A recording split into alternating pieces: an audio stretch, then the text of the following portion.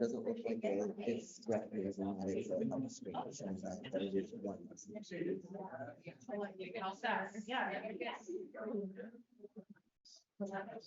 It's not showing up that it's a double screen. It's showing that it's one screen. Text? Okay. Well, that's fine.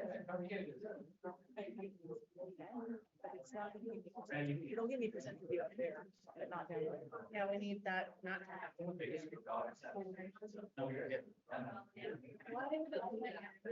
You guys working yesterday.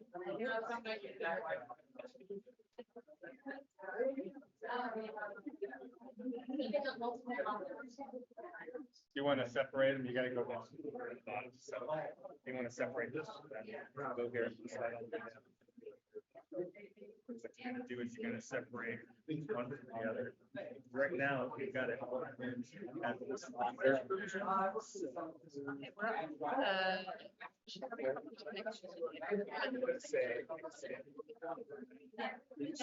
Whatever it's. Now you're not staring at that, so that's gonna be completely different. So now it's actually identical. You're one there. So you're gonna have to make sure that you have. I wonder if.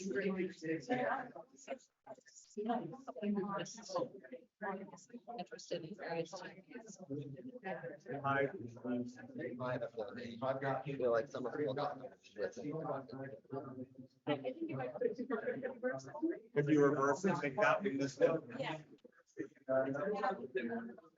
So what you want to do is you want to drag this to the up to the other side. Now you're on that. You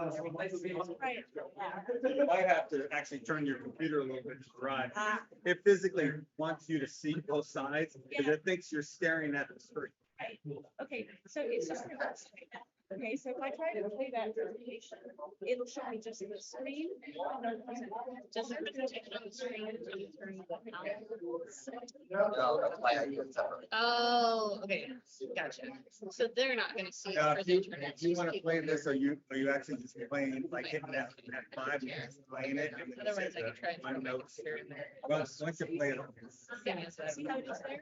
Oh my God, I thought that was- I don't want to see those notes on the screen. I want them to be here. And Oh, you want it to be separate? here. So you get that now information.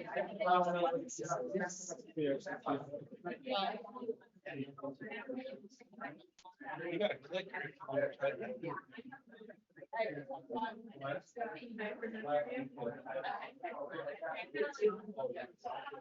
Yeah, high presenter view. It's not gonna give us notes. We need notes. Because she wants to give that stuff, I don't know if you can do that. No, we can just do this reverse mix, right? So if I enable two. So let's go back. So if I just extend the screen.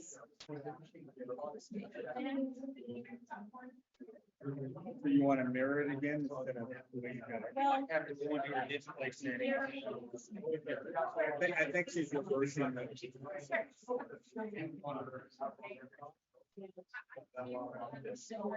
Do it, you have to look at this smaller. That's your second one. There you go, now you dragged it over there.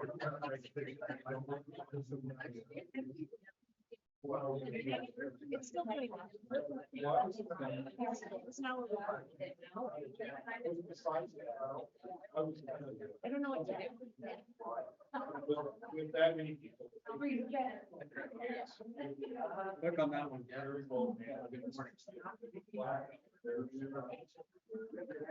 Oh, she's got a great time. Even the slideshow on her.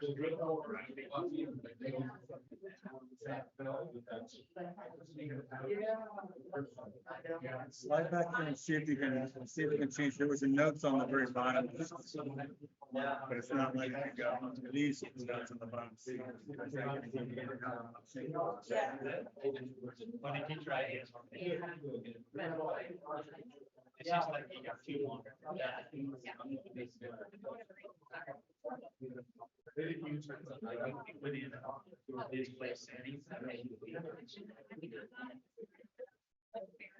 Does anybody have any other ideas? The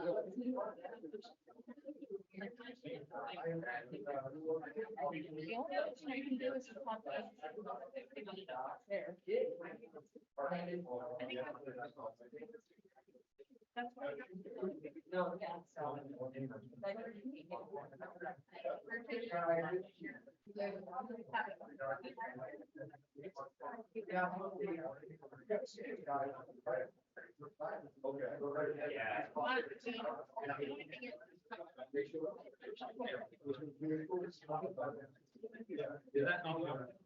No, it's not. Presenter notes here instead of. What's that little icon do right here? That screen that was right here. Let me go through it again. Okay.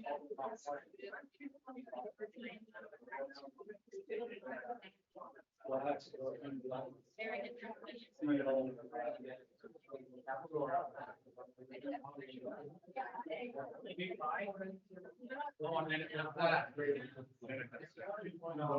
I could just do it on one Oh, display. I know what sheets to do. Go into display and make, here, let's go to display. We can just do one. Yeah, and okay, now make this monitor your main. Oh, I already had that. You tried that. No, I'm not saying flip that. I'm just saying, now go down, make that your main display. There you go. Now flip those two, now try it.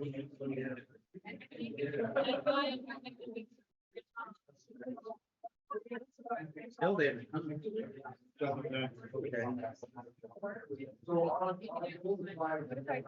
Maybe you need to try. Yeah, try flipping it now.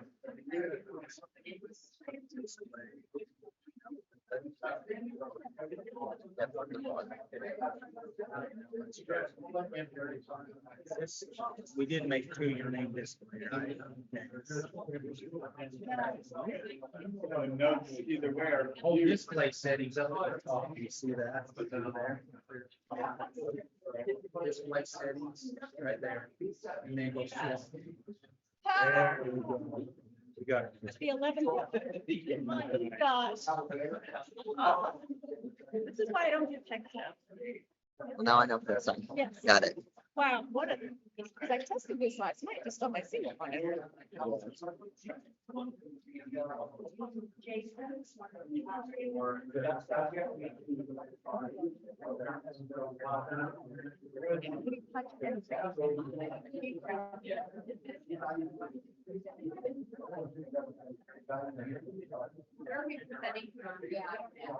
Podium, we're walking around, whatever you're most comfortable with.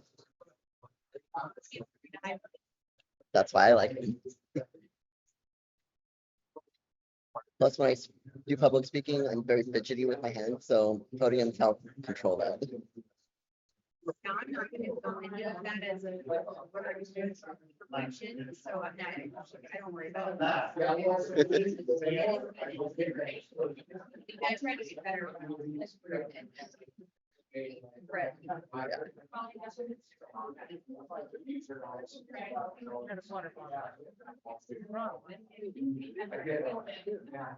Yeah, I like this. I think this is one of the better ones.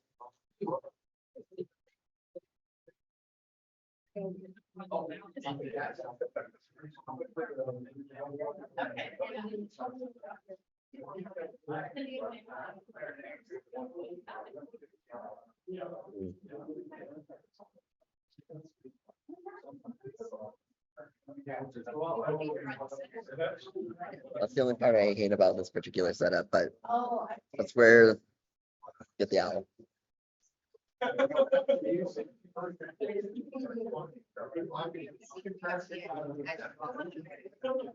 Yeah.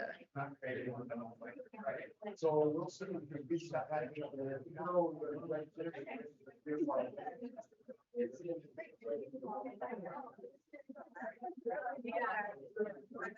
Oh, yeah.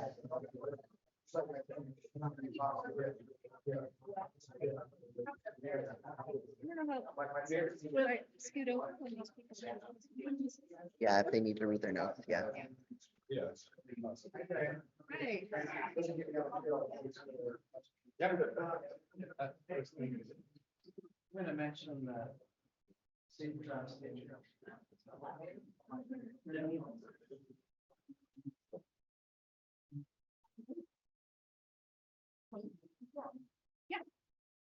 See class meeting dates.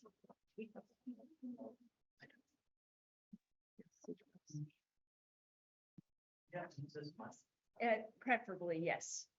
If there's a button on the bottom and a green light will show up on the microphone. And Little gray button down at Yeah. the secondary. And then we'll turn it green and turn it on. The screen is not green. Here. Okay, well, good morning, everyone. Welcome to St. George and welcome to the Utah Resource Advisory Council. My name is Tyler Thompson. I'm the chair of the committee. Joan, this is your hometown, huh? St. George is spring. I tried to get Jason to do what I wanted to do, but you know. We have some new members today, so I think what we'll first do is go around, do some introductions, and maybe the new members can kind of tell us a little bit about themselves and their background as we come around to them. So yeah, Joan, you want to get started? Gotta use the mic. Oh, Pass the mic. Joan Hayes, and I'm category 2 dispersed recreation. I did my first 3 years, I'm on my second 3 years, and I'll be done in next June, so I'm looking for really good replacement. And I invited one of them to come to this meeting in the forum. I'm Brandon Yardley. I guess I'm one of the new guys, so I am an elected official. My background goes back to farming and ranching in Beaver County, so I'm from Melbourne and Beaver County. A couple years ago, I decided I had to leave friends, so I decided to run for public office. Get rid of some of those friends, that works pretty cool. But I've had history with BLM. And I've been aware of this board. I know this is a good board, they do a lot of good things done, so I applied for this board and was appointed, so I guess that's all I have. My name is Mary Elaine Pope. I'm category 2 environmental organizations. I live here in St. George, Utah.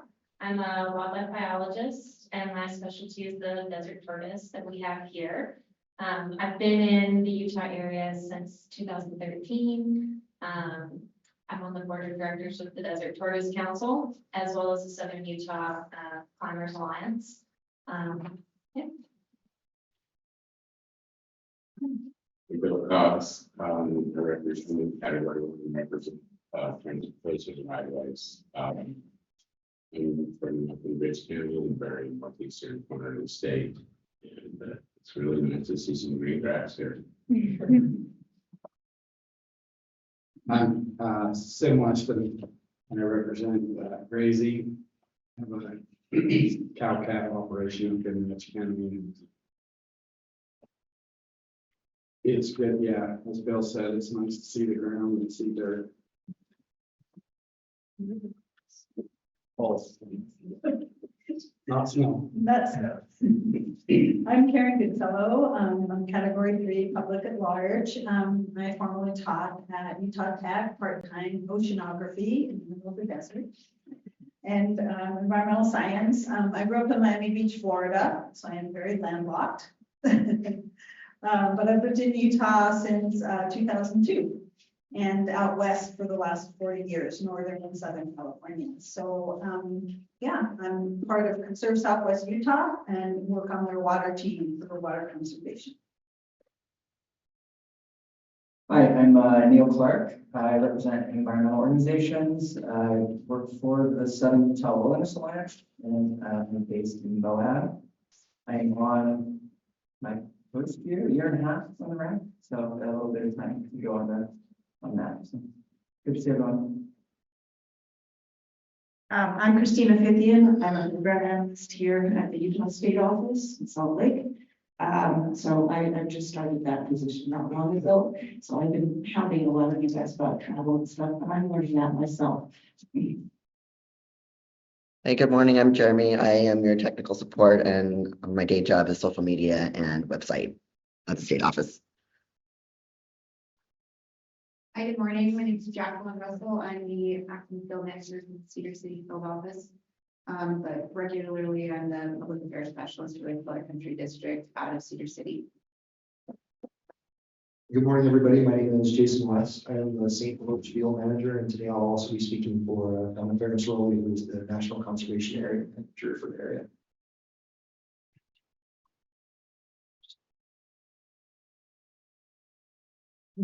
Good morning, I'm Melanie Oberhelman. I'm a project manager for the Color Country Converging Restoration and State Utah here.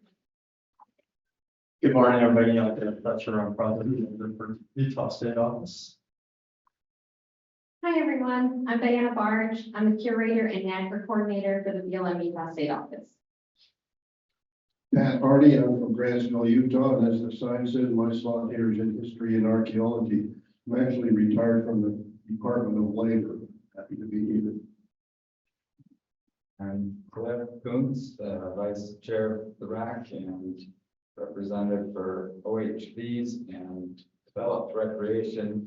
I'm also the Executive Director of Private Respect based in Moab. Morning, everyone. I'm Greg Sheehan. I'm the State Director for Bureau of Planning Management here in Utah. Good to see you all. And good morning, I'm Rick Rainey, and I'm late. Category 2, dispersed recreation, great to be here. Yeah. I'm walking over there. Tyler Thompson. I'm the state representative. I'm also working for Department of Natural Resources Watershed Program. This is my second term.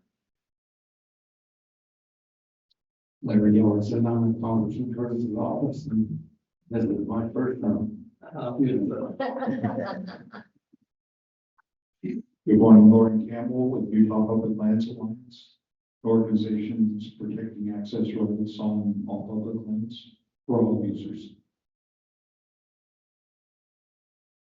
I'm Randy Peterson. I'm the Deputy District Manager for Color Country District BLM, and Gloria Tippett's our District Manager. She's on her way back from the NPC where she's been instructing some BLM leadership courses. So hopefully she'll be able to join us here shortly, but just trying to make sure we have things covered until her arrival. So thank you.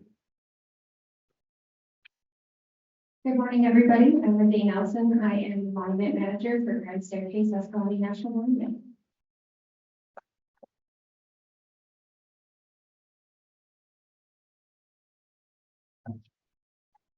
Good morning, I'm Cindy Gallo. I'm Public Affairs Specialist at the Utah State Office of BLM.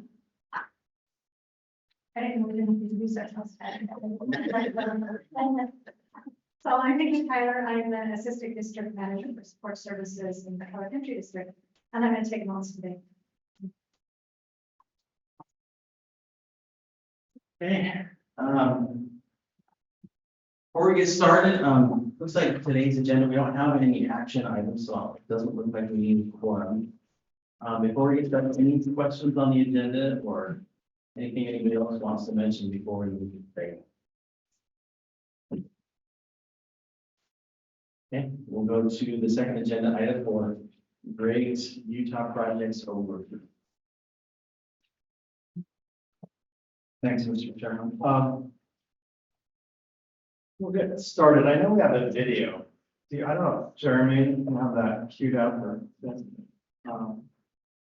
But we last met in November down in Blanding, Utah, and had a great meeting then.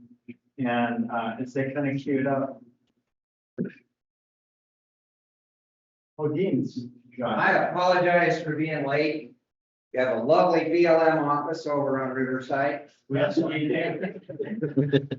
And we wanted to trick you and actually have it here. You did. Hotel. So welcome, Dean. Glad to have you here. Could you introduce yourself just quickly? I'm Dean Draper. I'm a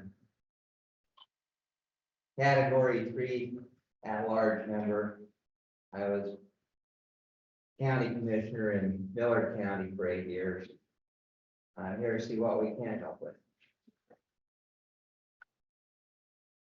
Thank you, Dean. Specific. Okay, so anyway, we, just one sec, so we, our last meeting was in November, we did a field day, kind of up in the Bears Ears area, and, I think that people enjoyed that, it was great to be out, and, we got a little video of that, so maybe we could just show that for some of you, we'll have a new video being made after our field visit tomorrow.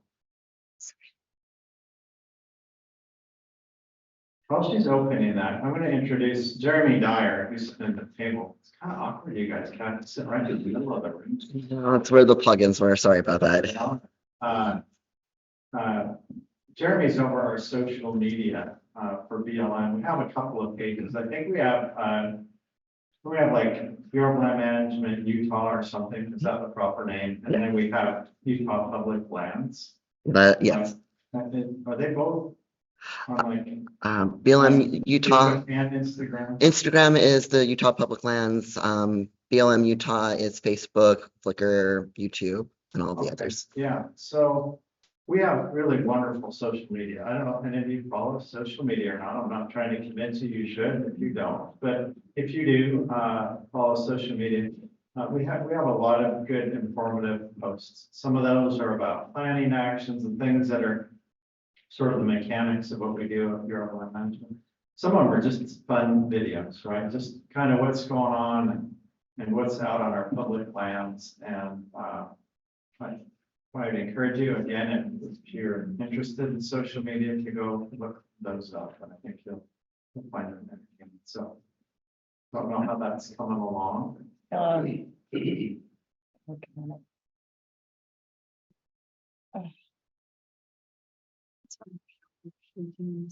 Yeah, it's a. Maybe, let me do some of my updates. I'll let you.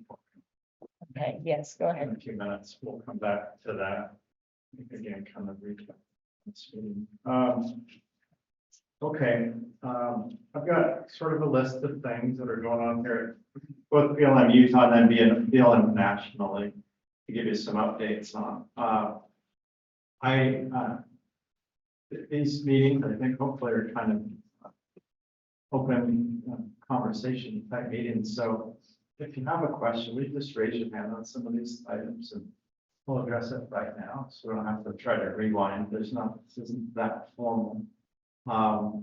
We'll do that. I do want to also thank and recognize our public who's attended here today. Larry is like our stalwart, always come to our meetings, Mr. Alex, and we're so glad to see you here again. And but others who may be joining us virtually, we have public comment here a little bit later today. So I appreciate all our public who want to be involved in these meetings. That's very important. So few things I'll go through here. Next weekend, not this coming weekend, but the following weekend is Easter weekend. That's for Little Sahara Recreation Area. It's a big weekend. We'll get, depends on the weather and the year, 40 to 60,000 people could go out and visit Little Sahara. Some years they, because Easter kind of moves around on the calendar each year, sometimes it aligns more closely with spring break with some of the school districts. And this is one of those years when there's an overlapping of that Easter weekend with some spring break. So we expect to have maybe an above average number of visitors out at Little Sahara. And we work to have that a fun and safe and enjoyable experience for everyone. We opened last year a new visitor center there, which also serves as a medical center and other uses there. So this is probably our first big season of having that up and running. We work closely with two county sheriffs and search and rescue and ambulance groups to, if there's any sort of accidents out there. So we never want to see any of that, but occasionally that's part of what happens when people are not having a good time on some of our public lands. Is that right? Sorry. Almost. Okay. You're staring at me. I'm like, I thought that was my tweet to stop talking. No, very good. fire season, what history tells us about our fire seasons, and it isn't a perfect science by any means, but usually, people say, well, when it's dry out there, if we have a really dry year, drought year, I bet we're gonna have lots of fires. And so everyone says, get ready for fires on the dry years. And then we have really wet year, and they're like, that grew lots of fuel sources on the landscape, so it's gonna be a big fire year. So almost no matter what the weather is, everybody concludes it's gonna be a big fire year. But when we look back, over the last 30, 40 years, what we tend to see in the fire world is that most commonly, 1 to 2 years after we have early wet cycle is when we get our bigger fire years. So as you know, last year was pretty heavy wet winter, and that kind of carried through the summer, a lot of precipitation. And this winter has been at least normal and above normal in much of the state. So these are kind of what cues us up to have a lot of fuels available on landscapes, and commonly if it gets really dry. Later in the summer is when we have a couple of years of sort of buildup of that. So we're nervous, but being prepared. We had our spring fire meeting kickoff last week, and make sure we're getting everybody in the right mindsets, getting our seasonals all on board, getting ready for what we're preparing for to be a heavier than average fire year. We hope it's not. But last 2 years we had very little fire. We burned about roughly 5,000 acres each of the past 2 summers on BLM land. That's really low. Our 5-year average is about 35,000 acres a year. So it's been pretty low the last couple of years. We have a very keen BLM, but of course we've partnered so well with the state of Utah and their fire program, Forest Service, local communities. We're getting better at getting on top of these fires quickly when they occur. But again, we're ready for maybe a big season this year. We had the Bureau of Land Management nationally, we had a little bit of a realignment of our leadership structure, not necessarily people, but our structure.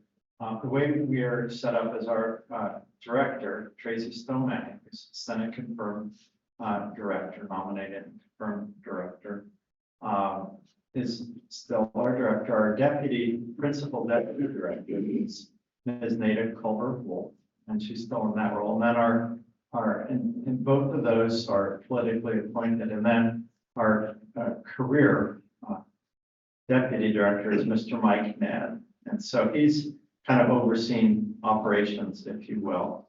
As a career employee, he's been with BLM for a very long time.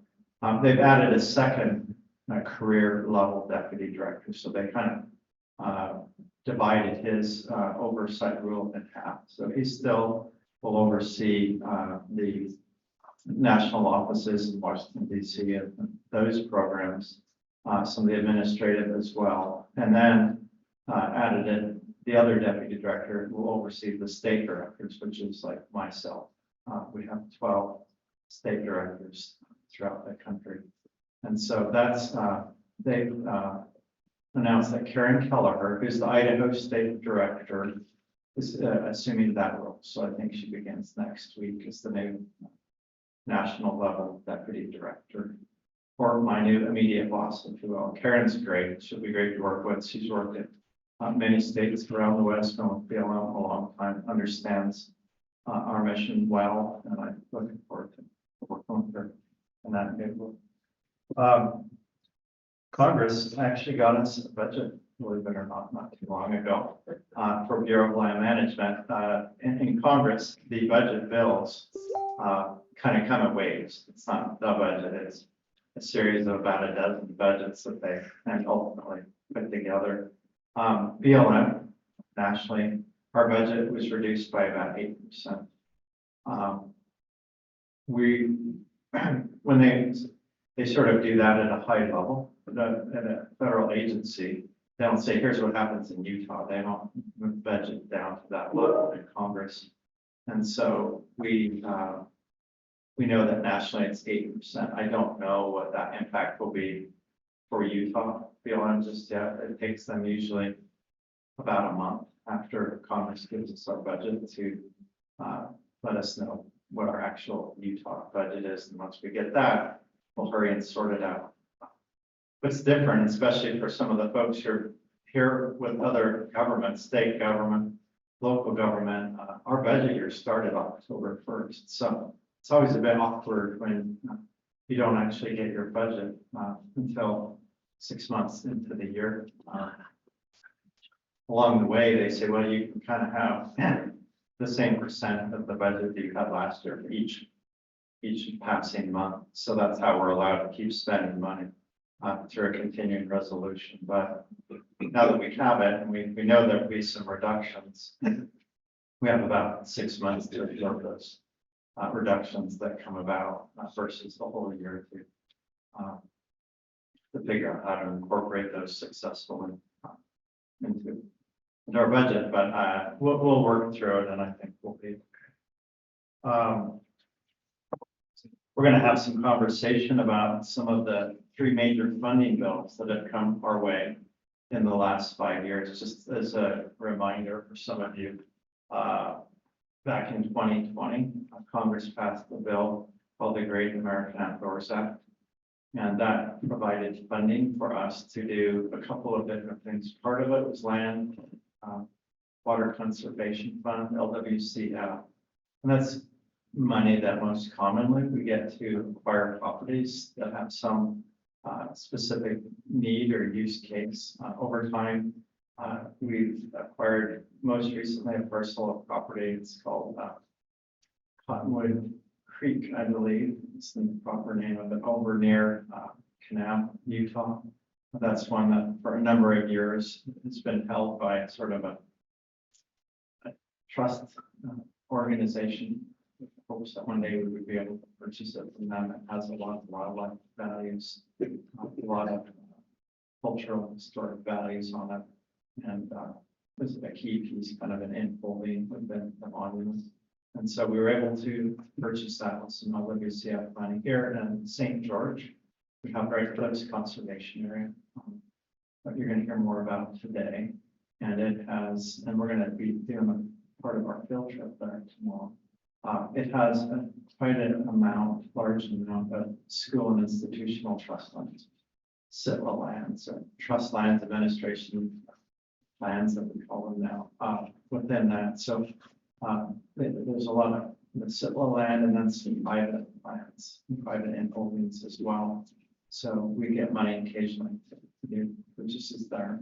So I believe that through our new budget, even as part of GOA funding, that we got some money to do some in-holding purchases there. So the rest of that GOA money is used for development of improvement of recreation areas and those sorts of projects. I think we're going to talk more about maybe some of those today when we do some of our updates. So we refer to it as GOA money.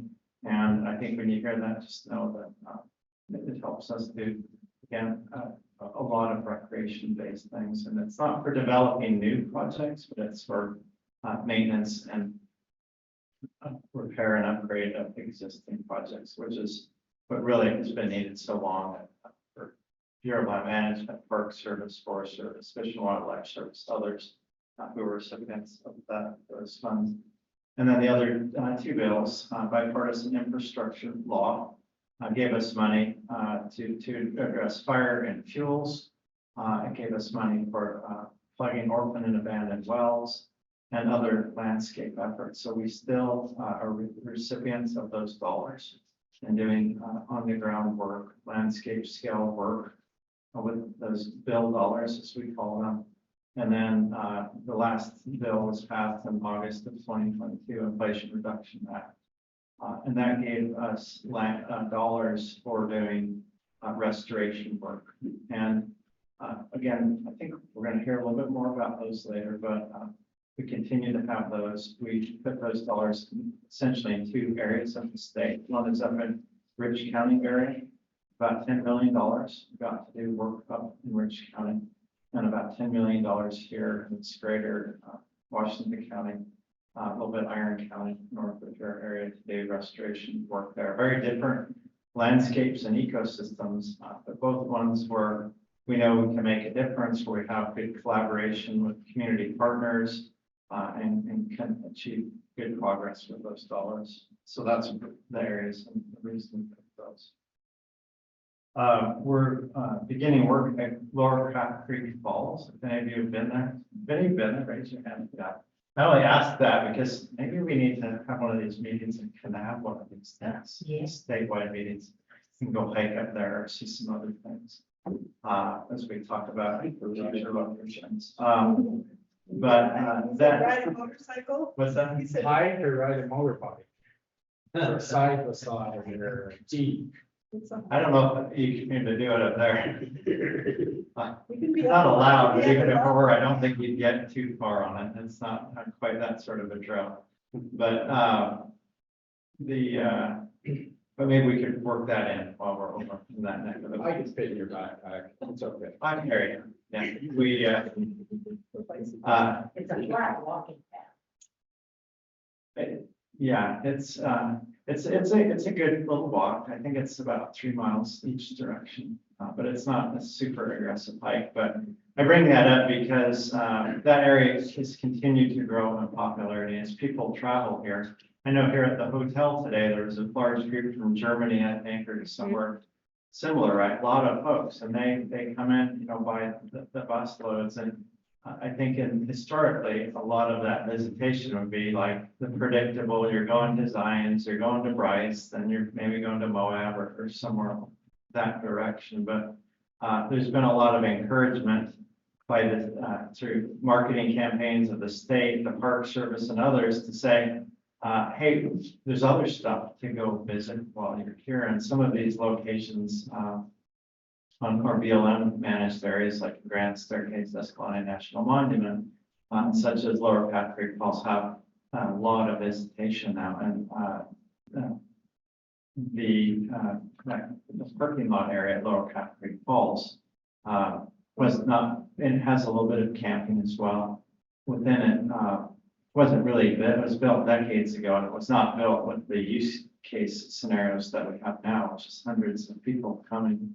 And so we went through an EA process, environmental assessment, to expand that parking lot and make sure that we are accommodating our visitors as best that we can. So that project is getting started. We've been working on that for a couple of years. I think we're taking a couple of sort of unused or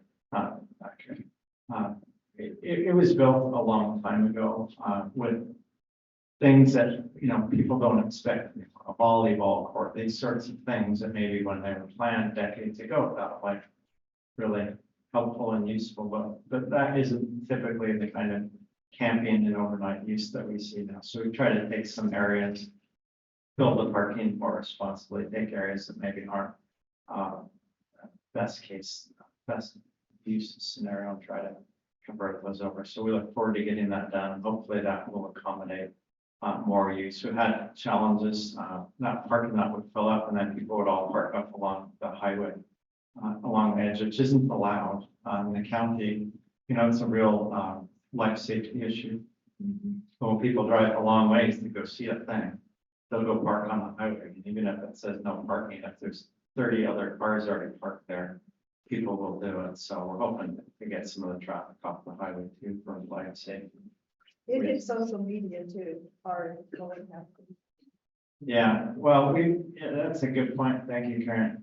Social media has done really a wonderful job of marketing a lot of our BLM sites that we aren't necessarily ready to accommodate visitation. So a lot of our areas have been discovered, and then people will show a really nice set of pictures, videos on their social media and say, this is really great, look how much fun and some of the unique attributes of this area.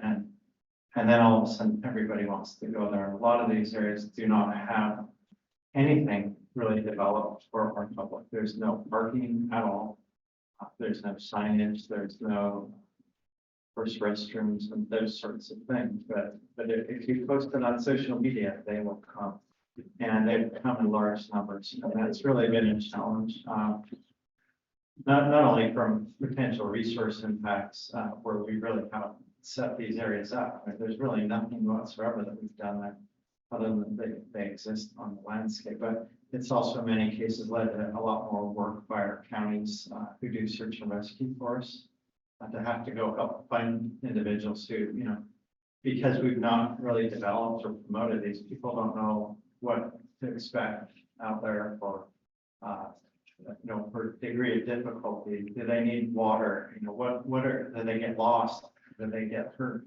Those sorts of things. So I do want to do a shout out for sure to our search and rescue, county search and rescue folks all throughout the state. They put in just a phenomenal amount of time and resources.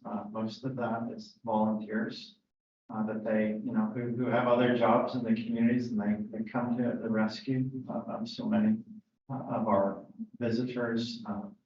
And we're thankful to have them. We tried to partner. I know we've got a couple county commissioners here, and I don't know if you have as much search and rescue up north as maybe some of these counties do, but you recognize the importance of having local community volunteers. Sometimes when you keep calling them out over and over, sometimes multiple times, even within a weekend, you can wear your volunteers pretty thin. They have flags as well, but they still keep coming back, and we really appreciate all that they do for us. So we have a lot of planning efforts, but maybe, I know the video is queued up, so it's starting to make me nervous now that we're not watching it. Oh, okay, I was just waiting for a good. So Stuff. was this November 16th or something, 17th, 14th, but whatever. It was a new day.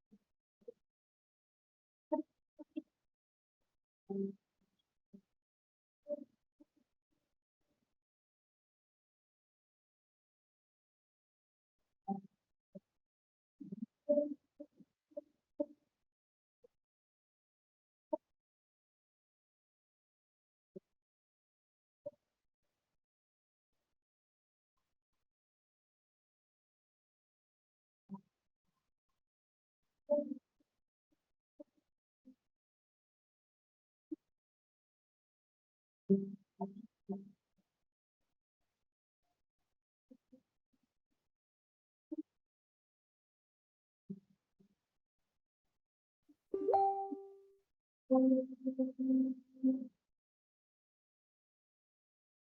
think that's Arch Canyon that you're looking at right there at the end. That was the best lunch spot we've ever had. So far. That was nice. I'm glad we were able to get there.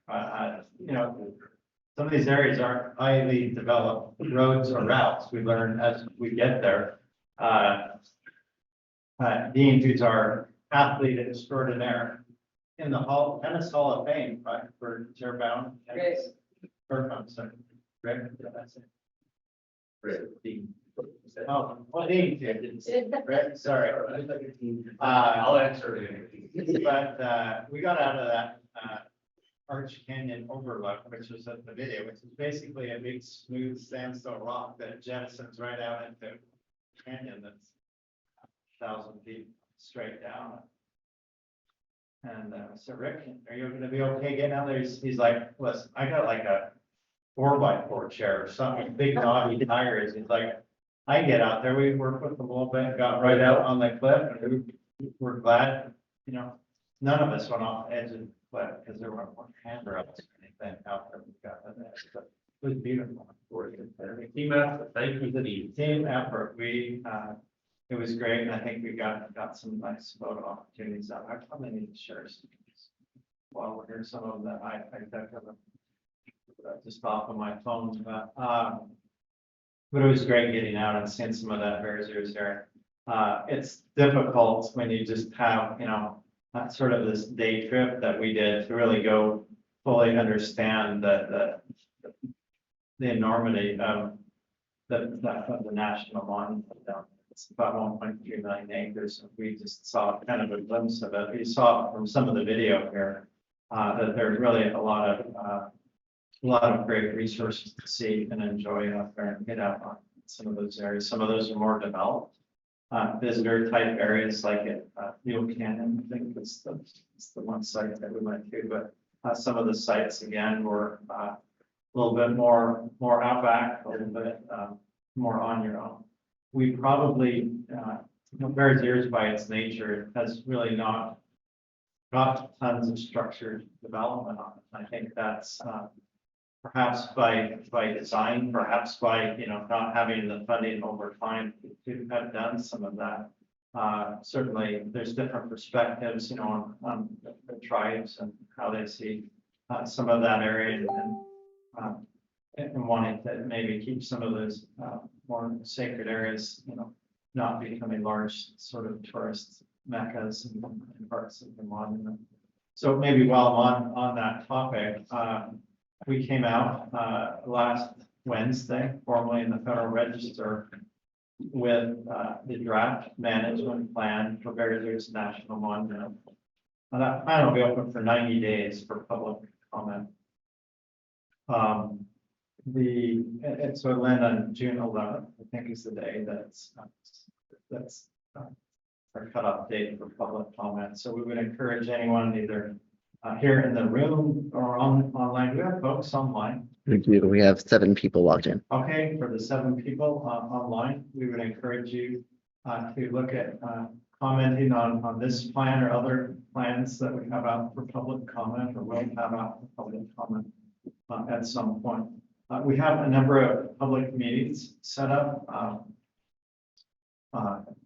for that monument planning, the draft plan. I think our first one is virtual in mid-April, and then we have them in Blanding, Salt Lake City, and New Mexico, and other locations where we can. And some of those people say, well, why would you do them outside of the state? A lot of the tribes who are part of our Bears Ears Commission and different tribal nations or those who have interests are scattered in throughout areas in New Mexico, Arizona, Southern Colorado, some of those areas. So we want to make sure we have opportunities for everybody who has interest to have the closest possible opportunities to comment on that planning effort. So we have a presentation on that later today, so I'm not going to really get into that too much. Jake Palma, who you all know because he helped lead out for us when we were over in Bears Ears last November. He'll be doing sort of some updates and talking about what's included in that plan a little bit later today. We mentioned a moment ago Grand Staircase, Escalante National Monument. That also is in a planning effort. That was out for public comment last fall. So we continue to work towards finalizing a plan there. So we expect in the coming months to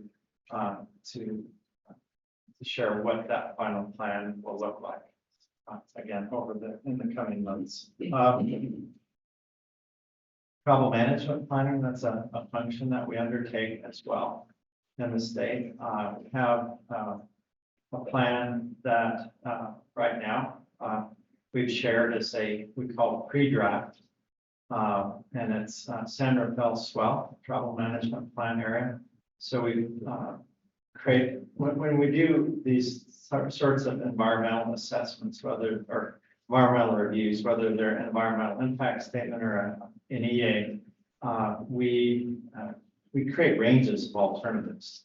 And a range of alternatives to be done properly sort of goes from commonly a no change alternative or sort of status quo, but then we try to span a broad range of options that can be part of that. So in the San Rafael swell, TMP that's we've recently put out for public review, we have an alternative that ranges from the closure of roads and routes on there on one end of the evaluation to another end that actually adds a degree of opening new routes that are within that area. So there's kind of a spectrum. When people see alternatives, right, an alternative BCD or BCDE or whatever these various alternatives might be, there's oftentimes a belief that we're going to pick one of those. And what's really important that we get from all of you in public comment is providing us feedback about elements of any one of those, right? So in a travel management plan, it doesn't help if you just say, I like C better than B or B better than D or whatever, but we really need feedback. We need to hear about routes, in this case, uses, those sorts of things, purpose, that you may see interest in on those roads. And so ultimately, in a case like a travel management plan, we come up with sort of a blend of alternatives and routes and use case scenarios. So we do appreciate if you'll take a look and provide us feedback through that planning process. We're also working on it's a travel management plan right now for the Henry Mountains. It's kind of south central Utah. If you're not familiar with that area, most people haven't been there. It's not super famous, but it's really a magnificent area, largely managed by BLM. It has sort of a world-renowned bison herd on it, sort of a genetically pure bison herd, and a lot of different sorts of ecosystems that are from kind of a lower desert ecosystem to upper alpine conifer type ecosystems. So it's quite a unique and beautiful area, and we're working on travel management plan for that area as well.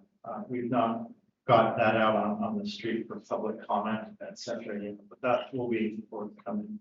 A few other larger planning processes. We're working on a transmission line project. It was out for comment some time ago, but this is a transmission line that runs sort of from central Utah. I think it begins in Mona, Utah area, and travels over to central Nevada. As there's continued energy development, particularly as it relates to electricity, a lot of renewables coming on from states in the West. Transmission lines are part of that. They're the extension cord, if you will, that moves this electricity around our country. And so it takes a long time usually to get these transmission lines approved and through a process. We approved Gateway South almost 2 years ago, not quite, to give them a notice to proceed on the construction of that project. And that went from Wyoming through Colorado, through Utah, through Nevada. And that project took from start to finish, approval to start construction, I should say, but from the onset of that effort, about 13 years to get that project developed and built out. So there are other projects, Transwest, and then this cross-tie project. So we had put out 4 alternatives, kind of like I talked about alternatives, and are now sorting through which of those would be the appropriate alternative. And we expect similarly to have that finalized a little bit later this year. We're going to hear about Warner Valley Exchange, I think, when we do this presentation. We're not doing that in our southern Utah one. So we're working on some other land exchanges down here. We're working on, I know we're going to have, I think Lori Tibbetts will be here soon talking about the Northern Corridor supplemental EIS that's underway on Northern Corridor. Another project that we have underway, it's a large plan effort, it's the Dingle Exchange. In 2019, Congress passed the law, Johnny Dingle Act. And for us in Utah, that included an exchange of about 96,000 acres of BLM land for about 115,000 acres of Sitla land, school trust lands here in Utah. And it called out specifically what those parcels were. It takes a long time to go through our NEPA planning process to make those exchanges finalized. We expect that the Dingle exchange will be completed a little bit later this year. That also created 17 new wilderness areas in Utah. And it also allowed for the conveyance of some BLM lands to the county and the state down in Emory County. Most of that, or that area occurred in Emory County. A portion of that, I'm thinking Rich County, where we have a couple of Rich County commissioners who serve on our RAC. Some of that exchange land that's owned by BLM is up in Rich County. Utah, it's kind of that checkerboard type configured lands, and those will be traded from BLM to the school trust lands as part of that exchange as well. So, Greg, before you move on, talking about those transmission lines, that seems to be the biggest holdback for solar and wind is what to do with the power after it's generated. Is there any, I know the federal government and stuff really support solar and wind and all that, but how much support are they getting in the transmission lines to move the power and stuff? Well, transmission lines are difficult, right? When you put in I think this line that cross tie we're doing now is about 220 miles long. They cross lots of land ownership types. And some of those ownership types have, a variety of designated uses already on them. So it's difficult, right? You're exactly right. Maybe a company would want to come in and stand up a wind project or a solar project or a geothermal project or any other use, that creates electricity out there. But those companies have to, navigate through, even though we may do the EIS that affects BLM land, it's pretty difficult to run a power line 220 miles across a couple different states and not across private, not across state-owned lands, not across, other lands that are affected by that. Those companies have to negotiate with all those other landowners along the way as they do that. I have a substation on my property. I have a call monthly of some company wanting to put batteries next to it and some wanting to bring solar in and put next to it. And I just don't, there's a lot of people and neighbors that are interested in that type of thing that are fairly close, but not, not right on top of it. But they're not even considered for it because of that. So that's the reason I asked. Yeah. Now, those are good questions. We have issues come up, not even on just the large transmission lines like I'm talking about, but the short ones. We call them gen pipes. They may go from like a neighbor who says, here, I'll lease out 300 acres of my land for solar, but it might be 10 miles from a major transmission line. So we also do gen pipe approvals, right? Which just might be a mile, 5 miles, 10 miles, That's something that connects to those, right? So they're sort of the short extension cords that plug into the bigger one. And we evaluate those too. We approved one of those in eastern Utah last year. Again, there may not be long, but these projects can't happen without those. They're not as large of a transmission line, as some of us are used to seeing on landscape, but they're still a part of that equation. Maybe while I'm on this topic, so BLM nationwide is undergoing a programmatic EIS, and a programmatic EIS is normally done like a large landscape level work. And so we have gone through, going through a public comment period on our solar PEIS. And that affects Utah, and that too has alternatives like I talked about. We had a public meeting in Cedar City. Don't remember the day right now, but I'll say a month or two ago, we had a public meeting in Cedar City for those who wanted to comment on that.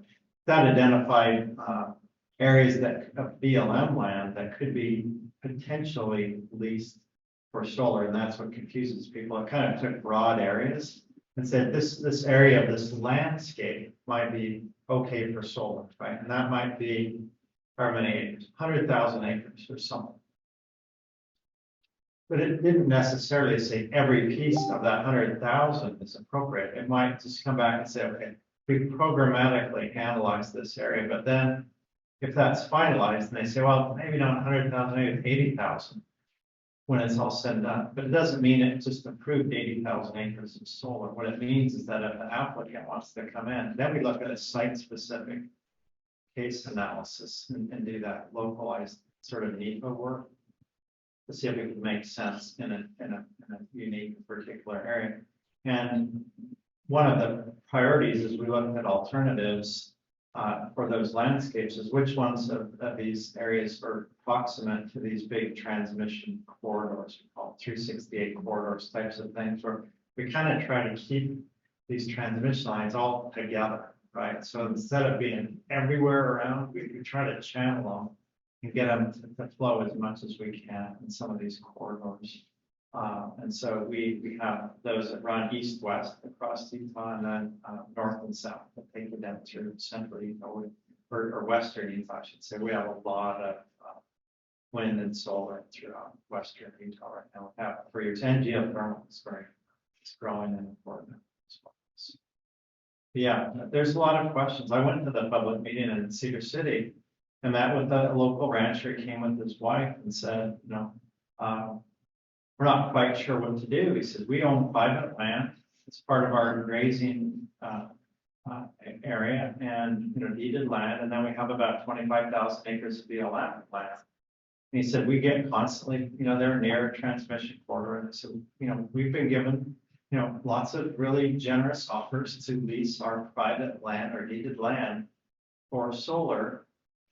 And we'd like to stay being a ranching family. We've been doing this a long time, but these are really attractive. But if you guys are going to go lease out all the BLM land for solar, then we might not have any choice but to lease our private, because we can't do our operations if we're limited to our private lands. And so, so they came with, you know, a legitimate concern or understanding and trying to make a business decision, right? So do I lease my private while people are knocking on my door? That's guaranteed money, or do I wait and 5 years from now or 10 years from now, someone comes in and says, oh, I'm going to lease some BLM land, and then maybe they don't have that same opportunity. So I want to know what you told I said, flip a coin, I guess, you know, I don't know exactly, but I said, those are tough business decisions, right? You know, everyone's a business person out there, and certainly ranchers have to make those sorts of decisions every day, which is what's the best direction to move forward with, you know, those family operations. And so I don't think they know, and I don't think we answered it. Just because these areas might be within this broader area doesn't mean for certain that there's a company, a private solar company, who wants to come lease that land from BLM. And it also doesn't guarantee that there might not be cultural conflicts or other reasons why we might deny that application anyway. So it's hard to say exactly. You know, we're not analyzing this down to the exact footprint of, you know, this building or this, you know, lot that we're sitting on. Go, what's every resource conflict? That isn't really the point of a high-level national analysis. So that happens more localized, so we get a specific application. I had a conversation with a rancher in Commissioner Yardley's county with the same thing. Yeah. Well, Commissioner Yardley, you know about renewable energy, Beaver County. A little bit, yeah.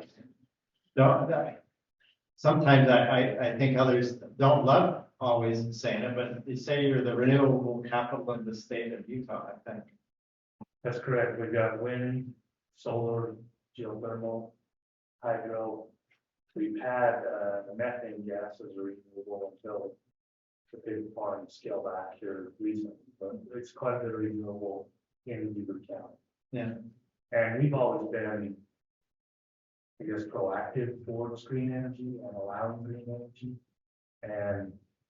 But we've always tried to push it towards private property and keep it off of the federal land. But it's tough. I mean, this is a different expert. I was at that same meeting in Cedar City. I didn't get a chance to visit with you then, but I know we have alternative areas. One question I had, is there an alternative way we can do solar? Right now, they come in and they'll put solar panels on, say, a section of ground, 640 acres fence to fence. There's maybe a few driving paths in there, but that's how they do it right now.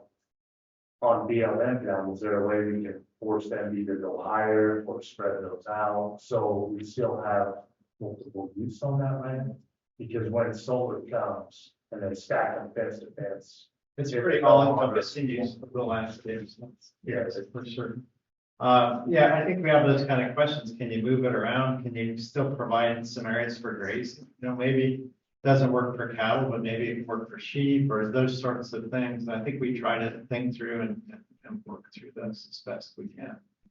Solar technology has changed. It's evolved a lot in recent years.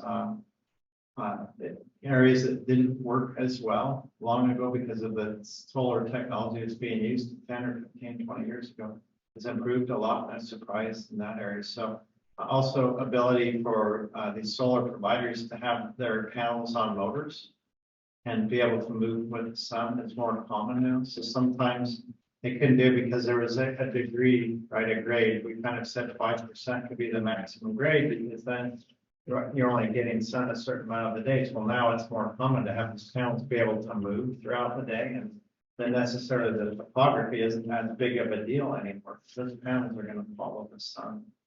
So I think on a case-by-case basis is how we're going to best address that, saying, hey, could you put them here and here? This isn't really the best soils anyway for grazing. And some of that can be negotiated, I think, even with the companies as well.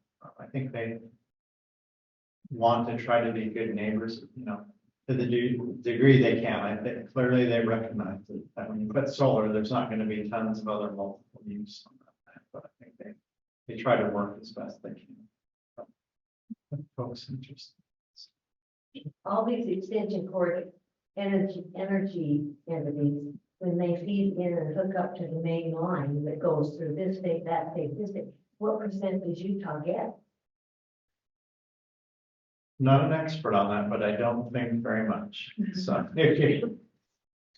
just to be honest with you, counties will get, and correct me, Commissioner, counties get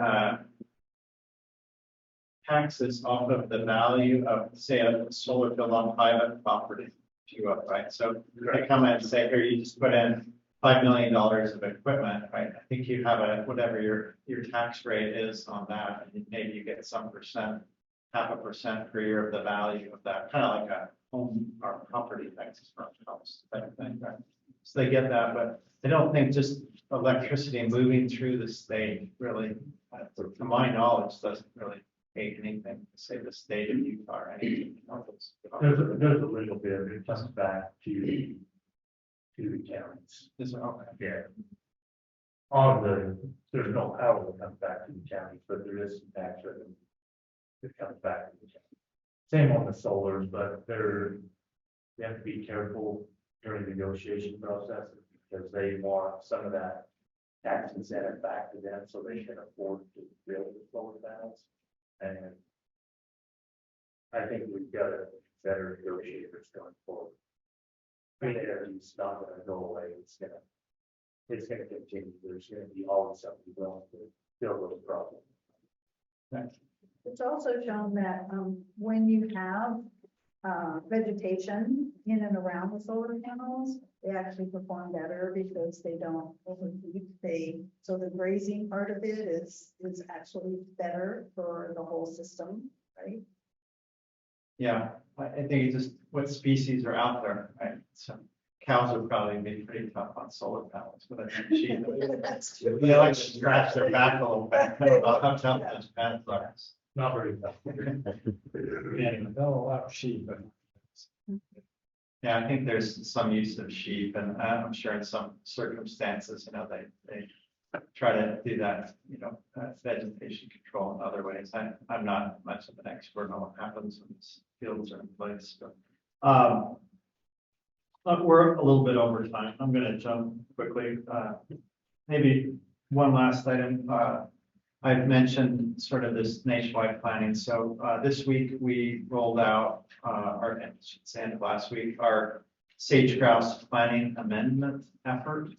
That again is being addressed kind of nationally, which is how sage grouse has been done in the past. There's been planning efforts that were finalized in 2015 and 2019. This is amendments to that effort.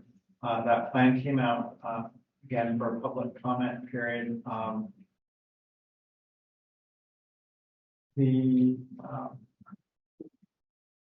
Many of you have been around this sage grouse conversation for a long time. I know I have for a very long time. A lot of these amendments are looking at some of the land use cases and what adjustments will be made for management. Again, there's a range of alternatives. A part of this process also is looking at the most current science that's out there, that's been developed in many years since this earlier planning work was done, as well as looking at our maps. I know in Utah, we were asked to give updates working with the State Division of Wildlife and say, what are the accurate maps? What have we learned about where there's birds where we didn't know there were birds, or conversely, where is there habitat that had been identified that really isn't either modeled habitat or occupied habitat type work. So some of there were maps, map adjustments, I don't think they were large in scale, but I think, again, we work with the state of Utah to update some of the maps that we worked with here in Utah. So I'd encourage you to go look at that. If we get caught up on time or have a little bit extra time today, and we could spend some more time if there's questions about that. I could talk a little bit about some of those alternatives a little bit more. But the other thing that we had is there's a whole bunch of rules that maybe you're familiar with. There's one we refer to as the public lands rule, waste prevention rule, oil and gas rule, renewables rule, and a few others that had gone out at some point for public comment.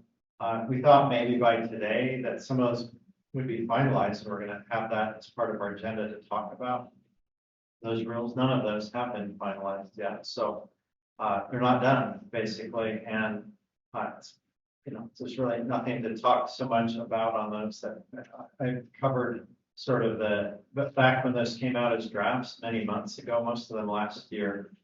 We talked about those in some of these RAC meetings, so I'm not going to try to revisit those today, but that's a bit of an overview. I know we're a little over time, so I'll get us, hopefully get everyone back on schedule, but thank you for that. Any questions before we wrap here? We'll have a bunch of time at the end of the meeting for more discussion and questions. Yeah, if there's something you want that we just, that I went through, you want to hear more about. But later. So with that, Mr. Chairman, I'll back. Okay, thanks, Greg. Next up, we're going to hear from Dan Fletcher on Bill and IRA updates for the two projects. Eric, go ahead. Thanks, Mr. Chairman. I'll have you run the slide deck for me, Christina. As I mentioned, I'm Dan Fletcher. I work for the Utah State Office. I'm a project manager for bipartisan infrastructure and Inflation Reduction Act funding. Greg touched on this a little bit, but I want to provide some more information. In November 2023, bipartisan infrastructure law was passed into law, and BLM acquired a lot of funding for projects including wildland fire projects, for fuels treatments. We got ecosystem restoration projects within Utah, and a lot of prevention and control of invasive species funding has come down with this funding. So approximately $101 million was received by BLM, and BLM Utah received about $2.9 million to date. And there's still some more funding through bill that is expected to come down, and we recently got some bill funding for some recreation improvement outside of Cedar City, so more funding is coming through that law. And with the Inflation Reduction Act that was passed into law in August 2022, the BLM received approximately $160 million of funding with that. And BLM Utah received $19 million roughly. The IRA funding was across 11 Western states. There's 20 district offices involved with that. And there's 30 different restoration landscapes that are involved with that. So a lot of restoration is going on across the US. Next slide, please. So I want to provide you with some updates on the restoration landscapes in Utah that received IRA funding. So there's two restoration landscapes. There's Cather Country and Conversion Landscape, that's down here in southern Utah. And there's the Upper Bear River Restoration Landscape. Next slide. So as I mentioned, in 2023, we received the funding and we had to develop an investment strategy for both these landscapes. And the ID teams in both of these offices met, and we really looked for targeted restoration in these areas. What could we do? So we identified projects such as upland habitat restoration, riparian habitat restoration, or habitat improvements and recreation improvements that we could do. So we identified the costs associated with these projects. We also want to concentrate our diverse projects and realize goals that we have for these areas. And we want to create and promote storytelling within both these areas. Next slide. So as I mentioned, there are 22 restoration landscapes throughout the United States. Here they are. There were 20 district offices involved with this, and these are what was identified. And really, most of these restoration landscapes received about $8 to $9 million a piece. So a lot of funding coming to the West to do a lot of good restoration work. Next slide, please. The location of the two restoration landscapes are in Cather Country District Office, Cedar City, and St. George Field offices in southwest Utah, and then in Rich County, northeastern Utah, in the Salt Lake Field office. Next slide. We received our funding in October 2023. Here's what funding was received: $9.7 million in Cather Country District Office, and $9.6 million roughly in West District Office. So the Cather Country Restoration Landscape is in southwestern Utah, and it encompasses the St. George and Cedar City Field Office in Iron, Washington County. The restoration landscape encompasses about 2.7 million acres of land, and approximately 1.3 million acres is public land beyond land. Next slide.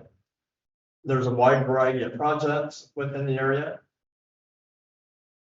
Oh, I'll talk about West Desert too, sorry.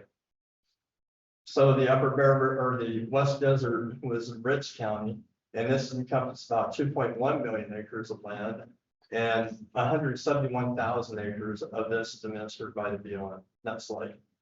There's a wide variety of projects within both these restoration landscapes, so I'll provide you a quick overview. You'll see some similarities and differences within both areas. So cultural resources were identified in the Cather Country Conversion Landscape. This is needed for project implementation. There are some livestock and water developments that are identified to provide additional water sources for livestock and wildlife. There's some lands and road and trespass resolution funding that was identified. There's perennial forest and shrub findings identified within both these areas. And these are really concentrated in important sage grouse habitat and desert tortoise habitat. There's a replacement of range fencing and new construction of range fencing within both areas. And the replacement of range fencing is really centered on making these fences more wildlife friendly within these areas. And then there's also some riparian fencing identified. The riparian fencing is identified to protect important riparian habitat. There's been some culverts and cattle guards identified. The culverts are really going to help just really minimize the damage to roads from flooding. And there's a variety of sensitive plant and wildlife surveys that will have to occur before we can implement our projects. And we have some targeted interseeding within this area as well. So perennial forests, sagebrush plantings within sage grouse habitat, desert tortoise habitat. There's invasive species treatments. So a lot of tamaris, Scott sisselhounds, tongue removal in this landscape. And then we have some wild horse developments, primarily water within a couple of HMAs down here in southern Utah, where water is a limiting factor. Next slide. The Upper Bear River, you'll see some similarities here. Did we miss one? There you go. Thank you. Hey, Dan, So, yep, go ahead. is BLM Utah administering all of the Upper Bear landscape? Because some of it's in Wyoming. Are you guys handling all of that, or why are you getting some? Well, Wyoming was going to get some funding, but they didn't. So everything is BLM Utah in Utah. So with the Upper Bear River project, you'll see some similarities. We have livestock and wildlife and water developments, provide some additional water sources within this restoration area. Coastal resource surveys were identified. Range fencing, there was a lot of work up front in Upper Bear to determine what fences need to be reconstructed. And a lot of them need to be reconstructed with wildlife friendly spacing for wire involved with that. And then we have riparian fencing. We're going to protect a variety of riparian areas in this area. We're going to use steel pipe within these because the snow lows in Upper Bear River are really high, and we have a lot of issues with maintenance on those. We have road improvements identified, specifically culverts, where we have flooding issues, where we need to harden those drainage crossings, and where we need to have safe fish passage. We have stream and wetland meadow restoration. Not sure if anybody's familiar with DDAs and PALs. I'll go into a little bit more detail on that here in a few minutes. We have some upland habitat improvements, interseeding of uplands, water quality improvements. There's been a lot of water quality data identified in this area that's been collected for several years, and this is going to support the ongoing effort. And then weed management has been identified as well, and spray weeds within the area, as well as virtual fencing. So we're going to test some virtual fencing in this area. We have a permittee that's really interested in this technology, and we're hoping to take advantage of that and see what we can do with that. Next slide. Yeah. Yeah. What's the timeline on actually seeing probably in some of that? We're going to start implementing this summer, and the timeline is going to be over probably really the next 1 to 3 years.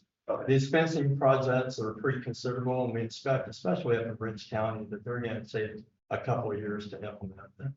There's a lot of dollars to spend. It is. Yeah, definitely.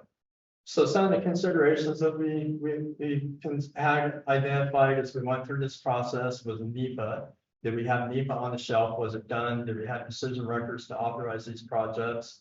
We did have some, but we have a lot more work to do. Clearance work, we have cultural and wildlife clearances that have to be done before we implement projects. The extra workload that's going to occur, we have permanent personnel that are still going to have to work on these projects. So that, along with all their other workload, contracting timelines, with fencing, especially across all the 11 western states, there's fencing involved in all of these areas. Are we going to have enough contractors to do all this work? And that's why I think it's going to take a couple of years to do some of that work. Contractor capabilities, are there going to be enough contractors to do all the work? That's going to be a tough thing as well. And then, of course, increasing costs. Everything is going up. It seems like we are just faced with increasing costs, and that's going to definitely be a challenge. Next slide. So these are 2 large landscapes. We have a lot of funding involved. When we identified this up front, there were strict timelines to get this funding obligated and spent. And we determined right up front that we needed some extra capacity to help us do that. So how are we going to get all this work done? We have 10 positions identified, 5 in each of the restoration landscapes. Some of them have been filled, and there's a few that are vacant still, but they've been advertised, and we're going through the selection process on that. That gives you an idea of what we're doing. We're gearing up to get all this work done. Like Brandon said, $18 million is a lot of money to spend in 2 to 3 years. Next slide. Is this funding helping pay for any of those positions? Yes, it is. Yeah, it's really a 20% capacity building exercise that helps fund these positions. 20% was taken off at the top to help with that. So here That was taken off before the amounts you saw listed up there a few moments ago. That was already on. It's kind of sketched off. So one question about that, a lot of times we get that, we receive these dollars, but they're one-time funding. How do you continue to pay for the positions once that funding is exhausted? Yeah, that's gonna be a key, right? We're hoping that more funding will become available once this funding is exhausted, but they're going to be brought into the core group. Knowing in my position, I expect that there's gonna be more projects to manage, and the goal of this is to show that we can be successful in large scale. And I'm really hopeful that we can get more funding in the future throughout the state, so we can have more restoration areas like this. And we'll have that project level support with these extra positions. So the positions in this table are positions at the state office. Can you go to that slide? I'm sorry. Are positions at the state office that we are hiring as well. And this is really to help support our contracting efforts, to help support our restoration landscapes, because we have so many multi-million-dollar contracts that are going to have to be authorized. So we need that extra capacity at the state office level. Next slide, please. In an effort to streamline our permitting process, Greg touched on renewable energy and transmission infrastructure. These positions were identified to help with that upcoming workload and ongoing workload. We have a lot of work to do. There's transmission lines that are being scoped and authorized, and there's a lot of interest in solar development, in particular as Brand and those in particular. Next slide. Few of the goals of the project, we want to highlight what Beyond can do in a short time frame. We want to reduce our project backlog, improve our efficiencies in how we do day-to-day business. We want to build the capacity to do more work, and that's what the extra positions are geared for. And we want to create a model for how we want to invest in the public lands at the watershed scale. And Watershed Restoration Initiative and Beyond and all that partnership has done a great job at that. We're just doing a little bit more different opportunities, such as recreation improvement through this effort. So it's all geared at that watershed scale. And again, we're hopeful that this is going to be a model that we can utilize across the landscape in the future. Next slide. Now I want to take a quick look at the Upper Bear River restoration landscape. I'm the project manager overseeing that focal area. Next slide. So there's big effort to do fencing. Like I said, there's 40 miles that we're going to rebuild. I have drafted a statement of work for a contract for that, and that's looking at like a $1.4 million contract. It's really big. So we have short time frames in Ricks County due to early winter and wildlife restrictions in that area too. So we need to get contractors on board, and we're hoping to start that work here in July. And we'll work until snow flies, and I think we're going to have to carry that work over into the next year. In addition, we're going to have 24 riparian exposures. Like I mentioned, we're going to build those exposures with steel pipe, highly durable materials. They're going to do a lot of welding on those, and that's going to help protect riparian areas throughout this restoration landscape. Again, I think that's going to take 2 years to implement, but we're going to start that this year, and that's roughly a $1.7 million landscape restoration project. So it gives you an idea of how much these projects are going to cost and really how big they are as well. Next slide. We have water pipeline and troughs identified in the area. We have up to 25 miles of pipeline identified for this area. And we're working with Utah Grazing Improvement Program to help us strategize a process for that and really figure out which ones we want to do first. And we figured that that's going to take a couple of years as well to implement that. But I have a purchase request where we're going to order our pipe, get all the materials on hand, and we're hoping to start implementation of that this summer. Next slide. Categories will be placed at areas where we have gates left open. It seems like gates are always left open. That causes issues with our grazing management systems. So we're going to identify those high priority areas. And we are identifying areas where we need culverts as well. So the culverts will be in areas where we have issues with road maintenance, where we need to harden surfaces, where we need safe fish passage for bonneau, cutthroat trout. And we're going to work with the Ricks County Commissioners and the Road Department in April to identify some more areas. And we're also getting outreach done with the permittees to make sure that we're covering all the bases on that. Sam, are those your cows? Some of them. The ones that are off the road. And with that picture, the grass is always greener on the other side of the fence, right? Yeah. So we have funding for noxious weed treatments in this restoration area, and we're figuring out how we're going to spend that funding. I really would like to see if we can get some tribal engagement to hire some tribal youth crews to do that work. Or we might hire American Conservation Experience youth crews for that work. Next slide. We have recreation improvements identified at several recreation areas within the area. We're still in the planning process of that. We got a lot of work to do. We don't have an EA completed on that, so we got to get that done. But really, the work is going to really probably concentrate on improvements to shade structures, picnic tables, things of that nature. Next slide. So the riverscape restoration with low-tech process-based restoration is a big deal.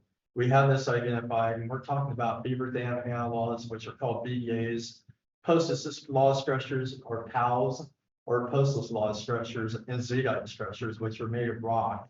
They're usually zuni bowls, rock laybacks, and I'll provide some more detail on that because I don't think everybody's familiar with this process-based restoration. And this is really in the planning phase 2. We're working with our stakeholders and our permittees on all this. We still have to do an environmental assessment to authorize this. I'm really hoping that we can authorize a demonstration project for fall implementation. Next slide. So because this is such a big deal, and I want to go into more detail on this, one of the main components of restoration in this area is to identify areas where we can get our biggest bang for your buck. So that low hanging fruit, where can we make a big difference in a short amount of time?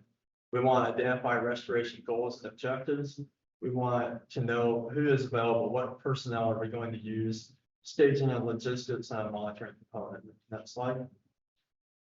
During the project and design phase, I have quite a bit of experience with low-tech restoration, so I like to go out to a stream reach and walk that multiple times to get familiar with that stream reach and identify what we can and cannot do. So I want to discuss goals and make them measurable because we have a monitoring component tied to all these projects that we got to show that, hey, we made a difference on the land. And we also look for opportunities to enhance aquatic and riparian habitat by improving hydrologic and geomorphological processes. We identify where the structures are going to go, and we really are starting to think about short and long-term monitoring.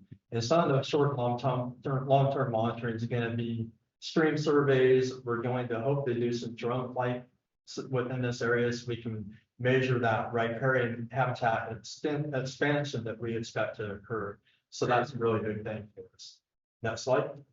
So I want to touch on stream alteration permits. Utah requires a joint application between the Utah Division of Water Resources and the Army Corps of Engineers. And there's a lot of information that has to go into a stream permit up front. So when we do that initial assessment, I'm looking at the stream, I'm taking notes, figuring out a restoration plan.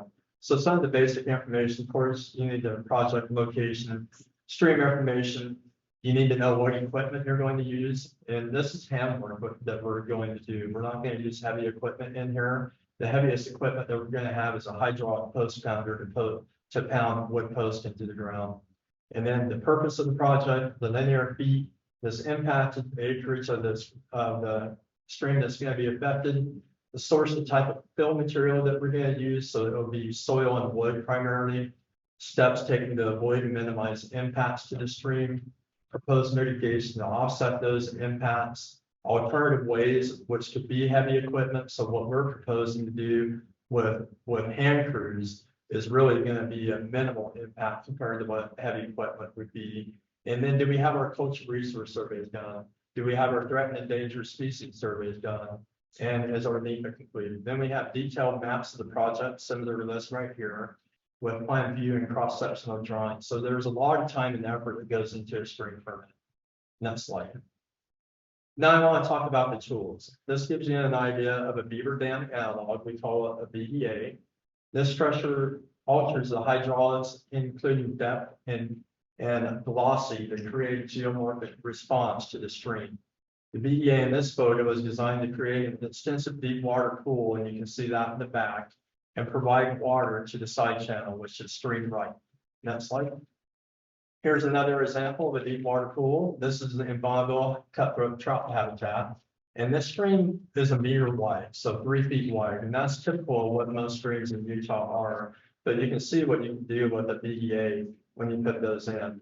And we had an inactive channel stream right on this. That channel has been inactive since I've been here, so decades. I've been here for around 20 years, and this is the first time that that channel has been active. And with that, that allows the BDA to act as a temporary sponge. So it really sucks that water in, it slows the water during runoff. And then that makes the water available for a longer period of time in the summer. Next slide. This BDA is providing similar impacts to the stream. You can see again, this is another example that channel on the right was inactive for over 20 years.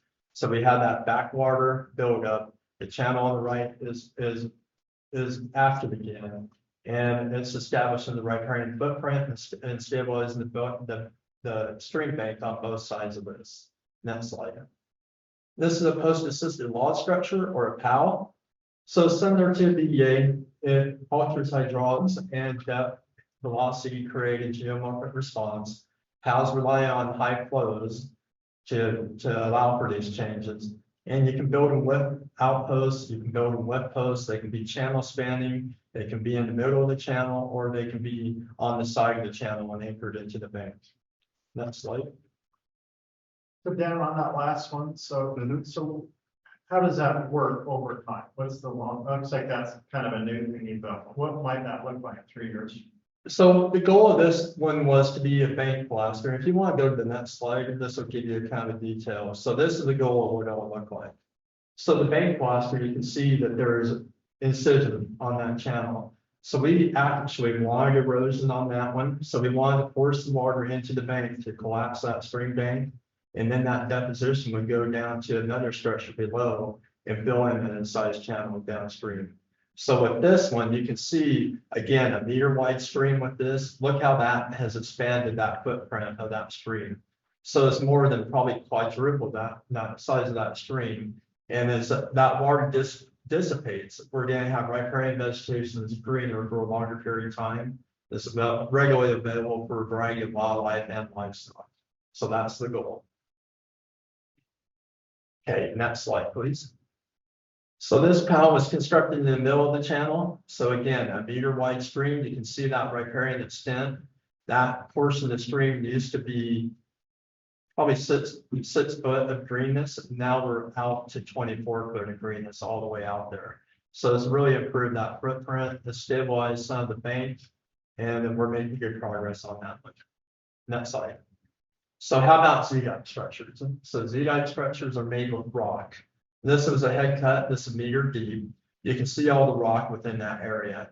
I had a youth crew that was helping with this project, and we built BDA and PAL after PAL, and they were tired of doing it. And I came to this head cut, and it's like, well, we can't build a BDA or PAL here because the stream bottom was just full of rock, and if we had to drive a post, we'd been there for forever.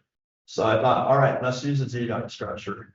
So we had plenty of rock on site. We were able to source a rock within 20 feet of the stream. And if you can go to the next slide. So here it is after we stabilized that head cut. And this is a rock layback. We really structured that to have a 3-to-1 slope going back, so the water would flow over the head cut.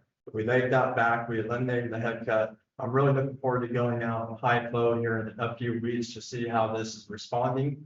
With the amount of rock in there, it should really anchor this, and we shouldn't have any problem. And that head cut fixed. And we had a series of head cuts, 2 or 3 up above this, that we did the same procedure on. So there's no one size fits all in stream restoration.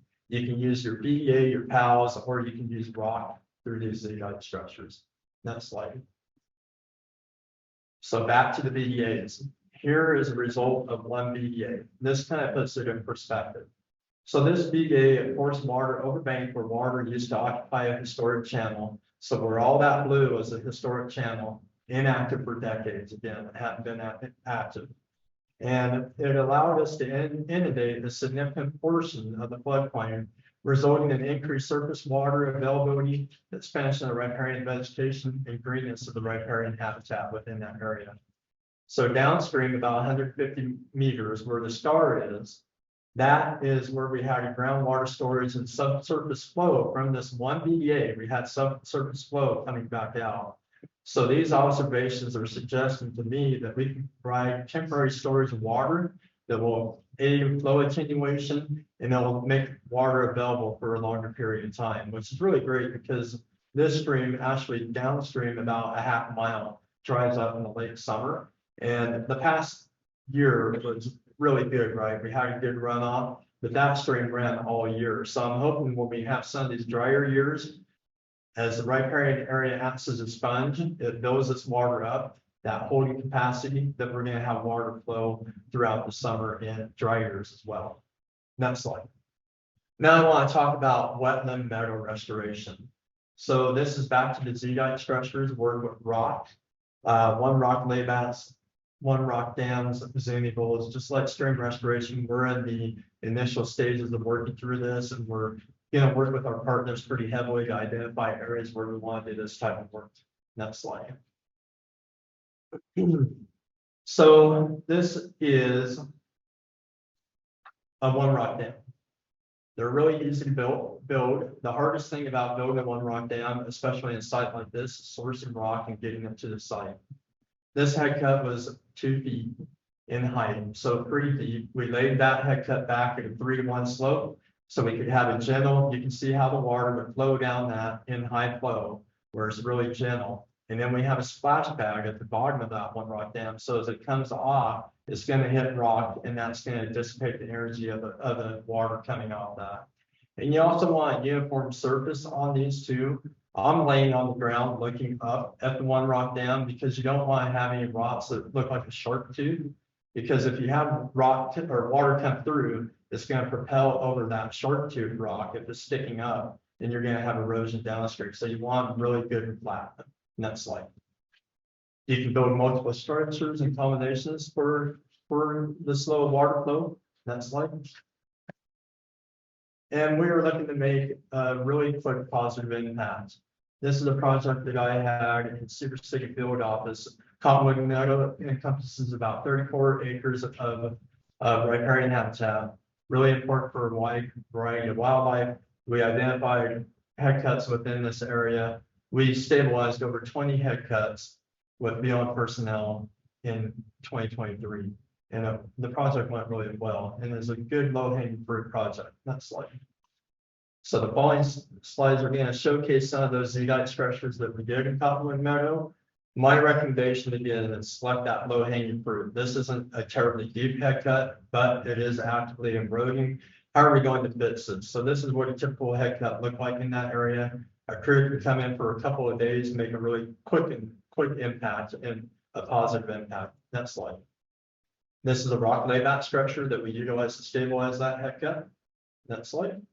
Here's another head cut. This is a little bit deeper. You can see that the banks are actively eroding. We had that incision down. And if we were to wait, and if we had high flow within this area, I'd be expecting to drop another 2 feet really quickly. So we wanted to stabilize that fast. Next slide. So here's what it looked like after we did the rock layback structure. A lot of rock was involved. It's sweat equity, right? If we can get people out on the ground to help us with this work, we can really make a quick positive impact. Next slide. Have we found any contractors yet that are doing this zeolite structure work for us? Yeah, there's a few out there. There's one from Colorado that I know of. He actually came and helped me teach a class on zeolite structures. I think that we have an opportunity to maybe stand up some contractors with this type of work. There's not as many as for the string restoration portion though. Those are interns. Exactly. Yeah, and that's what we're gonna do. We're gonna focus probably on hiring youth crews to help us do that work. And I do expect permanent personnel to be out there doing this work too, because with youth crews, I feel like permanent personnel need to be out there directing that work to make sure that we're getting what we're paying for. Dan, on that last slide, over time, you're gonna get soil sediment buildup in and around those rocks. We are. This is probably planned, right? And then grass is probably still gonna overgrow that. Yes. Within even a few years. Is that how it's supposed to work? Is Yeah. that sort of an underpinning of all that is to have that rock? That's right. I'm glad you brought that up because here in 2 or 3 years, I hope that we go out there and we can't see any rock. Like you say, we're gonna have sediment buildup, we're gonna have our riparian vegetation come through that rock and cover that rock. And initial results out of places like Colorado and Montana, where they have done a lot of this work, and they've been doing it for 7 or 8 years. They have photos right after, like I have here, then 3 or 4 years down the road, you can't tell where they were. So yeah, we're gonna have that recovered. But in these photos, does the water only run in like extreme rain? Yeah, on this meadow, it's really spring runoff Okay. for this meadow. And there's a considerable amount of water that runs through this meadow. Last year, I was amazed at the flooding that was occurring. And a lot of the head cuts that have occurred in this meadow have occurred historically. They're nothing new. We have some really deep channels where we have incised through the meadow too. And like I say, there's no one size fits all for stream restoration. Same thing with wet meadow. We're using BEAs and PALs for those incised channels to try and get sediment deposits. And within one runoff event, we have had some of our incision fill up 3 to 4 feet with sediment. So we're making really good progress. It really gives me some ideas of what is actually doable and what we can attain. Next slide. So this is a very large 2-foot or 2 meter head cut. And we use a combination of a rock layback and a zuni bolt here. It took quite a bit of time to complete. I'd say we did this in roughly, by the time we laid that back, an hour and a half. So pretty quick with a crew, a motivated crew. So through the different projects that we have done, and we did another project in November of last year, we utilized 100 ton of rock. We had trucks bring the rock to our Coal Creek yard there in Cedar City, and then we transported the rock out there. So 100 ton of rock, that was like 10 big truckloads. It was a lot. And with that, we built 206 seedite structures with all the rock structures that I highlighted here.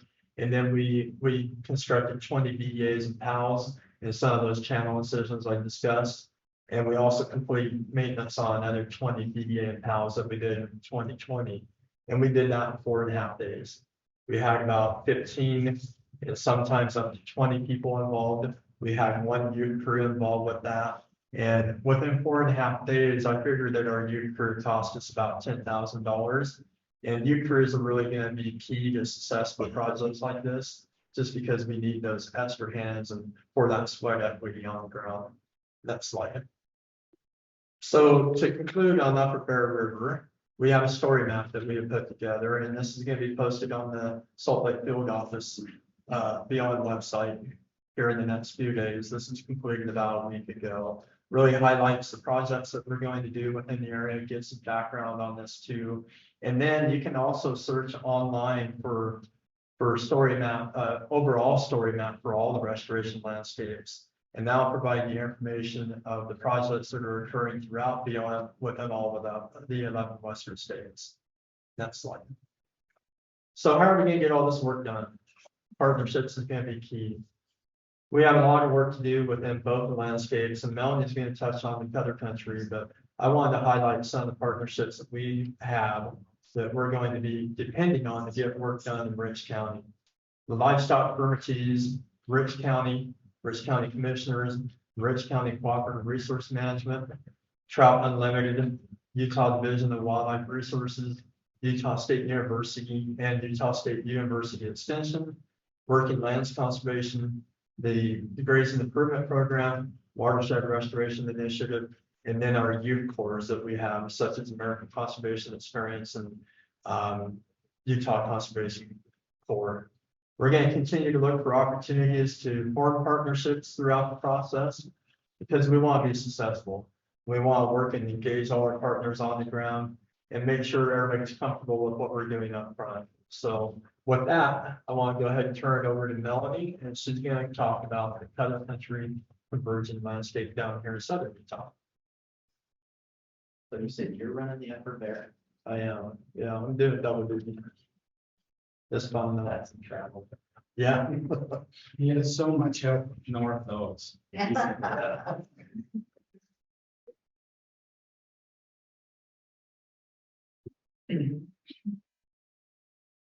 You know, that whole, Ridge County area, Upper Bear River, really, it's been a model of collaboration, I think, with land management agencies, with grazers, local communities, local government for, gosh, how long? Decade? Well, 15 years, you know, and I think it's really, benefited, you know, those landscapes, the grazers, everybody who uses that, the recreation community. It's kind of neat to see such a collaborative project have a really good benefits. All right, well, good morning again. My name is Melanie Oberhelman. I'm the project manager for the Color Country Converging Restoration Landscape. So this is one of the new positions that Dan talked about in his presentation. The boundaries of this landscape is two watersheds. It's the Escalante Desert and the Upper Virgin River. So they butt up to each other, and so that's how the boundary was decided on. So this is in Southwest Utah. It was chosen as one of the landscape restorations for the increase in population and increase in recreation down here in Southwest Utah, as well as the recognition of the sensitive species. We have the southern range of the greater sage grouse, and there's the northeastern range of the Mojave Desert Tortoise, as well as recognition of the communities that depend on the public land resources. So I'm just going to go through 4 projects today, but we have a bunch planned out, and all these projects are designed by our field staff, so both the Cedar City and St. George field office specialists. I just started working here about 4 months ago, and so we really are depending on our field offices to get a lot of this work done, even though we're hiring new positions to get the work accomplished.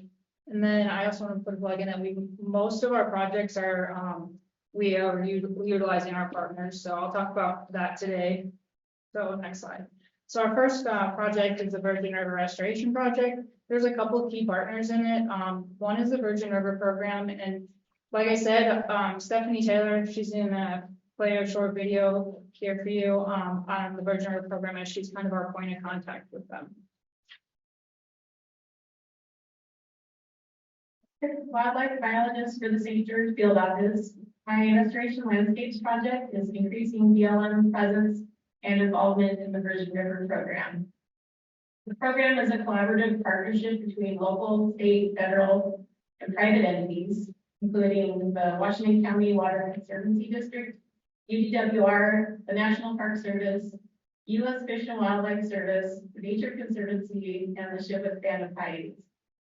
And that's not counting partners in Arizona and Nevada. The objective here is to maintain and improve habitat for the species that depend on the Virgin River while ensuring recreational and consumptive needs are met for the growing population in the Virgin River Basin. Activities that are part of BLM's involvement include conducting some large restoration projects that include removing non-native species and planting native riparian species.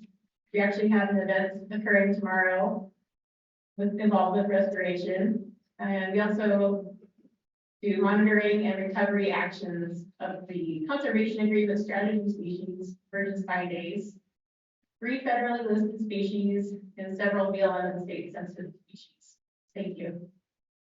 So the Virgin River program that Stephanie talks about, we've always been a partner with them, but we've never, probably 20 years since we've been an active financial partner. So part of the funds that we received from this IRA for Inflation Reduction Act funding are going towards the Virgin River program.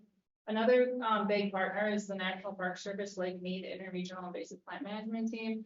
They're a team that does on the ground, not just weed removal, so tamarisk removal and riparian planting. And they already do this type of work up in Zion National Park, as well as down in Mesquite, Nevada. So both upstream and downstream of where the Virgin River crosses this restoration landscape. So it just makes sense to partner with them. The project that Stephanie talks about that's happening tomorrow actually already occurred a few weeks ago, and it was a cottonwood willow staking project. And so on the lower Virgin River, the sandbar, rivers meander, and so a sandbar opened up from flooding in 2022-23. So we utilized that the sandbar that had opened up to plant cottonwood and willow stakings to try to shift the competition towards native vegetation, since there is tamarisk, phragmites, tall grass invasives in the area. They planted about 220 holes, and you have to dig down to the water table. So it's about 4 to 6 feet deep, and we utilized an ACE crew through the Virgin River program. ACE is Youth Crew American Conservation Experience. They have hire 18 to 30-year-olds, and then we also utilize some volunteers that day to do it. So we have a lot planned. But yes, that project did already occur. Can I ask you where? Because I live along the river in Bloomington. Yes, near the Sun River Golf Courses, so it's on the west side of that. Below Man of War. I'm not familiar with that, but there's a park on the other side of the river across from the Sun River, and then it's like 2 miles down river. And there's a big open sandbar. So if you look on aerial imagery and you look, you'll see it. It's you'll see a big area that opened up from 2020 to 22 or 23. Now, Lenny, how are they, I know the campers, they try to get rid of they can't. So in other words, this new planting of native species is to choke out the tamarinds? Yeah, so when the sandbar opens up, there's not tamarisk in there, they haven't established yet. So hopefully that they would take foothold and so that they would be large enough to compete with the tamarisk. Ultimately, we'll still have to do tamarisk removal with cuttings and herbicide. Cuttings? And cut stump, and then you treat the stump, and then the herbicide moves to the plant. So the next project. So this project's wildlife guzzlers. This is partnered with the Utah Watershed Restoration Initiative and UDWR. So WRI, if you're not familiar with it, it's like a state-run platform where multiple partners come together to collaborate on watershed restoration projects. It's just one of the many. I think we have about 14 or 15 projects that we put in this year between IRA and bill funding. Over $1 million of the 9.7 is going to be going into the Watershed Restoration Initiative. This project here, I provided the number if you're interested, but it's partnered with the state. And so BLM is providing the funds to purchase the materials, and the state's doing the implementation or the labor of installing the guzzlers. Guzzlers, if you're not familiar, they provide water on a consistent basis for wildlife and big game species. We've identified 6 locations within the restoration landscape to place these guzzlers at, and we utilize both the BLM biologist as well as the state big game biologists to decide where strategically on the landscape this would go.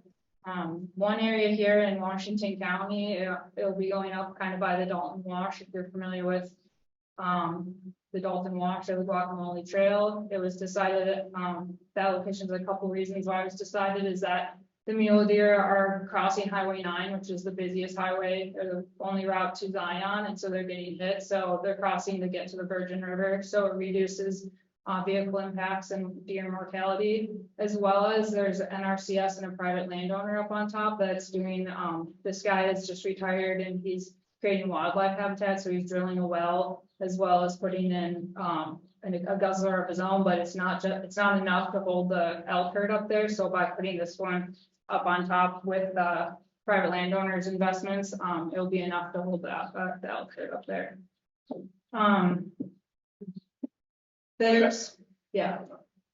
So that guy in red, that's our range management specialist. His name's Ryan. He was out there too when we cite these. So we're also considering all the uses and when we place these. So ranges, livestock's considered in this design or where we're strategically placing them. So in WRI, our chairman, I'll embarrass you. Tyler Thompson, he's the director for the state of Utah for watershed restoration. That's his day job. He doesn't come help us out with these efforts. And you've been there for a long time now, a decade probably or so, doing that. Is there anything that you wanted to add to this, what we're kind of talking about WRI? Yeah, I think WRI has been around now for almost 20 years. BLM has always been our biggest partner, but like Melanie mentioned, it's really the premier way in Utah where a bunch of different partners come together and find overlapping objectives and put their money together on the ground. It's also the way that in Utah we're able to cross ownership boundaries. So the BLM funding, all this IRA, funding that we're talking about, it can only go on BLM land, but we all know that the resource issues out there cross ownership boundaries. And so WRI really is a program that helps us deal with that cross boundary issue. So the next project is more of partnerships. We have a lot of projects within these, two partnerships that we're forming right now. So weed programs, Washington County Weed Department, Iron County Weed Department already have weed programs that are competent.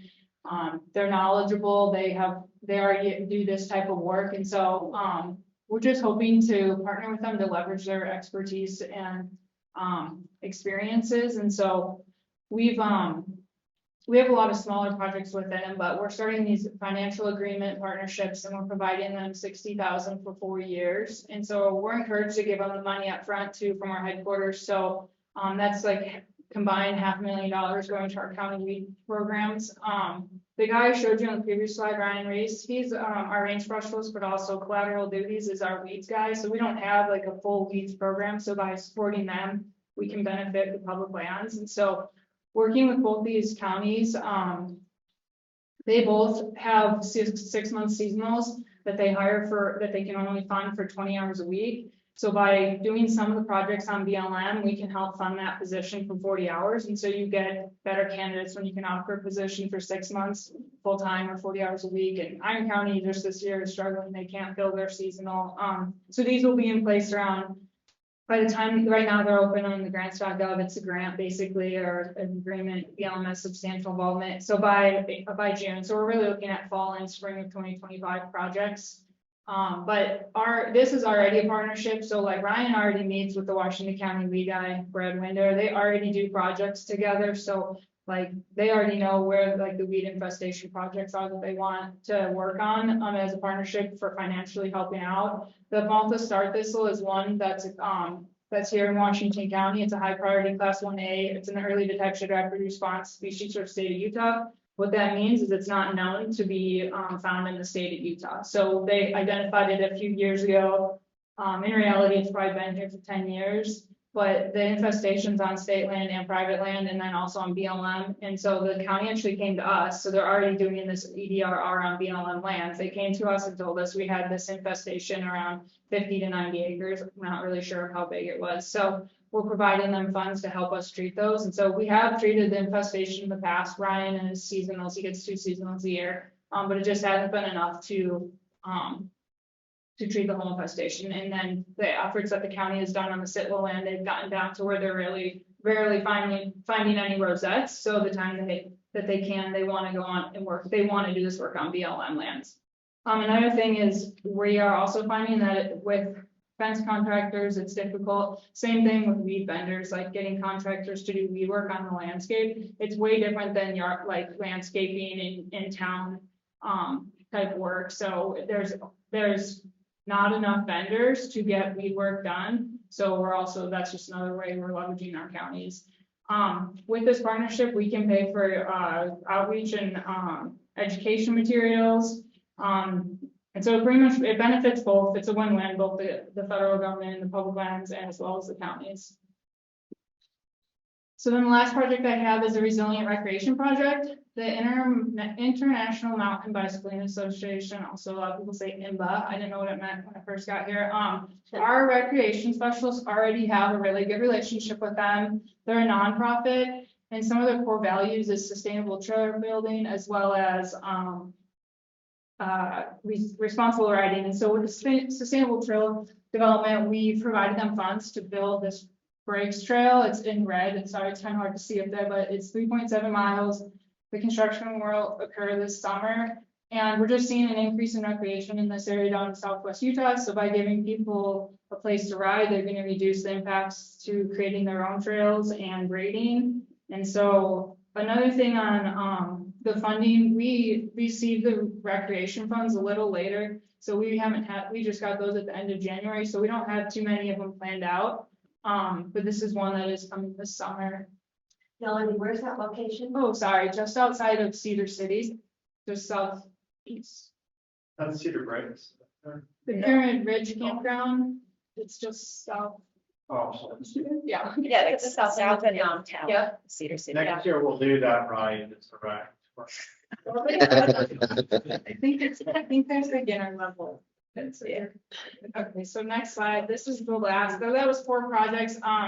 we have an ArcGIS story map, explorer map with more projects in it, and we put 20 of them in there, and they're mostly vegetation projects, but we have fences, we have desert tortoise fence project, we have the Z-dye erosion structures like Dan went into, we have some hand planting. But what we don't have is a lot of recreation, just because we just received our funding, as well as some of the cultural stuff. We just started talking with the tribe, like very premature with them. So we do have a lot planned to do in the next year, and so hopefully, questions on that. Yeah. All of these presentations will be online following, right? Yeah. Jeremy? Yes, they will. Yes, they will be. Finalized, they'll be attached today. Okay. Question, between the two areas, and some of it would be in miles and some in acres, but between streams and waterways and watershed and riparian, what will be affected between the projects? That's a good question, and maybe a question I can't answer, just because we're in project design, especially on the stream locations. But there is a lot of streams in Orange County within this restoration area, miles and miles. So what we're looking at is expanding that riparian habitat. Even if you can get 1/10 of an acre of expansion in different localities, 1/10 of an acre of expansion is a big deal in riparian habitat. Just because riparian makes up less than 2% of the public land, and everything is dependent on riparian, right? Wildlife and livestock. And if we could get those measures, that's what we're after. And that's why we want to have these drone flights pre-treatment, so we can get an assessment of what the stream looked like before we treated them. And then we put our treatments on the ground. We'll do a supplemental drone flight to see what impacts we have had. And then for interseedings and different projects like that, it's going to be in the thousands of acres. We're going to target those interseedings. And for recreation and development, of course, it's going to be based on miles of trails, things like that. And then just another question, the funding that you have, how does that compare to what's unfunded on the wish list, so to speak? I know there's never enough money, but what else is on the list of things we wish we could do if we had the money going forward? Well, as an ID team in both offices, all these projects were identified, and we gave our best estimate of what this all would cost. And we're in the 18 million plus for both of them. So we had to scale that work down. And then this is just for 2 areas of Utah, right? So we're looking broad scale throughout Utah, where we could have other restoration landscapes. And honestly, the sky's the limit on that, because there's a lot of areas where we could do this type of work. The bill funding that we have received, that's going all across Utah in roughly 10 projects. And then there's a bunch of bills, treatments identified with bill funding too, where they'll do thousands of acres of upland treatments. But there's bill funding. I have had 4 projects here in Cedar City, ranging from invasive species control to sagebrush planting to interseeding perennial forest within areas, doing the stream bank stabilization through Z-dye and VDAs and house. So like I mentioned in my presentation, we want to serve as a model, so we can prove to headquarters that we can be successful at this level. And I think we're in a situation with the WRA program in Utah where we've already done that. We already have that track record in Utah where we have proven this, but some of the other states, not so much. But with that, if we can prove that we can get this implemented across all the states quickly and efficiently, and we're looking at that 2 to 3 time frame. So there's abundant pressure from the headquarters to get this done quick. If we can do that, I think that we'll have more funding coming down. And when that funding is identified, other offices will be able to identify restoration landscapes in their areas. And also, along with that, to answer your question, for, like we said, like a decade or even 12, 15 years, we've been working on this up there, and there's been hundreds or if not thousands of miles of fence built, which is benefiting riparians and everywhere else, but also the producers are looking at when everybody walks away and everybody it's done and it's walks away, how we can afford to maintain these fences and pipelines, because the maintenance on them up there where you're getting 3 and 4 and 6 feet of snow sitting on those fences is atrocious. And that's gonna be daunting to have that be able to maintain those fences and this money. The fences are new now because we've just done them, but this money goes away and then it's realized on the shoulders of that. Great, and that's gonna be daunting. And that's why we were looking at that steel pipe around the riparian areas, just because of that. So the permittees won't have to maintain those. Those should last forever if they're built correctly. The fencing, that's another issue.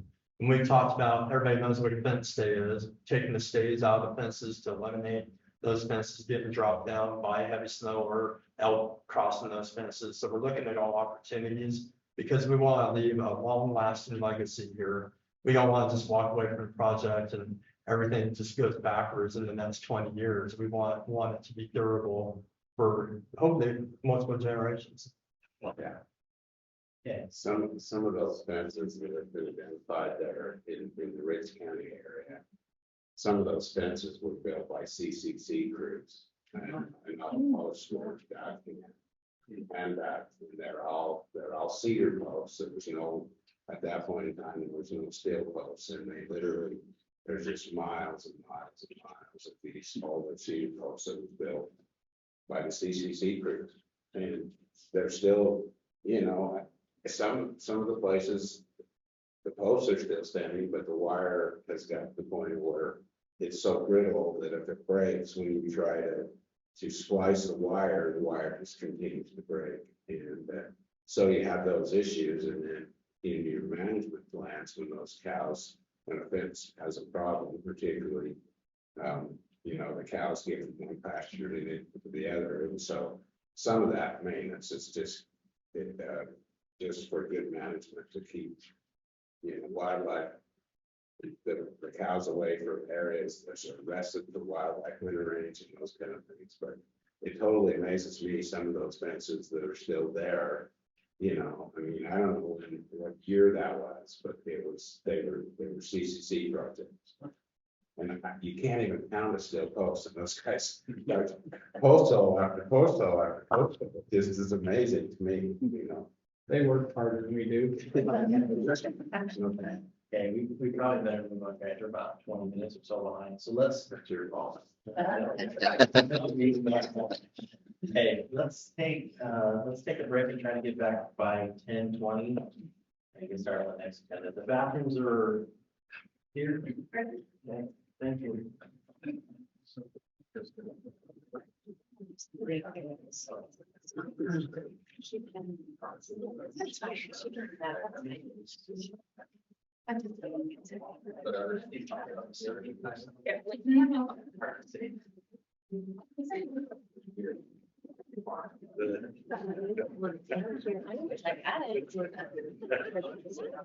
Cindy sent those break slides to me on Teams. Did you do it?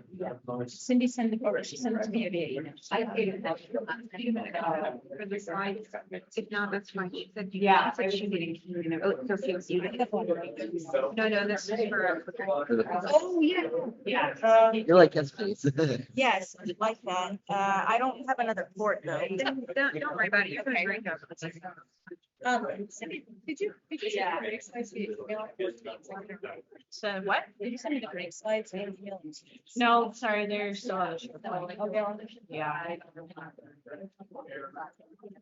So the other SharePoint, not the team SharePoint.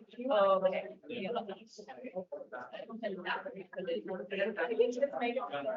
to give it an ad? Yeah. That would be maybe really great to buy. Okay, that's great. That's fine. I wonder, maybe that's the pitch I made to kids. It's restoration landscape. I mean, we can still do project in the spring, like native plant species. Had like a half hour conversation. Adrian yesterday. Monday. About like maybe how to approach that. And I'm still trying to figure out how to distill it down into like 8th grade. This is easier. This is easier. So we can still do hers, but maybe just a little bit later. Yeah, we can print it out. I like that idea. Page two, it, like, they might. Yeah. No, we were getting multiple things done. I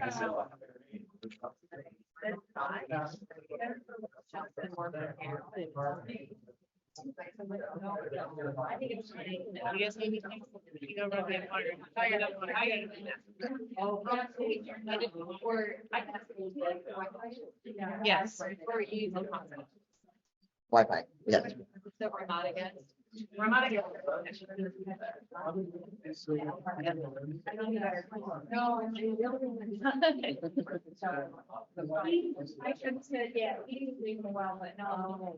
But the notification.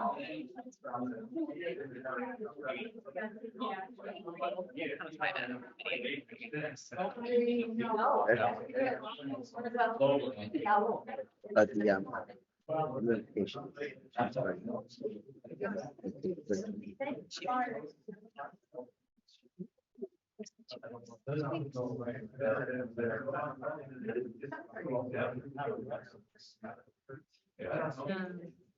I'm gonna go grab another car. I'm gonna go grab it. Is there cheap? Oh, my gosh, yeah.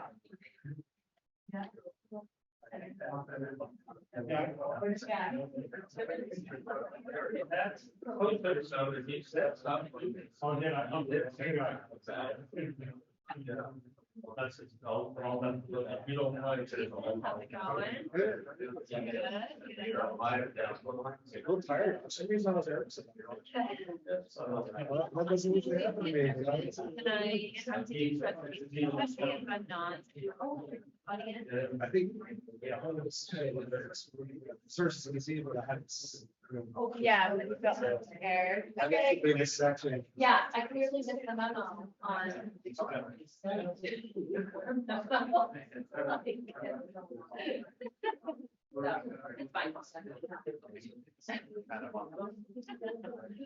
You just kind of straight down. I stayed in. So they do that. When you got Yeah, no. I didn't think so. We're gonna share our videos. They're about 100. So we're gonna do some first. It was really good. Yeah, we always have sort of additional things that are very. Yeah, it's like, Very. I just like, so I like to. They know a lot of people.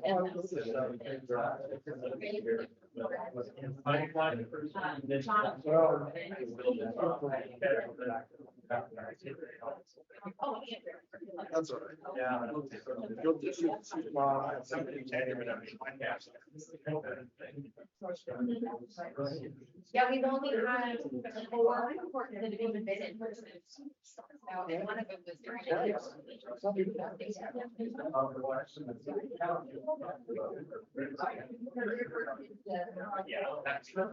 Another license, we'll probably not.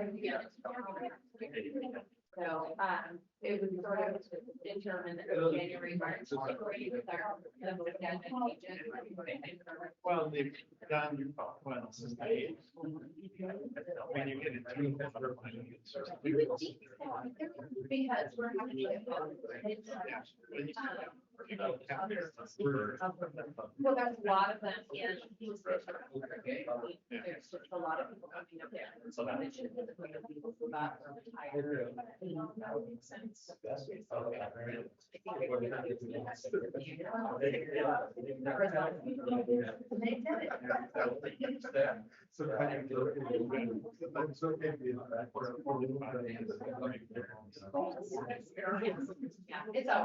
a great time to go on your hands. Yeah. We go and we let out.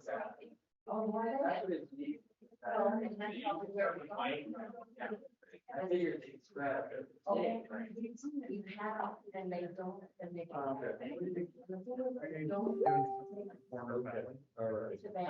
Jason, are you talking about Order Valley? We split it up by the field managers. I'm only. Too far away for. Because when we originally had it, we were told not to talk about that, everybody kept that shit. So I'm long as we had a big meeting, that message that came back down, but I can absolutely bring it up. Absolutely. Okay.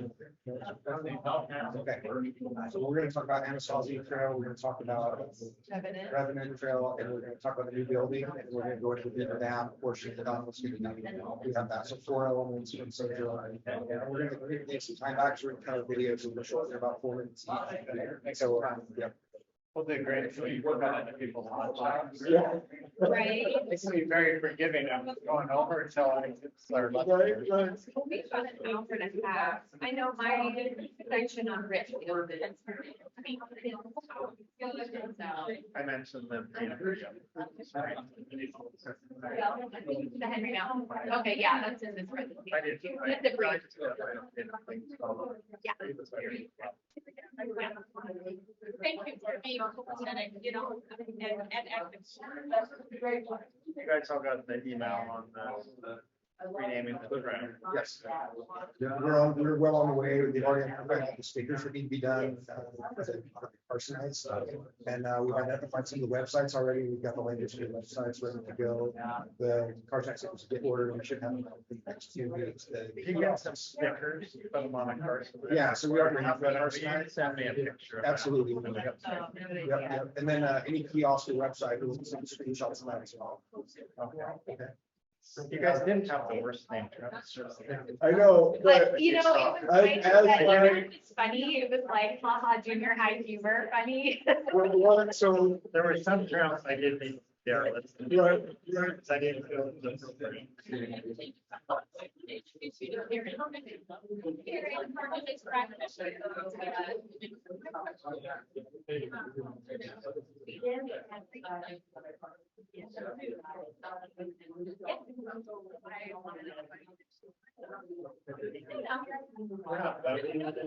So normally you would refuse some people to be able to use the beer take a night. You know, something like that. This body usually I make this. They can make their own. So it's gonna say, love this, something like that, and then use one.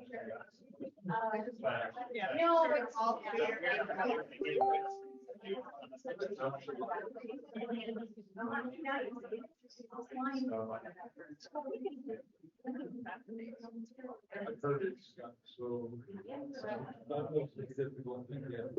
The one thing that this body does really feels like a pretty thing. People talk about real physics. So if they want to do years, yes, you know, and then we move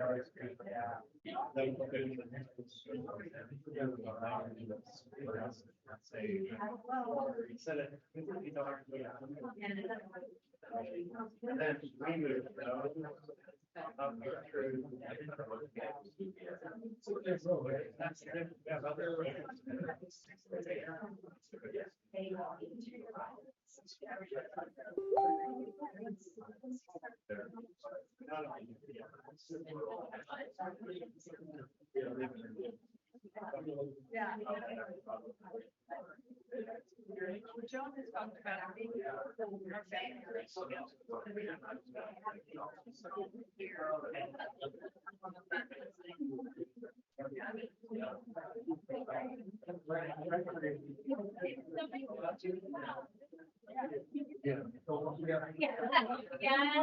Yeah, definitely.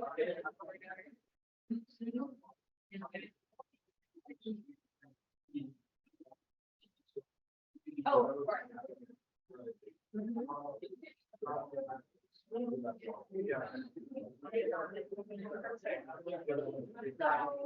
We're here in St. George. Yeah. Yeah, it's pretty cool. And all the, dog trees are so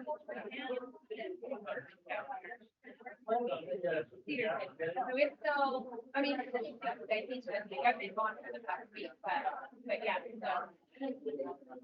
I have for and then, oh,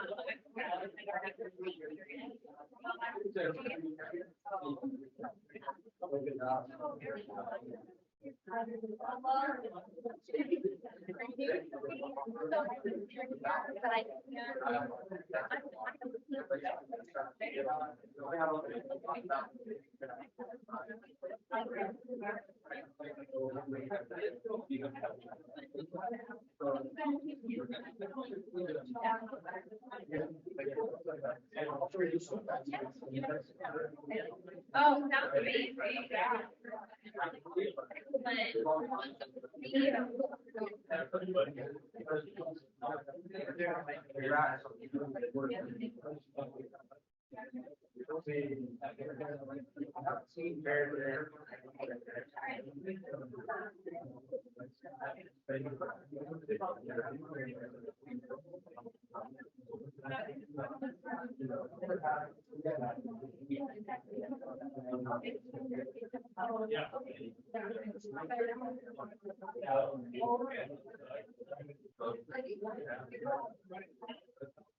Yeah.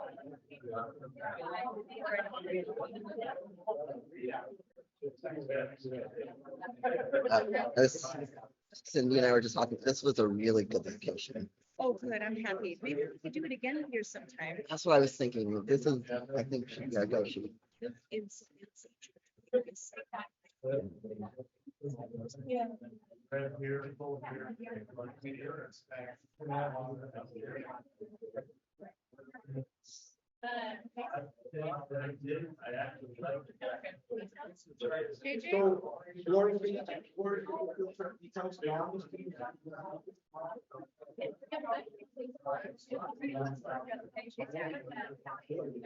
Yeah.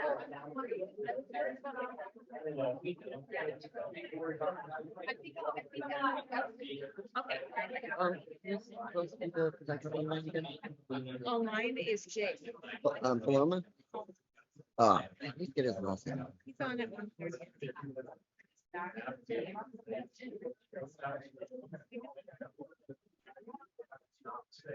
Yeah.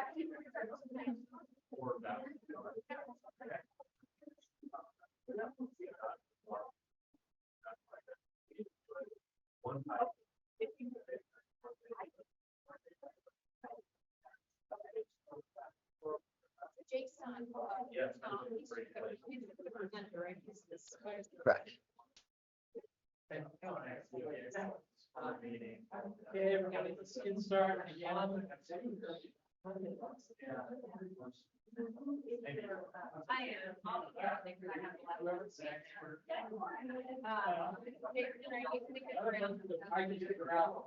go eat chocolate lunch. We need to do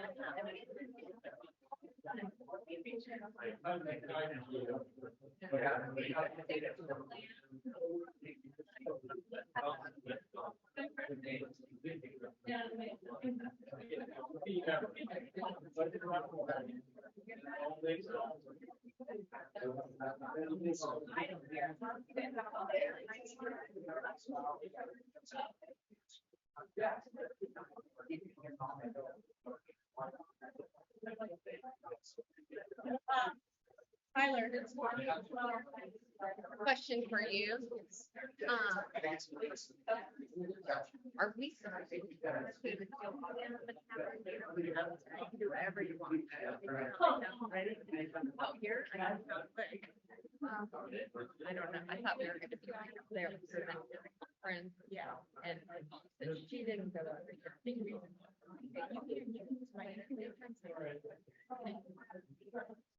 You can present from wherever you'd like. Okay. We're gonna go ahead and get started again, everyone. Next up, we're gonna hear some updates from the district and the field offices? It sounds like maybe my lawyer is gonna take on Richfield. Yes, yes, that's correct. Okay, well, we just wanted to thank you all for coming.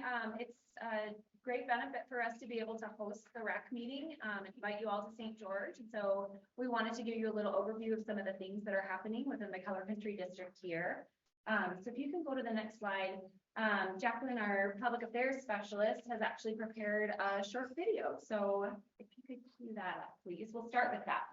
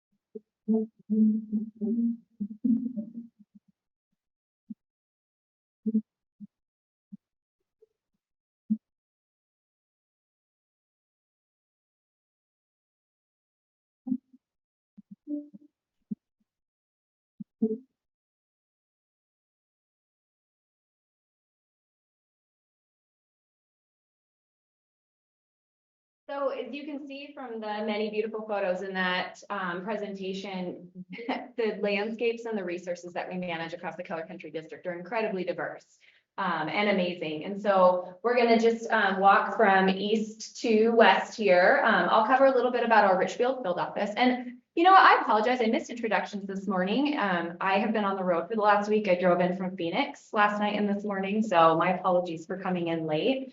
But I'm Gloria Tibbetts. I'm the district manager for the Color Country District. I'm covering for Richfield today. Dave Mortensen is our field manager in Richfield. And then I'll have Jacqueline. I introduced her as the public affairs specialist, but she's also our acting field manager for the Cedar City field office. And then of course, Jason is going to talk about our St. George field office, including a project that we did out in the Beaver Dam Wash National Conservation Area.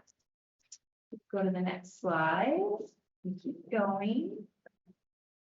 Okay, so the first project I just wanted to talk about was the Canyonlands herd management area. We did a wild burro gather there. This hasn't happened in decades. And so the burro population has been increasing for quite a long time. The Canyonlands HMA is located, I'm going to talk about a few projects out in this area in our Henry Mountains area. This is one of the most remote areas of our district. It's also some of the most unique resources we manage. This is the only burro HMA that we manage. All of the other wild horse HMAs are on the west side of our district. And then this one, as you can see, is all the way on the east side of our district, up against the park here. Next slide. So the HMA itself is almost 90,000 acres, and it does include some intermixed trust lands, administration lands. The appropriate management level that we are intending to manage for is only between 60 and 100 burros, but because it's been so long since it was last gathered, the last estimated population, the census I believe was done in 2022, and we had about 151 burros to be estimated out there. Next slide. So the gather actually took place back in February. This is one of the most efficient operations I have ever witnessed in the BLM. It was started and finished within just an hour and a half.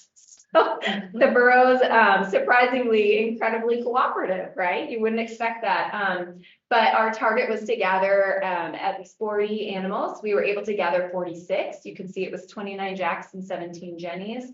And all of them were shipped safely to our Axtel off-range facility. And after processing and healthcare and all of that, will be up for adoption soon. So the next project I wanted to talk about, this one has been in the news a bit, is our travel management plan. I think Greg mentioned it earlier today as well.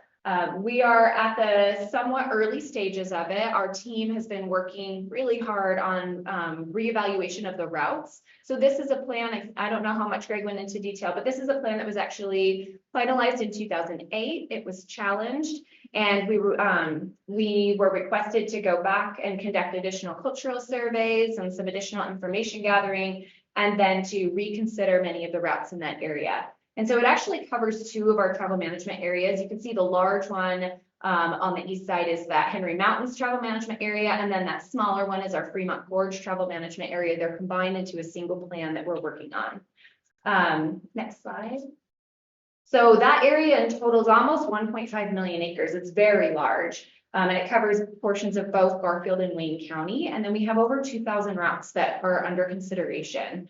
And then next slide, I think I don't have yet. And so just to let you know where we are with that project, as I mentioned, our team has recently completed the route evaluation process for the individual routes. And so now what we're doing is looking at it comprehensively as an entire network to ensure that there's, as I mentioned, a cohesive network where people can still get to where they need to go. And so once we go through that more comprehensive evaluation, we'll be able to put the alternatives out to the public for initial review. After that public review, which we anticipate late spring, so maybe April, maybe into May, depending on how long it takes us to calibrate those alternatives. Once we get public feedback on the alternatives, we'll write the EA, and then that'll be out later this summer. If you could stay on that last slide, sorry. Okay, so as I mentioned, unique resources in our Henry Mountains. We actually have one of only 4 free roaming bison herds in the entire nation in our Henry Mountains. Here's a picture of them here. Okay, now next slide. Okay, so they are located, they cover most of that area between the parks in that Henry Mountains area. And just this year, we've received almost $500,000 to be able to do some bison habitat improvements for that particular herd. Next slide.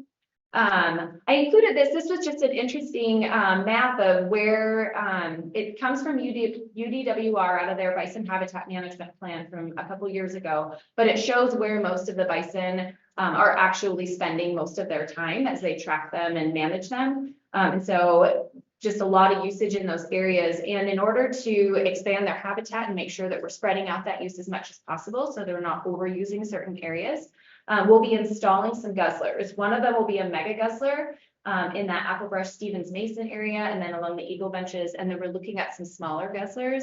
All of these are going to be done in coordination with UDWR to identify the locations, incorporate some lessons learned from guzzlers they've constructed in other areas for the bison herd that's located farther north.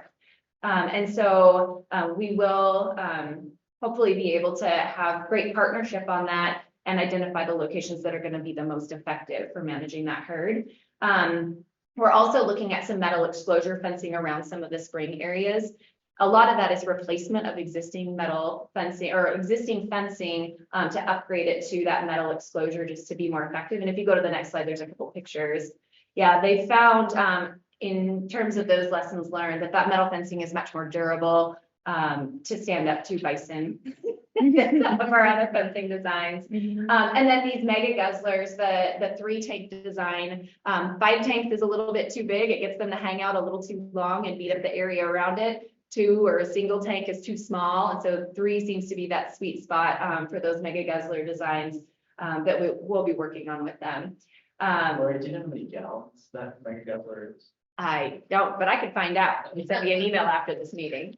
And then that will require a water right. And so we are working through that process right now to ensure that we have the proper authorizations in place prior to construction of any of those facilities. Okay, and the last project I just wanted to highlight, this is our Saul's Meadow Campground. You can see that it sits in a really beautiful area. It's right outside Richfield. And so it's pretty close to the community, but it's in an area where you feel like you're very far removed. This is just an overview of a couple of the group campsites. There's 2 group campsites that were incorporated into the design of this campground. If you go to the next slide. So it was just completed last year in 2023, and this is a model of partnership and how we can get things done when we have people coming to the table to work with us. And so the state contributed money through an outdoor recreation grant, nearly $100,000 to construct shade structures.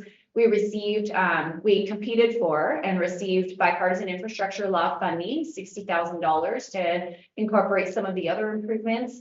The county came to the table with different materials and labor to match with us. And then we also contributed just BLM local funds to be able to get this project across the finish line. And so all told, that $300,000 represents a whole lot of entities working together to make something wonderful for the community.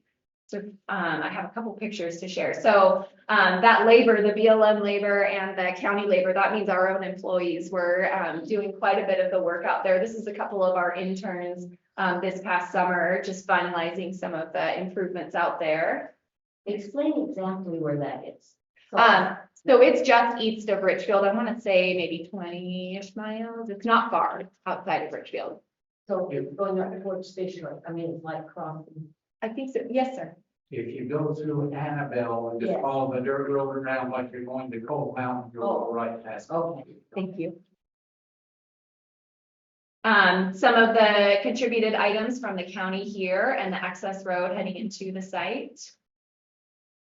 And then these are the shade structures that were provided through that Utah Outdoor Recreation Grant. There's a large shade structure and then that medium shade structure providing that amenity for the community in this beautiful area. I'm happy to answer any questions about the Richfield Field Office before I hand it off to Jacqueline. How many bison are in that bison herd? It's a good question. I would also have to look that up. I'm not sure what the current estimate is. It varies over the years between the Yeah. low 200s and the low 400s. Then keeping hunting pressure on it to keep it from growing too much is what's been the challenge over time. With bison pretty good at hiding from hunters when it's hunting season, and so Surprisingly. then a long-term agreements with Division of Wildlife and the grazing community to try to keep those numbers in check.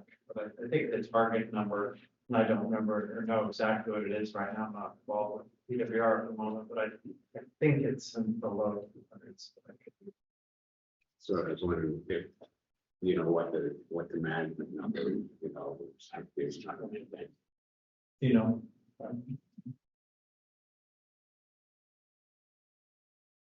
Okay, hearing nothing else, I'm gonna hand it to Jacqueline, our acting field manager.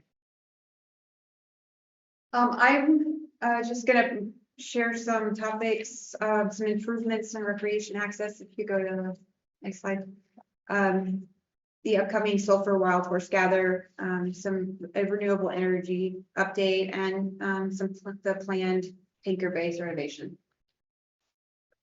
The popular sea overlook and trailhead became more accessible for all visitors last year. They put in a new vault toilet.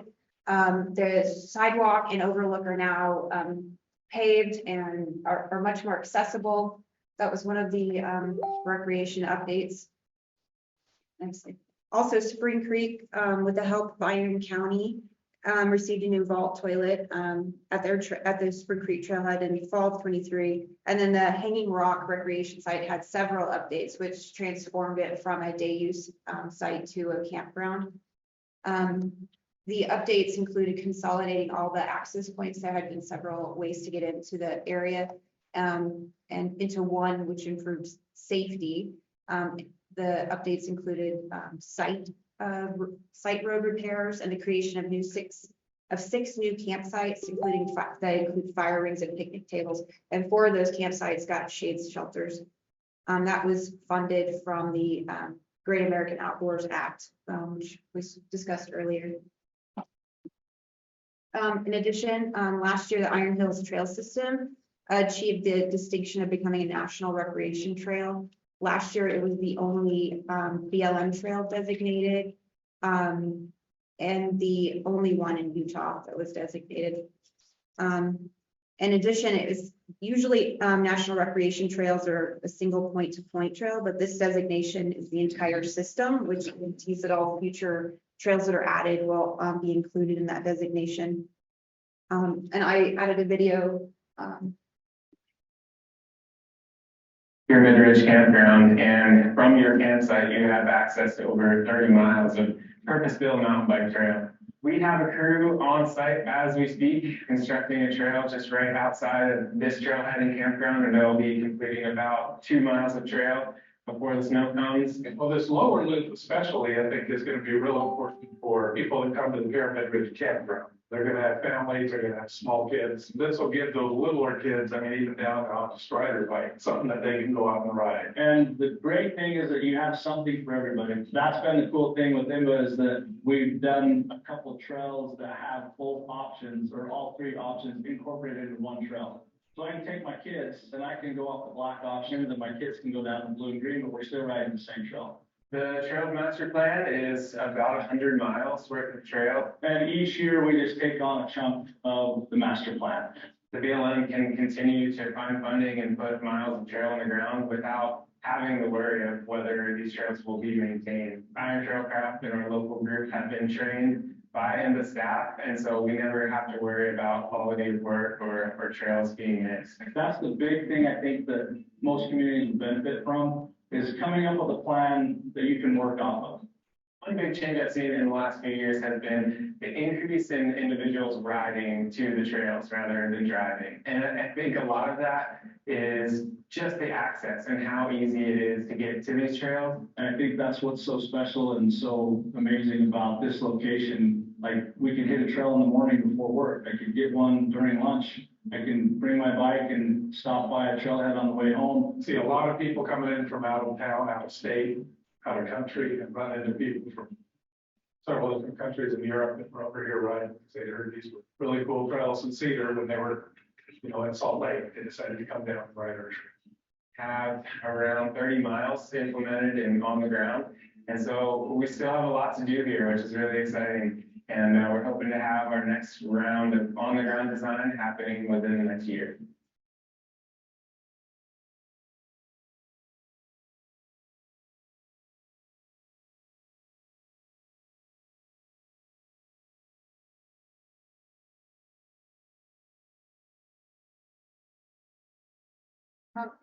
Mike Ennis. Right now we're in the video, and he is a huge part of the success that this trail system, including Iron Trailcraft, and collectively that they contributed approximately 550 hours of trail work annually to the system.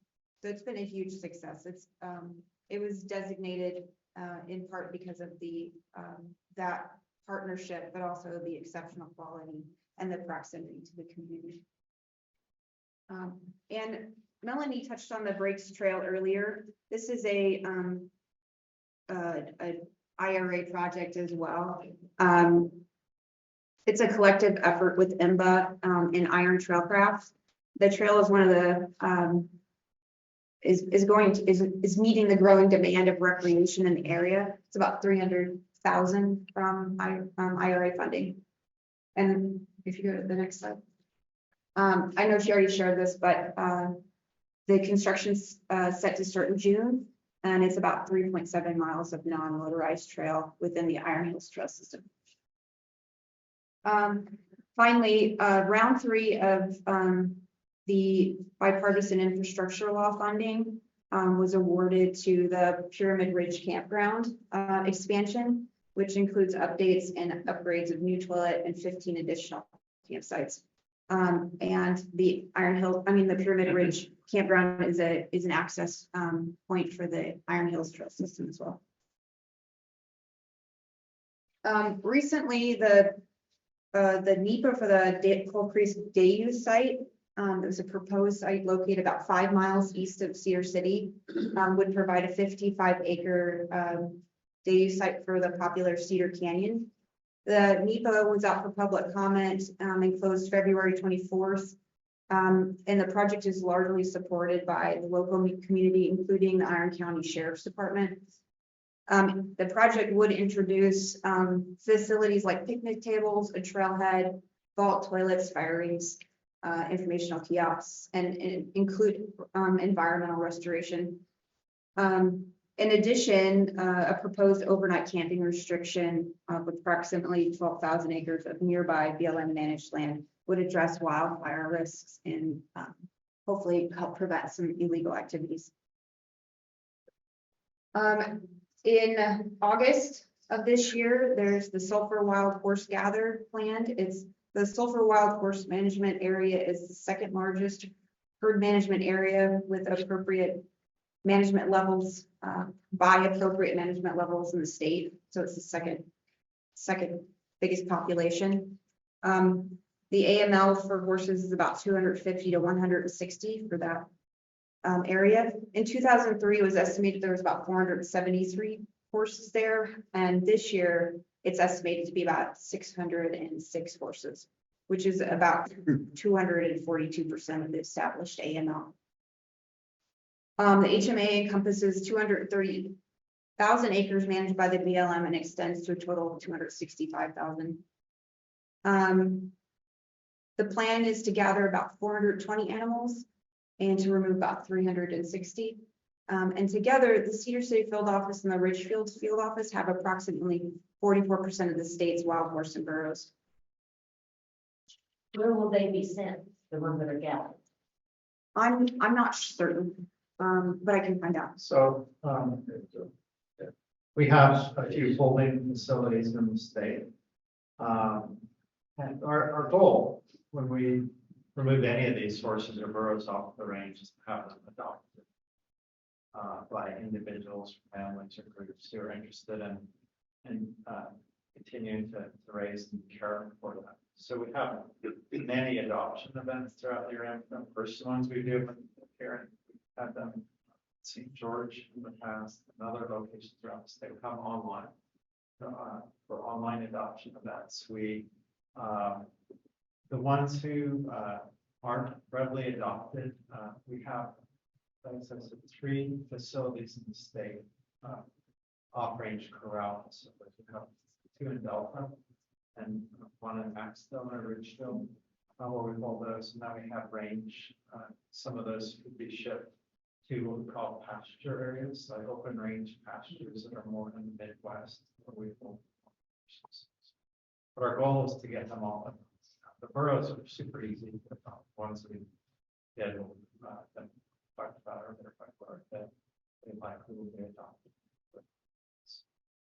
And that gather has been authorized and funded already. Some of those. So in the gather, it looks like you're gonna, your target goal is to gather 420, but you're gonna, apparently there's 80 there. Are you gonna, if those gonna be mares that are gonna be spayed or something? I know that We administer fertility control. So I know it's about 80 difference between what was gonna be removed, what you were gonna gather. I just wondered if that was the target goal Yeah, there. so we do fertility control on those horses. We don't spay them, but we do, there's other Yeah. treatments that we use to help with fertility control. Doesn't last a lifetime of the species, but it allows for a slower reproduction. And it may not all be mares that are re-released. They try to maintain a good sex ratio as well. And so, yeah, the mares would be treated and then there may be males that are released too. This one's been in the works for a long time. Thank you for your efforts to get across the finish line. Yeah, it's an ongoing project for sure. Still very well. Mhm. In talking to someone who's more in the know about this than I am, their comment was that, you know, this was a great effort way back in the beginning, these gathers and fertility, but now, and adoption.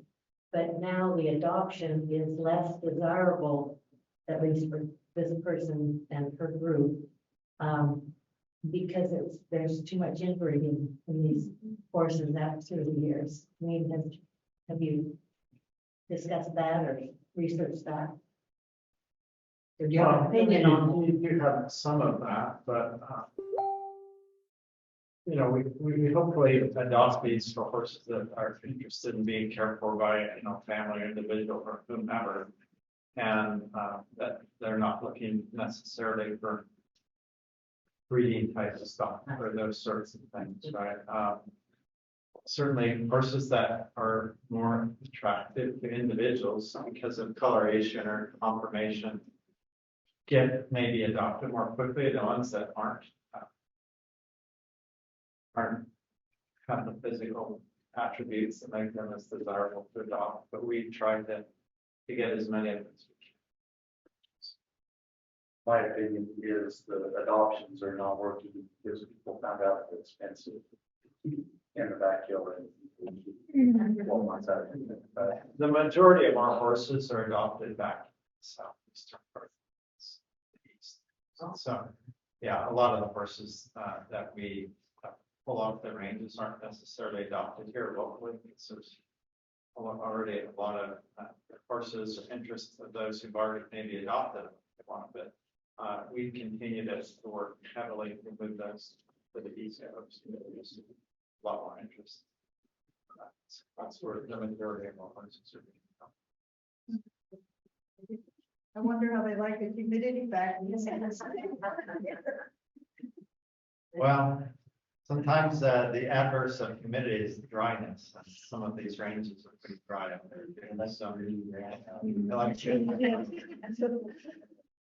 I have a question about that Canyonlands bird. I'm sorry to go back to my field on this, but it looks like the north extent of it is probably the county line and the field office line, and then north of that is Flagler Canyon Wilderness. But is that really where the animals stop, or do they go further north? Because yeah, basically following the administrative boundary there rather than I think it's topographical.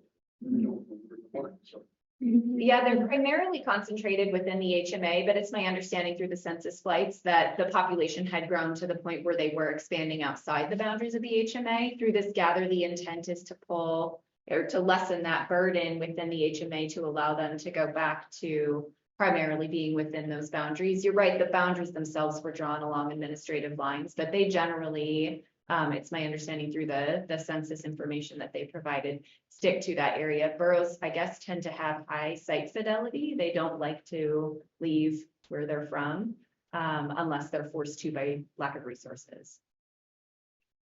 Thank you. The field office has currently has several renewable energy projects.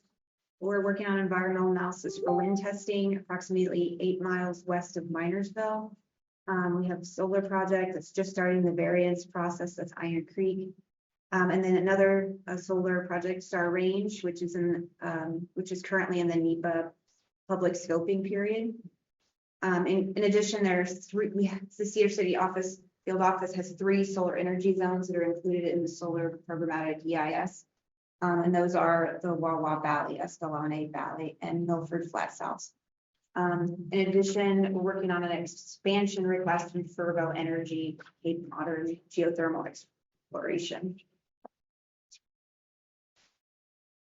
And coming in fall of 25, we have the tanker base renovations, which will enhance the working conditions and increase building efficiency and reduce the need for future maintenance. The renovation plan includes modernizing the undersized restrooms, updating the HVAC for better climate control, and reconstructing 2 of the existing buildings from a modular to a stick built. The budget for that is approximately $2 million, and it's allocated from the 2024 Great American Outdoors Act. And that's pretty exciting. And that's it. Does anybody have any questions?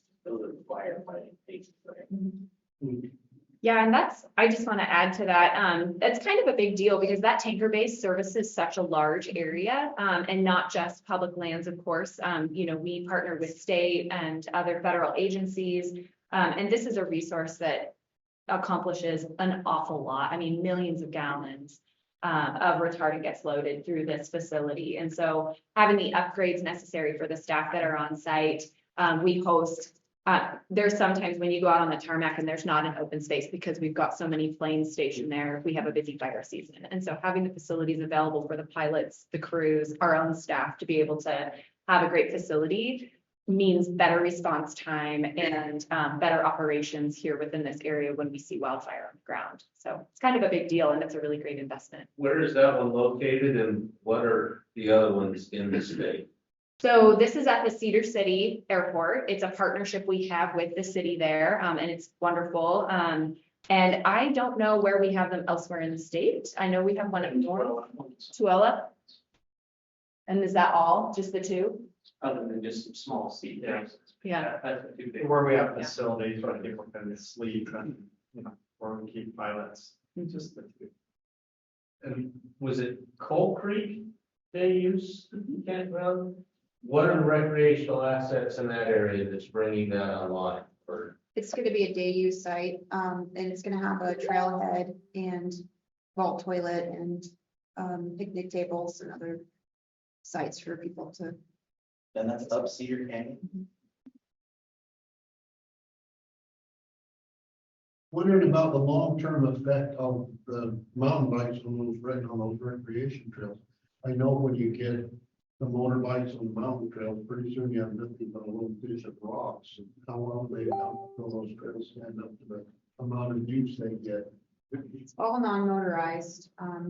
I can answer that. So the trails are designed by the International Mountain Bike Association, which is a modernized trail standard for trail durability.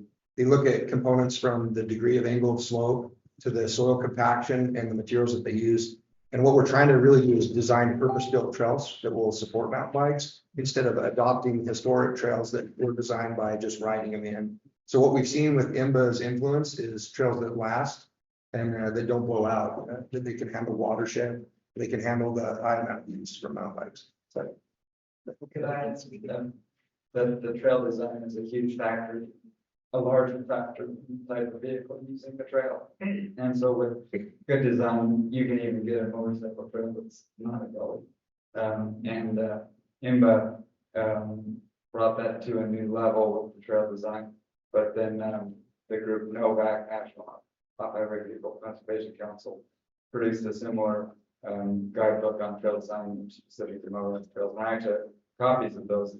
Anyone would like them. You can also get it electronically on NOVAC.org. Both those groups have been integrated into National Trail Symposium and trainings for the federal government. Now, so we're adopting the best management practices for trail design and construction as a result of their efforts.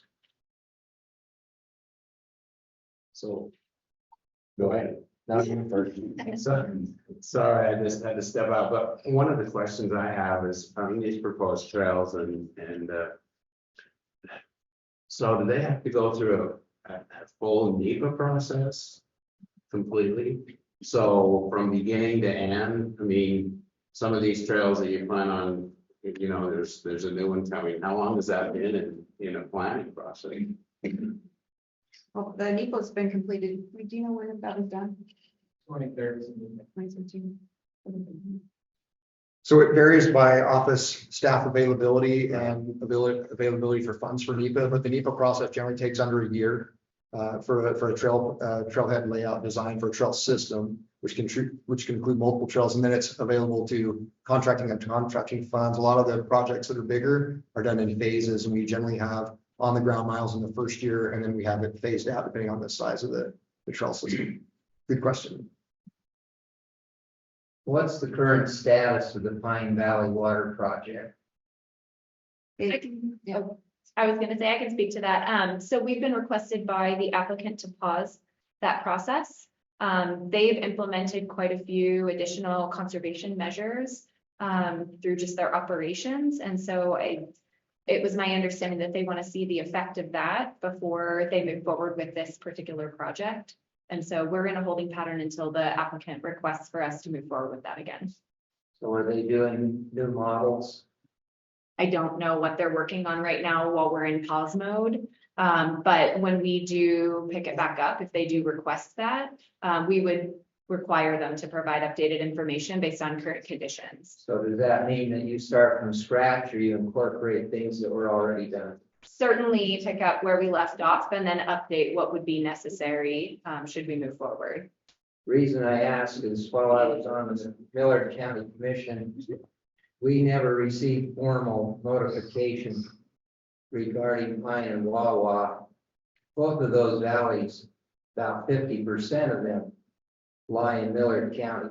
Mm-hmm. And as far as the hydrology goes, it's no different than when Southern Nevada Water was trying to come in and pump water out of the Snake Valley. And so there's a great concern on that's not a localized drain.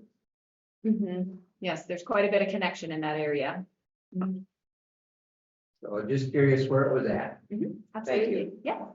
About the status of the Hemp Valley. So that one, our fuels team, now that we've been able to grow it with a few additional positions, including a new specialist, they have been evaluating the previous EA and the work that was being done to prepare a new EA based on the litigation. And so I do believe we intend to have that out in the near future. And by near future, I mean within the next several months.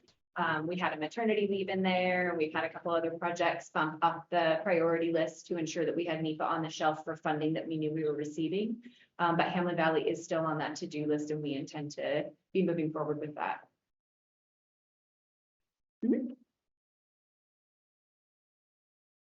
It's more a point of information, but I reached out to a friend who's with DWR in Wayne County. And he said he was checking with the individual that manages the bison population. And he said that 281 adults post-hunting season for the current year, next year's post-hunting season target is 310 adults with 325 as the management plan objective. Excellent. Thank you. For the record. Yeah.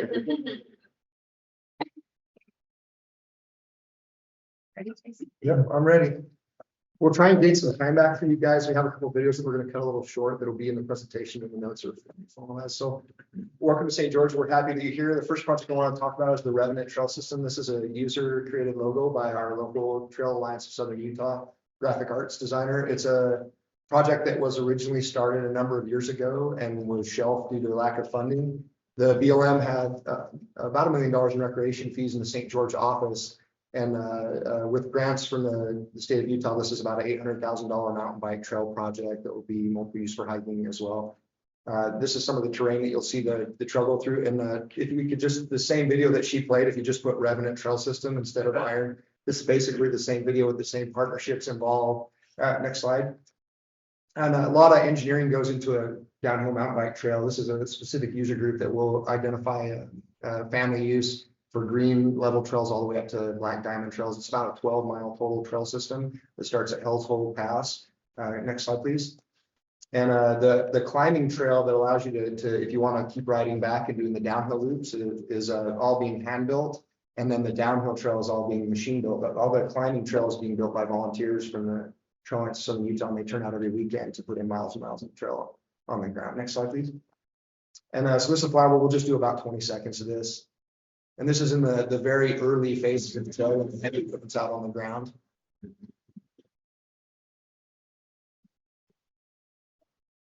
That's less than 20 seconds.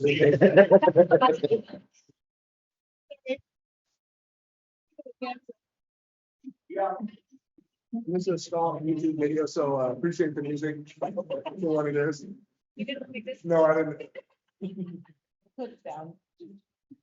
Yeah, so all this is, you're looking at the machine sections of trail, and there'll actually be 4 segments that come together at the bottom. This is kind of a rough area where the parking lot will be to the right. If you look in the very far distance in the middle of the slide, top right, you'll see a white peak. That will be the start of the trail. That's phase 2 of the trail system. The bottom section is all completed this spring, and the 12 miles single point from the top of Felsville down to this area will be completed this fall by IMBA. So you can go ahead and finish that video out right there. Did you say you had RAC grant funding to help with this? Yeah, so this is state of Utah funds, match funds that went into an agreement with IMBA. And so we have about $350,000 out of the field office budget, and the rest is being covered by grants and match funding from the user group that showed up in force. So there was two trails there side by side. Yep. Is one an OHV trail? And No. bike So there's an existing 2-track road that goes up the middle of the valley. But the trails that are actually being machined, you'll see 3 separate downhill trails and then a 4th climbing trail. The climb trail hand built, but so multiple trails going through, and there are more planned for that system, just like with the iron system. These are the first phase trails. And then from that peak that you saw in the distance, that'll be a single trail coming down to hit the diversion of trails where we'll have something for everybody to ride. Does the name reflect the risk factor?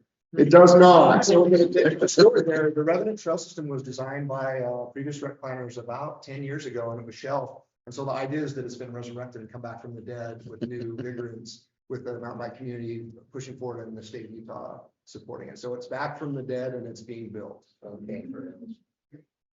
So the second thing, not to Dean's chagrin, I know you went to our beautiful building, but we're getting a newer, more beautifuler building out by the airport. And this is slotted for completion sometime at the end of 2025 for a January, hopefully move-in date. It's up by the airport, and it's already starting to attract other businesses. I think when people find out that we're going to be there, there's starting to be some movement with development up on the mesa south of town out by the airport. This is a lease space. We don't own the one right now. We won't own this one. Right. So this was an artist's rendition of what it might look like. So we'll see. And that's the smallest piece for me to talk about today. Ground's been broken and the footers are in right now. We're excited to have Will it have a large conference room? it will have a large conference room. Yes. And then were you gonna mention who you share that building with? We do, so it's a multiple agency, multiple partnership building, including the Forest Service, the Park Service. We'll have elements of the community that will be there with the ability to sell resources for public lands. And then we're still continue our Public Lands Information Center, which hosts Forest Service employees as well. So it's kind of your one-stop shop for all public lands information in the area. And it also covers the Arizona Arizona Strip District, and the Arizona Strip Field Office, as well as its monuments and areas. So it's kind of your come find out anything you want to know about Utah, Arizona building, and it's going to be awesome. We're excited. Parashants be under there. Yeah, so if you're familiar with St. George, we have a separate building for our Parashant crew. They're going to be moving into that building with us, so we'll be housed all together, so you won't have to go back and forth to get information from different folks. The second project I want to talk about goes by many names. It's the Tempe Co-op Trail at Land Hill in the Santa Clara River Preserve, which is also called the Anasazi Trail. So it's loved by many, named by many, and this is what it is. So this is part of the Great American Outdoor Act funding. We wanted to make this trail accessible, and we're in the second phase of this project. Next slide. The first phase designed the trailhead itself and put in vault toilets, picnic facilities, mountain bike station, kiosk trail information, dog station, and ample parking. And then next slide, please. Phase 2 is the first part of it was done over the last few months. We're waiting for the ground to cure and settle, and then at the end of April, we'll have the sealant put on. So the bottom part of the trail, they get you up to the first overlook point and first major archaeological site that's there for interpretation is accessible. And you can see from these slides, the trail used to be fairly rocky. It blew out every year if you've ever been to this area. It's just west of Santa Clara. And we had culverts that were across the trail that were sitting there that we hadn't removed. And this is going to be a really durable trail that's been heavily engineered to be successful. It also include paving the road going in, so it would be a mud bath in spring and fall as people get there. And so next slide. We have a flyover of this as well, and we'll just, you can see how wide the trail is now and how the surface has been improved. So we're excited to be able to get people up to our first major archaeological area. It won't take you fully to the petroglyph panels, which are down off the side of the cliff, but it'll get you to the interpretive site, which is really neat. And the views there are amazing. And so to be able to make this Americans with Disabilities Act compliant was a real goal of the GOA funding that our office has taken on. And so to see phase 2 be realized by the end of April, we're excited to get people out on the trail. If you want to start that video. So there's the first name. There's the second name. And here's some of the kiosk information and paneling. And then there's a drone takeoff that just kind of shows you the area itself. This is done in collaboration with the tribes, which is why we've updated the name to the Tempe Co-op Trail. And as the drone takes off, this is the improvements. It used to just be a little muddy hole that you go park in and maybe you get stuck in, and now it's been engineered by our engineering team, which is amazing. The district office, and this will take you off, come across the new paved road. It was closed at this time because they were just filing. You'll see the heavy equipment as we come to the right again. This is an amateur drone pilot. We won't name him. So there's a little bit of herky-jerky as you're trying to get there, but you can see how wide the trail is now and how durable the surface is going to be. Several arroyos were crossed, major drainages were updated to allow this to happen. And so if you'll just kind of zoom to about halfway through the video, you can see how wide it is and how durable that is. Once that's sealed, that's going to be a hardened surface so that we can get folks up to that plateau to the right. And if you can go ahead and end at that point, there's several switchbacks that we have to navigate as well.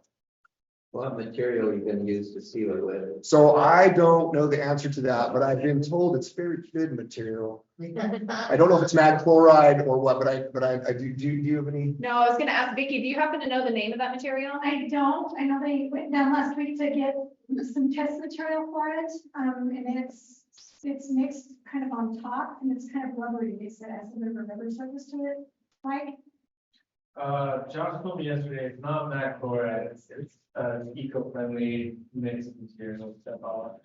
So I'm gonna contract that and get that done. That's the last phase of it, is put that on top and just like Jason said, my team's just waiting for email. When they were pumping a lot of oil up in the basin, they had a leftover called dinosaur water. And it's the optimum thing for that. I used to live in the basin. I'm very familiar with that. We're going to trust Kenzie, our engineer, to tell us exactly what it worked in our arid climate, and very comparable to the basin, but a little bit warmer sometimes. So I think St. George has a really good trail system, and I think they've met with a bunch of folks and been doing some of those local trails in the city and community there. yeah. Originally it was going to be paved, but engineering said that we couldn't marry the pavement to the surface rock. There's a lot of surface rock on this trail, so we had to do compactable material that could be sealed. So it actually had a redesign, and we were in danger of losing the GOA funding. And through a miracle of Kenzie, if you ever didn't hear, she's amazing. We were able to retain that funding to make this project happen. So lots of cultural considerations there. Yep, lots of cultural sites. Okay, and so I just was handed this sheet at 5 p.m. last night, so forgive me if I stumble through this. I have read through it a couple of times. This is, I'm sitting in for Donna Ferris-Rowley, who is our National Conservation Area Manager for both Beaver Dam Wash and the Red Cliffs National Conservation Areas. And we wanted to highlight one project that was completed in 2023. So for this first slide, we have to give you some background information on what we're doing, where we're doing, and why we're doing. And then this is the map. It's the southwestern corner of Washington County along the Nevada-Arizona state lines in the Mojave Desert and Southern Great Basin ecoregions. While the NCA supports diverse Mojave Desert wildlife species, it is also critical habitat for the threatened Mojave Desert tortoise, a threatened species under the Endangered Species Act, whose populations are declining across its entire range in Utah, Nevada, Arizona, and California. Next slide. More than 50% of the National Conservation Area was burned by large fires during a 2-year period. Next slide. Tortoise populations in the National Conservation Area and across the species range in Nevada, Arizona, California have dramatically declined over the last decade. Next slide. Following the fires, the BLM aerially reseeded the burned acres with native shrubs like creosote bush and white bursage, as these provide shade, cover, and forage for the desert tortoise. However, monitoring clearly showed that the aerial seedings were largely unsuccessful given the harsh conditions of the Mojave Desert. Low precipitation, hot summers, ants, birds, and rodents that consume the seeds and any seedlings that sprout were prevalent. The catastrophic fires of 2005 and 2006 and the failures associated with revegetation efforts in the Mojave Desert prompted researchers with the U.S. Geological Survey and several universities to investigate other approaches. One method that showed promise was to create fertile islands by densely planting mature nursery-grown native species in small plots of 5 to 100 acres across fire-damaged landscapes. If the plants were protected and sustained long enough for them to flower and set seed, these fertile islands would support natural vegetation, and the mature plants would quickly provide shade, cover, and forage for tortoise, other wildlife, and pollinators. Slide 5. Since 2016, we've worked with these partners. Let you read that slide. So some of the same partnerships that were mentioned earlier in the group with ACE, but we've also worked with the Nature Conservancy, I don't think we mentioned yet today. And I believe we work with the Nature Conservancy and Conserve Southwest Utah, and SUA has had folks come out as well. And I think we've had as many as 300 volunteers per project show up under the amazing organizational skills of Don Ferrasoli and John, our resident biologist for this NCA. Next slide. Okay, so I'll read this one. With this background information, I can now share with you the latest Fertile Island project that we completed in December of 2023. And this is slides 9 through 16, but total planted were 15,000 plants to date. The species include the creosote bush, white persage, ephedra, brittle bush, globe mallow, buckwheat, native grasses, yuccas, and various cacti. The survivorship at 6 months and 1 year and 5 years, percentage varies by species and location, but overall we're at about 75%, which is phenomenal for a desert ecosystem. So that's what I have for that project. Any questions on anything that I talked about or anything else in the St. George Field office? On the mountain bike trail system down here, what number of miles of trails are built currently and what's in the plan for this area? So we have hundreds of miles, and I can't give an exact number, but I can look it up for our designated trail systems. We also have dozens, if not more, miles of pirated trails that are being adopted by the community that BLM's looking at for potential inclusion at the next opportunity for travel management. The trail that we talked about today was about 12 miles plus a system at the bottom of multiple miles. But what we know is that for the last 6 years in a row, we've been the fastest growing community in the nation for small communities. The recreation use just since 2020 has doubled from 2020 to 24, and the population growth here is something that, as Greg alluded to earlier, we have a lot of people not just getting social media posts, but we have a lot of people moving into the area and coming here to recreate. And we don't have enough recreation sites for everybody to use. And we know with the upcoming plan from the national park with visitor use that it's going to push potentially a lot of folks out on the public land surrounding, and that's us. So we're trying to look at, with IRA and bill funding, additional opportunities through the additional rec position that's funded for additional campgrounds, additional dispersed camping, and additional opportunities for sustainable recreation use. But we are being overwhelmed with recreation use in St. George right now. Great question. Curious, when that 2005-2006 fire season, I was actually a restoration biologist in the area, and we put some plateau herbicide and seeded some more aggressive species on some of those Scylla sections out there. I'm just wondering what those look like. That I don't know. Donna will be here tomorrow for the field trip, and she'll have specifics. This one I just picked up, and it's not my forte. I'm a recreation background guy, but I can say that I trust her to do her job out there, and she has good results, so she can answer more specifics to you. No, I was going to say Sean Peterson will also be with us, I believe, and so he's got a great pulse on what's going on there. So you said you're being overwhelmed. What's the answer for that? So sustainable trails built sustainably with adequate trailheads. We may have to look at some point in the future at staggered use, temporary closures. Those are things that will come with travel management planning as we look at each individual route as we go through travel planning. But for right now, we have added a second law enforcement officer. We're augmenting our rec park ranger staff, outfitting them with the tools they need to educate the public and then to put educational messages out. Unfortunately, a lot of our educational messages aren't well received by population subsets. So we have really good participation from organized groups like the Trail Alliance of Southern Utah. With Lauren's group, we have really good participation with the off-road group, but we do have folks that don't participate in those groups that want to go out and do what they want to do and do cross-country activities that are harmful to the resource. So long-term, it's a problem that we have throughout the West in every state. So education, enforcement, and then ample resources to provide opportunities.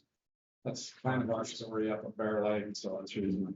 Yeah, I just got another call from over by Hilldale. What are you doing to protect our wildernesses? Same issue. Everything we can, but there's a subset of the population that doesn't want government interference and will take out our signs or cut our fences as soon as we put them in. So what we really need is community involvement. So if we have a friends group or a local group that will work with us to help monitor and maintain areas, we can be much more effective than just our one law enforcement person and our 3 park rangers.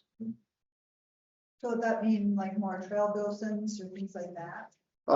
Yes, it also means like trail ambassador programs. IMBA has an award-winning trail ambassador program. But we need those for other communities. I think Lauren's group is amazing with what they do, getting their trail bosses and trail leads out, and then the message that they put out to the public on riding trails responsibly. The real key is to get people to join organizations and groups as members of clubs. And although we don't promote that from the BLM, I think that that's a recommendation that personally I make to anybody. If you want to get involved and get more information, talk to Lauren's group, talk to TASU, talk to a specific hiking club and get involved that way, because your voice gets heard and the volunteer opportunities start to come out. And then I can tie people in with our outdoor recreation team for how they can get involved locally for area that matters to them. One of the new things the BLM's done is that we have a donation program, which hasn't been widely promoted yet. So a lot of areas where we're not able to generate revenue, we're starting to be able to find these QR codes that we can put out on the landscape, where if you value that piece of land or that experience, you can donate to it. So it hopefully will start to generate extra revenue so we can start to build and maintain some more of the infrastructure. We unfortunately get a lot of dollars historically to build stuff because Congress really likes to provide new things, and that's great. But what we don't get is a lot of maintenance dollars. And that's why the IRA and bill funding is super helpful to help us maintain along the way, especially the bill funding for maintaining and upgrading. So anytime you can leverage maintenance dollars, it really helps the bill out for recreation and other assets. Kind of evolving that visitor into a steward. Right. Years. And sometimes it never happens, but those are the type and quality of users that we hope for in visitors. If we can develop somebody into a public land steward who's an advocate for their resource that will come to the table and provide valuable comments for our NEPA process, that's the type of person we'd really like to develop. There's more potential there, not everybody, but most people. Yeah, I agree, 100%. So even though you're not giving a presentation on Water Valley, give a 4-minute overview. You got it. So one of our directives in our land use management plan is to acquire land within the Red Cliffs area. And so that's our top priority for acquiring those lands for high quality threatened and endangered species habitat. So we work with private landowners and entities that hold land within that area. And we've been approached by a landowner for a potential land trade that involves 3 entities: the Water Conservancy District, that private landowner, and us. The Water Conservancy District has purchased a right to option land to buy the land from the landowner should we complete a successful NEPA document, which should be done by the end of this year. So if that NEPA document gets to a decision point and we decide in favor of the land trade, then they would exercise their option and we would exchange lands. Right now, we're in the appraisal process. Federal lands get appraised by an external entity, so the BLM can't unduly influence it, and that the private landowner or other entity can't unduly influence it as well. Once we have our 2 appraisals of the pieces, then we can horse trade amount of acres. And right now it's a high valued acres for what some people consider lower value acres. Depends on where you sit perspective, right? If you're using those acres, they might be higher value to you, but the BLM takes the value dollar from the appraisal process to then horse trade acres. And it's less than 100 acres of private ground within the high value endangered species habitat, which is being compared to about 1,000 acres over in the Warner Valley area that the Water Conservancy District is interested in. Does that get it? That'll do. And you'll get to see some of that from a distance tomorrow. I don't think you're looking predominantly at the Warner Valley area, but you will take a look at some of the northern corridor stuff that is in the general area for the Red Cliffs. So on some of these trails, can they be used year round? I mean, is your weather good enough that you can use it? Some of them absolutely we can. It's dependent on our precipitation. The revenant system is specifically designed at a higher elevation to extend the riding system for the mountain bike community and help with tourism population growth. So that as people are riding trails, if it gets hot, they can go up into the mountain and extend the season. So it's a full support of the community right now for that revenant system. The community is excited about it. And that's something new. A downhill mountain bike flow trail system is something that is unique to mountain biking and has a lot of inertia energy built up over the years that it's now being finally realized. Do you know what the elevation is for the trail system? I do, but I will tell you the wrong number if I try and not look at it before I tell you. And who do I call specifically to find out when the trail's been surfaced? So you can call me at our field office, the PLIC, the Public Lands Information Center. We will tell them the day that it's resurfaced. We do have it, so it's open right now. It's just not surfaced all the way. We'll close it for, Vicky, I think it's a week. You might not know, sorry, Vicky's in charge of our, so we'll close it for anywhere from a week to 2 weeks, but it'll be done by the end of April, 100%. I just pinged the two people that are in charge of that project. It looks like they're both out, so I think that means, I couldn't see. So the elevation of the revenant system is a 5750 top elevation and 4330 base elevation. It's a 1420 foot downhill descent, which is amazing. Yeah, mountain bikers from Vegas, we have gotten calls all over the country about this trail. It's going to be something that BLM has not done before. It is going to be it's going to be incredible. People are going to move here and buy houses. I know a lot of people don't hear that, but because of this trail, it's that amazing trail. No Red Bull Rampage on that. No, that's not theirs. That's not theirs. Red Bull Rampage is a very small subset of the population. This is for a much larger niche group. It's still a niche group, but it's a much larger segment of the population. But Red Bull, who we would still entertain if they brought us an application today, they're on private land right now. They brought me an application. They haven't. I've gone to their event on private land. They used to be on BLM land. They're on private right now. They've talked with us about potentially coming back to us, but there's no application for Red Bull on us at this time. Because I live in Bloomington, not too far from like the Poppy Trail and all that, so there's tons of people that kind of their lives, so I can imagine people, they come from all over the country just to ride out there. Yep. Great questions. Anything else? So we gained back a little bit of time, I hope. I know, we got it back on track. Way to go, team. Thank you all of our Southern Utah team, our Color Country District Office, and our 3 field offices for updates today. Lots going on here, beautiful part of the state. But we've got to share a little bit of it. We'll go out and get on the ground tomorrow. It's funner to share it on the ground on the video screen. So I'm looking forward to that. Okay. Next up in NAGPRA, which I guess $5 to anybody who can tell us what that means.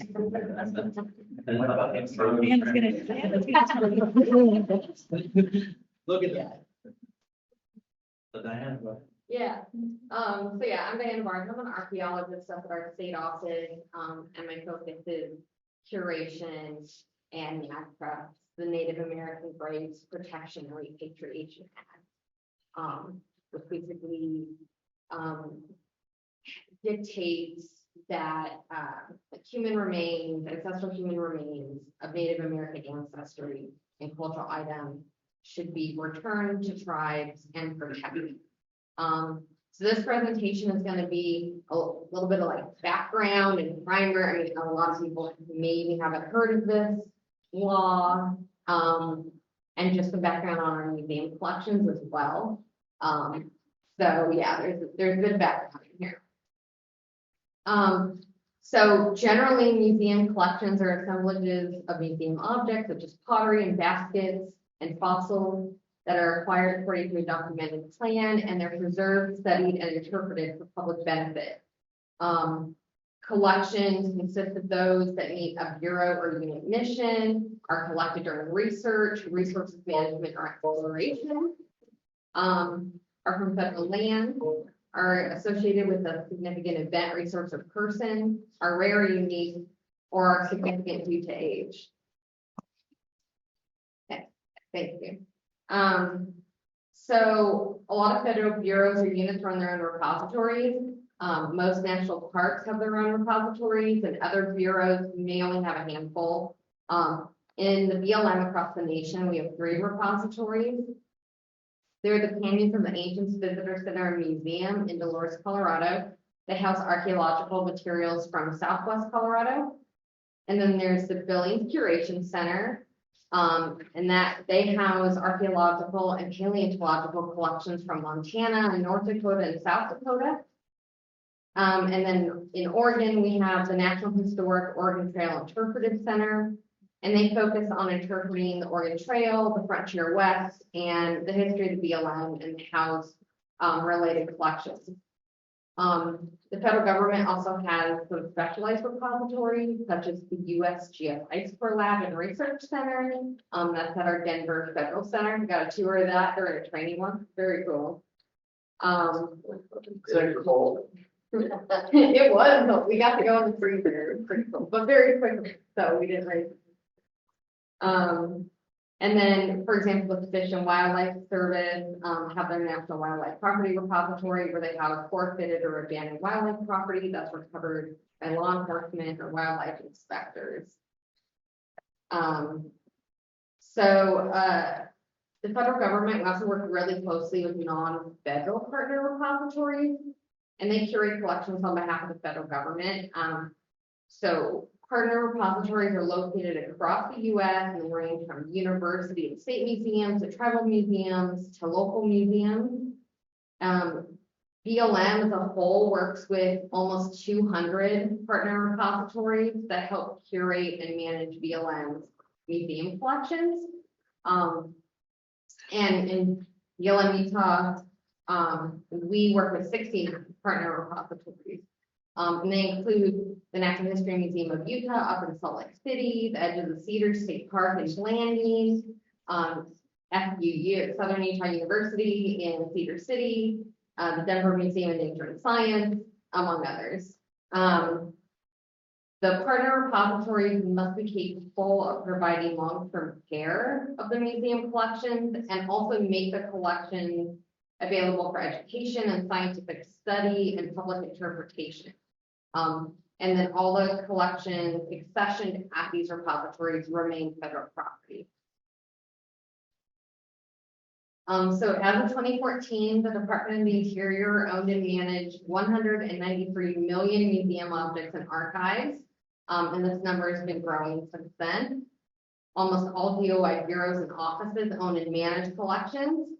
And then other departments also own and manage collections, including the Forest Service, the Department of Defense, and the State Department, among many others. So the federal government holds significant cultural and scientific collections in trust for the nation. Generating, acquiring, using, and managing collections falls under the mission of many federal agencies, including the BLM. BLM, our mission is to manage archaeological and paleontological collections, while other bureaus like the National Park Service also have a mission to manage broader natural history collections and archives and collections from recent history. And then some bureaus manage art pieces, like the General Services Administration. They manage paintings that hang in federal buildings, and the State Department. They manage paintings, sculptures, and objects that are displayed at embassies all across the world. And then some bureaus manage contemporary Native American art and traditional craft work, such as the Indian Arts and Crafts Board and the Bureau of Indian Affairs. Like I said, the Indian Arts and Crafts Board, they purchase contemporary Native American and Alaska Native art. And bureaus can also receive donations of collections. The National Park Service probably receives the most. They'll receive like photographs taken at park, historic photographs, research papers and notes related to the park resources, and personal effects of individuals related to park history, such as historic parks and battlefield parks. In the BLM, we're working mainly with archaeological and paleontological collections, so we'll have some donations to the National Historic Oregon Trail Interpretive Center, have more of a history-based museum. But all the museums also will take some donations. So how do we generate collections? Besides donations, we generate collections through managing resources and doing research and compliance with federal laws and regulations. So collections can be generated as the result of work by the federal government, but also by outside researchers. So, for example, universities will routinely conduct research by collecting paleontological specimens such as dinosaur fossils. And archaeologists generate collections through research from field schools where they're training the next generation of archaeologists, or for dissertation projects. And then we also acquire collections through compliance activities, such as investigations prior to ground disturbance, or archaeological excavation as mitigation for a project under Section 106 of the National Historic Preservation Act, if the project is determined to cause adverse impacts to an archaeological site. And then sometimes collections are generated by federal agencies as a result of law enforcement recovering archaeological and paleontological items or other resources as part of a case. You know, there's actually a long history of looting on public lands. And some of it, you know, back in the day, it was museums getting displaced to bring back east, you know, and you know, some of it is intentional, some of it is unintentional. But we also see looting behavior that can be really large scale or for profit. And federal agencies, you know, we have a mandate to investigate and prosecute illegal looting of resources from public land and to also recover those resources when possible. And these investigations are usually focused on large scale for-profit behaviors and not unintentional collecting by visitors who might not know proper site etiquette. Starting in 2016, BLM worked with Tread Lightly to develop an educational campaign. It's called Respect and Protect.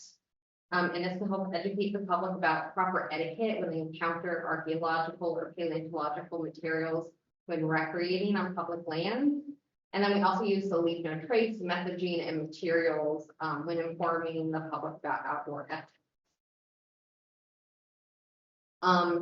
But when these law enforcement cases are open and pursued, it can result in BLM recovering cultural and paleontological materials that then can become cultural and paleontological collections once the cases are complete. You know, our law enforcement will recover objects, and sometimes, you know, it's not just BLM, it's multi-agency, but we can collect, you know, recover objects such as pottery sherds that are from unknown locations, or well-preserved perishable objects with associated locations and notes about where they were removed. And even objects from other countries are recovered, and then returned to the country of origin. And the public, you know, a lot recently, you know, in last probably 5 to 10 years, the public's becoming more aware of the leave no trace ethics. And they've gained a better understanding that objects should be left where they're found when they encounter them on the landscape. This has actually resulted in the public returning objects to agencies that have been removed in the past without proper permission. So when that happens, we try to recover any information associated with the returns, such as the location of removal. And then if a member of the public approaches the BLM or one of the other federal agencies with objects, and they originate from another jurisdiction, we work with them to get them in contact with the appropriate agency or tribe. And then sometimes we get collections that are anonymously mailed or returned to federal agencies. And then when this happens, we use any context or locational information that we have that's associated with the objects to determine which agency or tribal nation needs jurisdiction, and then we'll transfer the objects to that jurisdiction if needed. We hope not to get, you know, anonymous packages in the mail of, you know, materials, but it happens. But we all work together as agencies to try and make sure those collections are cared for, put to the best use. So as I said, NAGPRA is the Native American Grave Protection and Repatriation Act. And it charges museums and federal agencies holding Native American human remains and cultural items, which could be objects that were removed from a burial, with their return to descendant communities.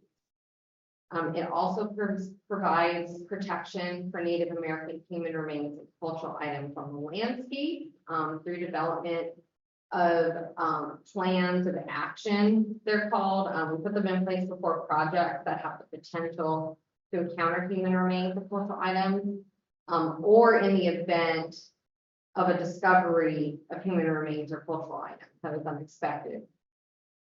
Diana, Yeah, how far back, when you say ancestral, I think we all were thinking hundreds or thousands of years, but I even think back east where you have graves from, some of the early settlers who came from Europe in the 1600s. Like, does that pertain to them if that happens, or is this like, what's the timeline? yeah, so for this, this law is only for Native American ancestry, human remains, but, I mean, we have had, excavations or discoveries that have happened of more recent human remains that are of Native American ancestry, but not in, a cemetery situation, and we've used this law to repatriate them. Nationally, there is discussion about coming up with a similar law, for African American, ancestry, and, because you have, like the large unmarked cemeteries in New York and some other places. So there's talk about doing a similar law there. But there's also just general, state law and national law that dictate what would happen with the human body or skeletal remains. So even if it's, a pioneer grave, that's still protected under law, just not the specific one. I want to read you real quick, info from the National Natural Program. They're housed under the Park Service in Washington, D.C. This is from U.S. Senate Report 101-473. So quote, since 1990, federal law has provided for the protection and return of Native American human remains, funerary objects, sacred objects, and objects of cultural patrimony. By enacting NATRA, Congress recognized that human remains of any ancestry must at all times be treated with dignity and respect. Congress also acknowledged that human remains and other cultural items removed from federal and tribal lands belong in the first instance to lineal descendants, Indian tribes, and Native Hawaiian organizations. With this law, Congress sought to encourage continuing dialogue between museums and Indian tribes and Native Hawaiian organizations, and to promote a greater understanding between the groups, while at the same time recognizing the important function museums serve in society by preserving the past. End quote. So when we're facilitating the return of ancestral human remains and cultural items, it involves first identifying human remains and cultural items subject to NAGPRA in museum collections, developing inventories and summaries of those ancestors and cultural items to send out to tribal nations, consulting with tribal nations that are potentially culturally affiliated to the remains and cultural items, publication of Federal Register notices, and repatriation to affiliated descendant communities. So this work, as you might imagine, it can take a lot of time. It involves engaging on often emotional topics. Because they're talking about people's ancestors, their family, and also, we work to understand the needs of the communities and the ancestors and even the cultural items themselves. So the revised regulations for NAGPRA, they went into effect earlier this year on January 12th, 2024. The revised regulations update language and procedures, add deadlines throughout the process where there weren't any deadlines before. They update procedures for tribal consultation and determining cultural affiliation. And they update processes for the repatriation of Native American human remains and cultural items. Under the updated regulations, more deference is given to tribal nations for determining what meets the definition of a cultural item, how human remains and cultural items should be cared for and accessed, and the timelines for consultation. So also through this law and updated regulations, museums across the country are tasked with ensuring that all collections that may potentially contain human remains or cultural items are identified, and collections owned by federal agencies are reported to the appropriate federal office. NAGPRA compliance is the responsibility of the federal agency or state or museum with control over the collections. So for instance, BLM Utah has control over and is responsible for NAGPRA for collection from BLM Utah managed land, and the state of Utah has control over and is responsible for NAGPRA for collections from state land, but all these collections might actually be housed at the same repository. So BLM is working with tribal communities to return ancestral human remains and cultural items under NAGPRA. But also any human remains or objects recovered by law enforcement are turned over by the public that originated from privately owned lands or reservations. So even if we come to have control over collections such as those that are recovered from the case, we'll still go through this process and still go through NAGPRA and try to determine where the objects are from if it's not known originally. So right now we're actively working with tribal nations to facilitate tribal requests for consultation or requests for additional information, requests for access to collections, and then eventually the return of ancestral human remains and cultural items to the dependent tribal community. So the next part of the presentation, I'm just going to focus on some of our recent success stories about returning, working with communities and returning objects. So recently, BLM Utah was tasked by consulting tribal nations with moving materials subject to NAGPRA across the country in a quick and respectful manner. This move was being done to reassociate materials from two collections from the same site that were housed at two separate repositories. But, you know, in the heart of winter, how do you travel across the Intermountain West?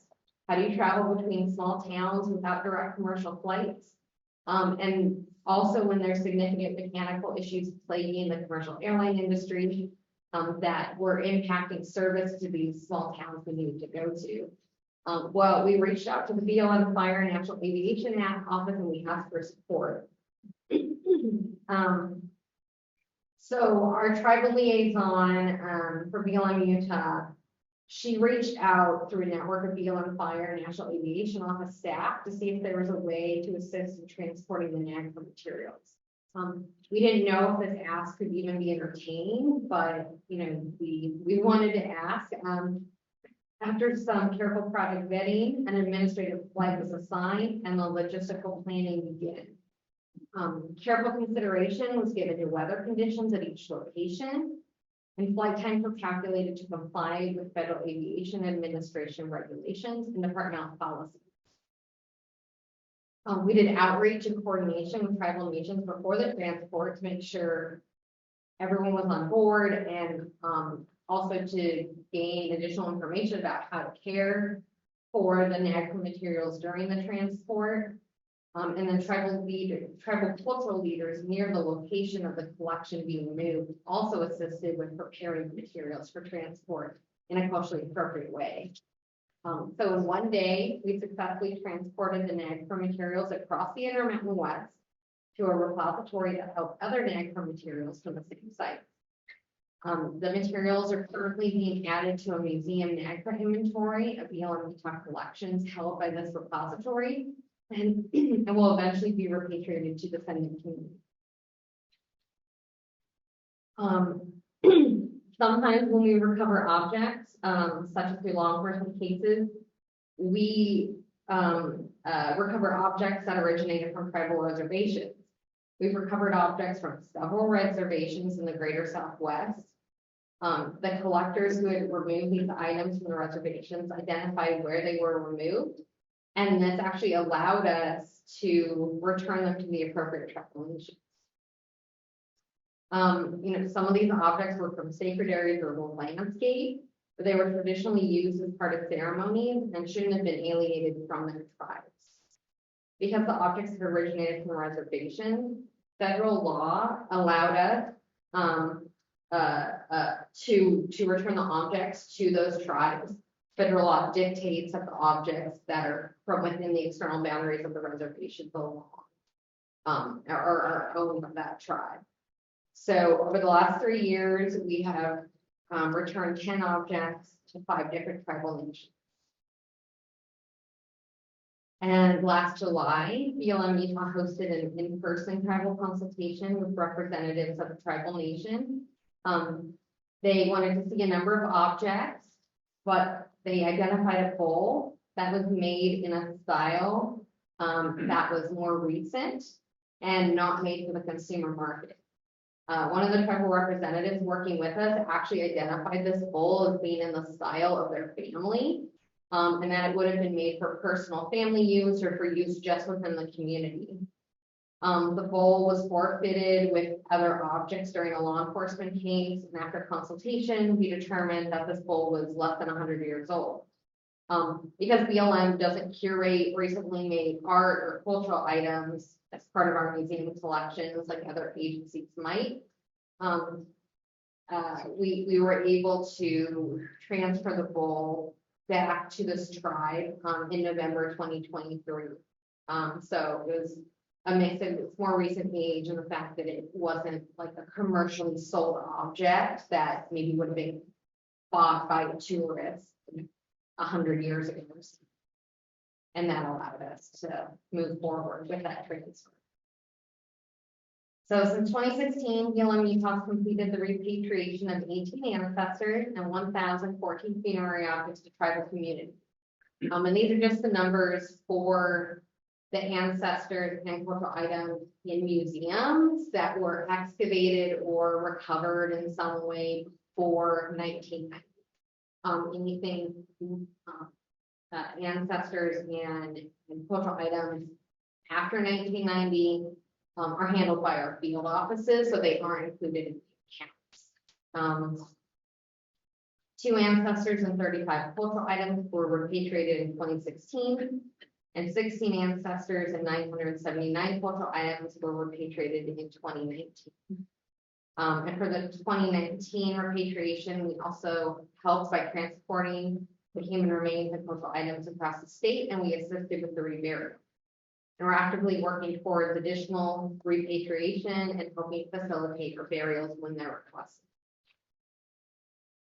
So currently we're working through the NAGPRA process and consultation for ancestors and cultural items located at 10 partner repositories across the country. We are also anticipating receiving notification of additional collections within the next year as required by the revised regulations. If a new collection is reported to us, we assess the information and confirm whether they're from BLM Utah managed land. And if confirmed, we start the NAGPRA process and we initiate consultation with potentially culturally affiliated tribal nations. We're also going to continue working with tribal nations to provide access to the collections and access to information that can help them determine if we're holding any objects that are sacred or of vital importance to the lifeways of their communities. Only tribal nations can ultimately determine which objects or types of objects are significant to their communities and should be returned. And that is actually in the regulation. It gives that deference to tribes. So the goal of this NAGPRA work is the repatriation of all ancestral remains and cultural items to the community. Consultation is an important and continuing part of the NAGPRA process.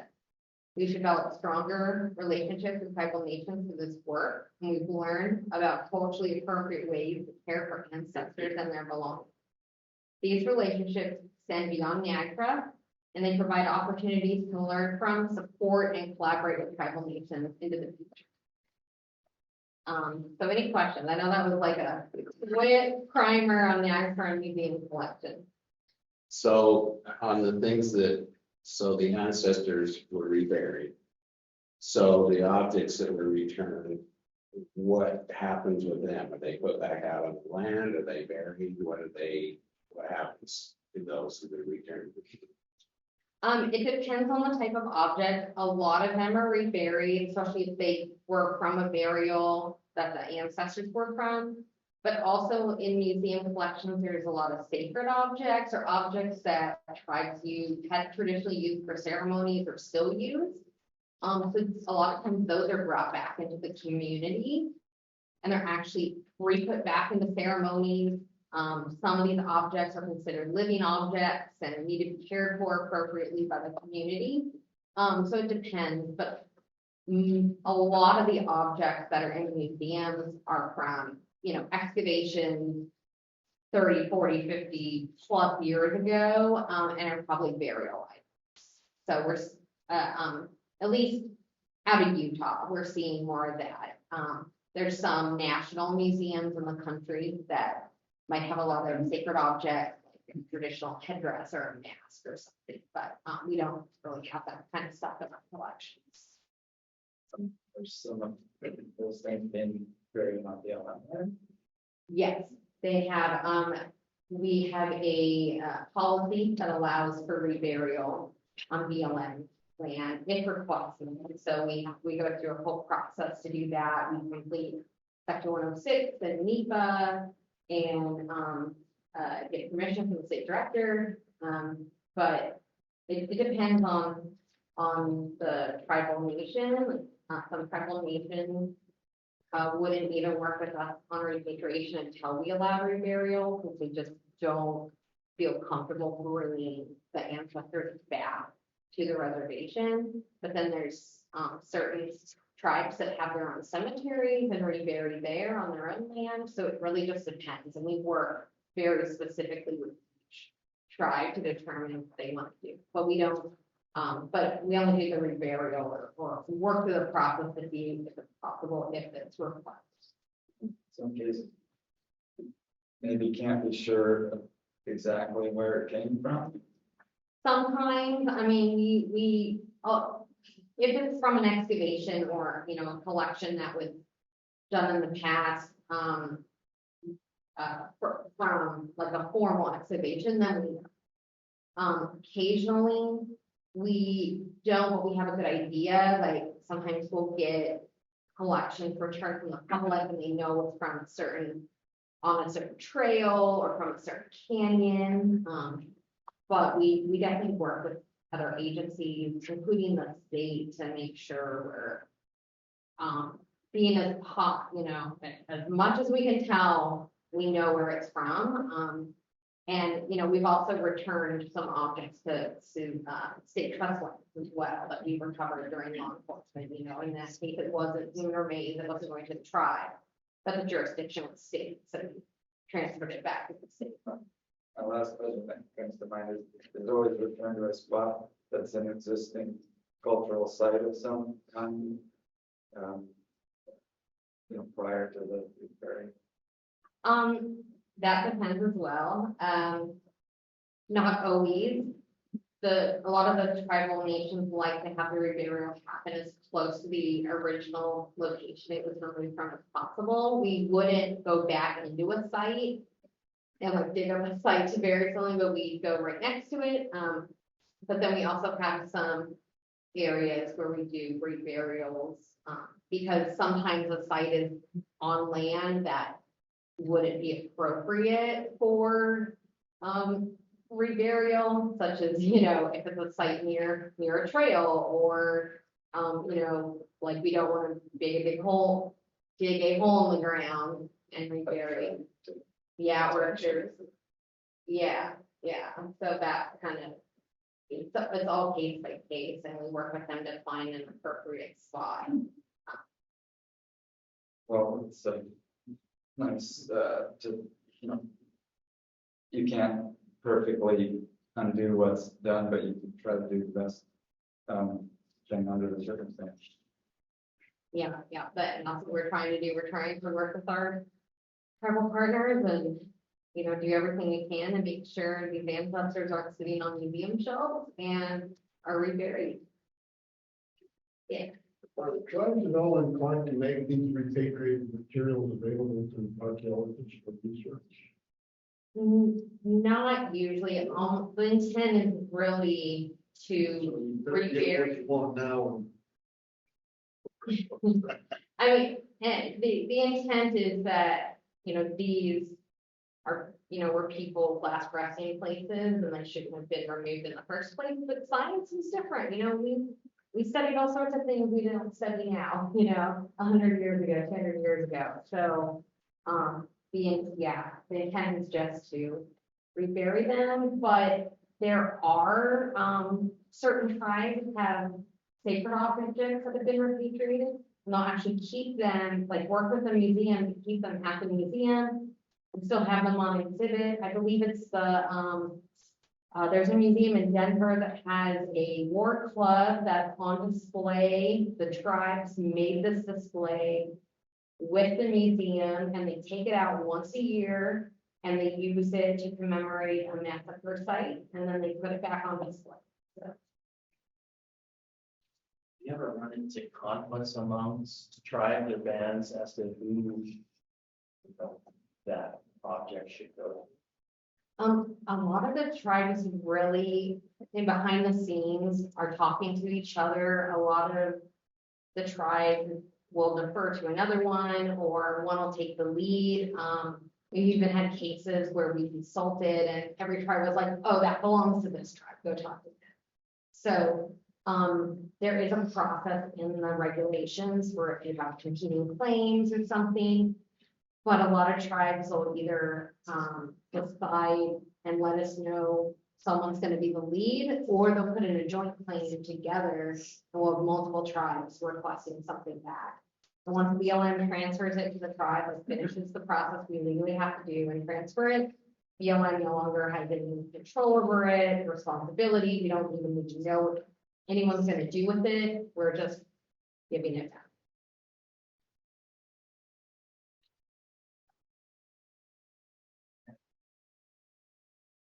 Thank you, that's interesting. Now I know what that means. Yeah.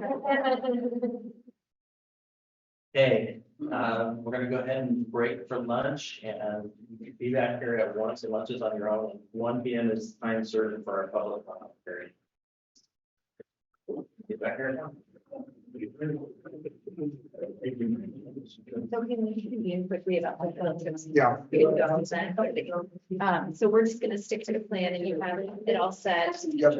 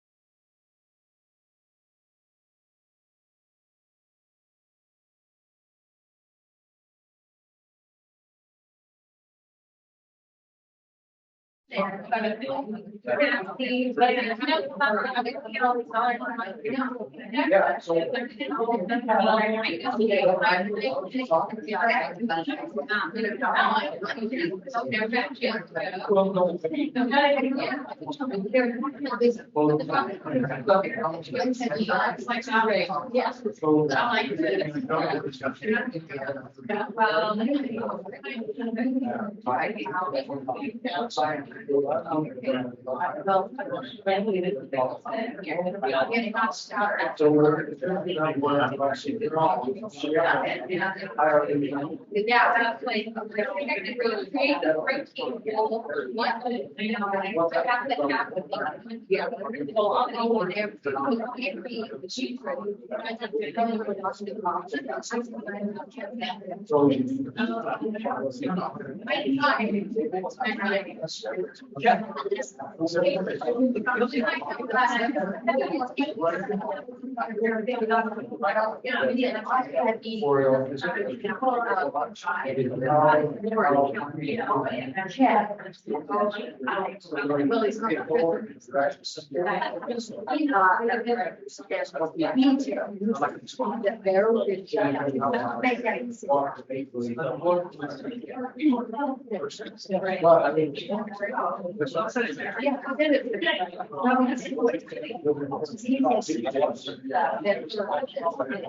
I know, it's probably, it's something. A lot of it's not finally comment. I don't know.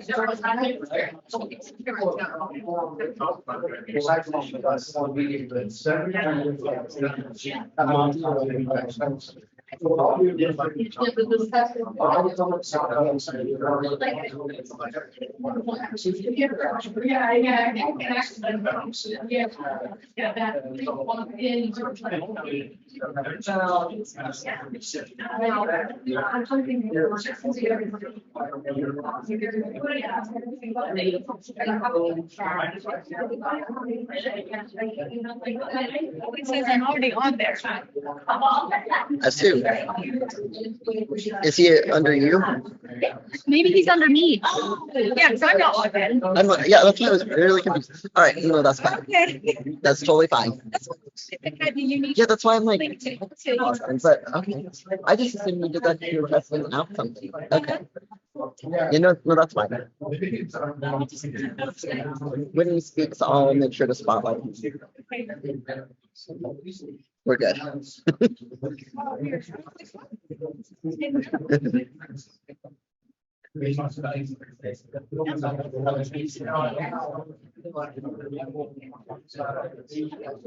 And we are back live online.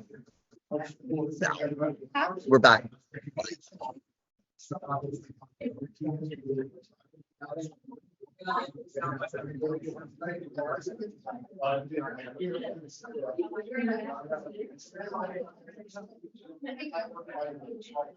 Yeah, you can change the name on there from mine. So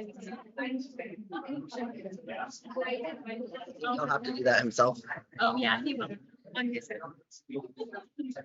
I just use a link. Okay. You want to mute him for a minute? Oh, yeah. Yes, I'll do that. Okay.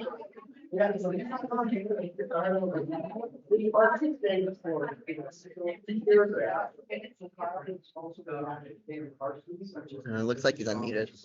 Okay. Can you hear us, Jake? Can you hear us? Can you hear me? Oh, yep. Okay, you're under my name. You can change my name to your name. Did you put it out? Chat. Okay, good. Has anybody requested? Not yet. Okay.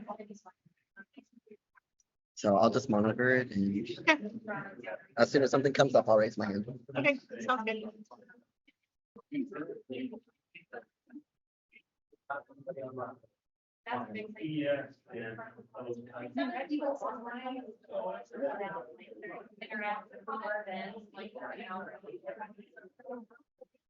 Think about comments for online. Yeah, so when they comment, I've got directions. Okay. Okay. So I've got one already. Good. All right. So then what'll happen is once this starts, we'll begin with them first. Okay. And then I'll unmute them in the order in which they send me their name. And then we'll go to the folks in the room.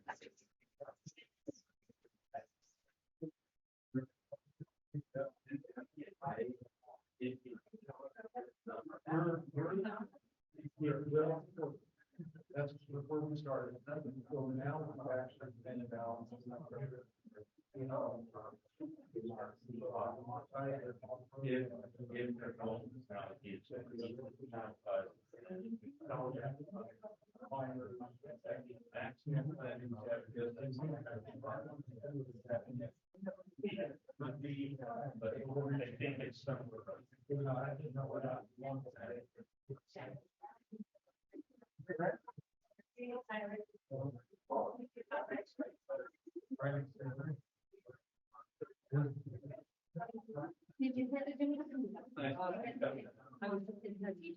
Able to for a day, because Jason's gonna take off. No, actually, I don't, because I thought it may have been online.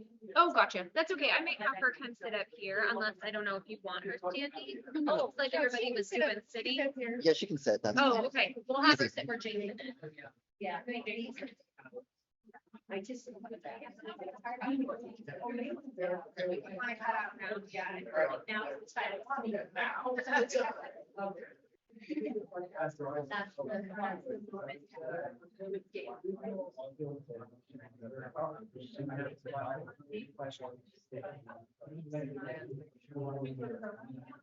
Hey, folks, my boss said me back.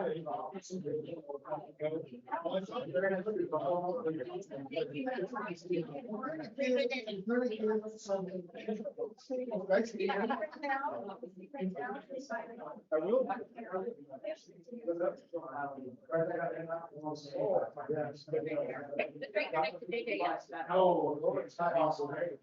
welcome to the table. I'm sorry, I thought you were presenting online. It's the passport that I was actually telling, Hi guys. Hey, it was good to see you. Oh, she didn't tell me that. I think she's sick right now, so. She's out of it. Yes. That table tent if you like, you know, you just put it on the back if you like. People know who you are. I have a Sharpie on in the back table.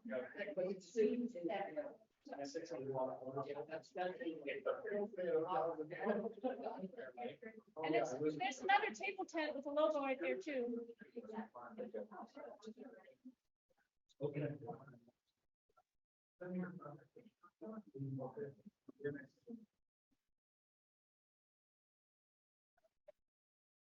Ready to get started again, so we are going to move right into the public comment period. Sounds like we've got one person who's requested public comment online. So let's go to that person. Public comment.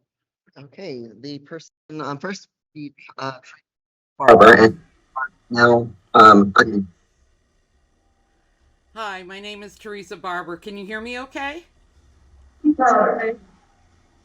I can hear you. I will repeat it as needed. Okay. I'm from Oregon Wild Horse Organization, and we are a national nonprofit.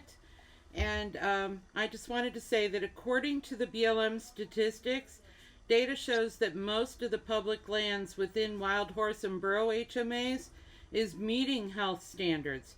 However, despite this, when BLM plans a gather, they claim that the lands are not meeting those standards. We found that much of the land has not had recent assessments, and there's no disclosure of who did prior assessments or what their qualifications were to do those assessments. According to the data, the HMAs in Utah are approximately 2.3 million acres. Of that, over half of those acres are meeting health standards. Approximately 1/4 is not meeting standards, and that is attributed by BLM to livestock. Whereas all other causes of degradation, including wild horses and burros, add up to only about 1/7 of the damage that was assessed.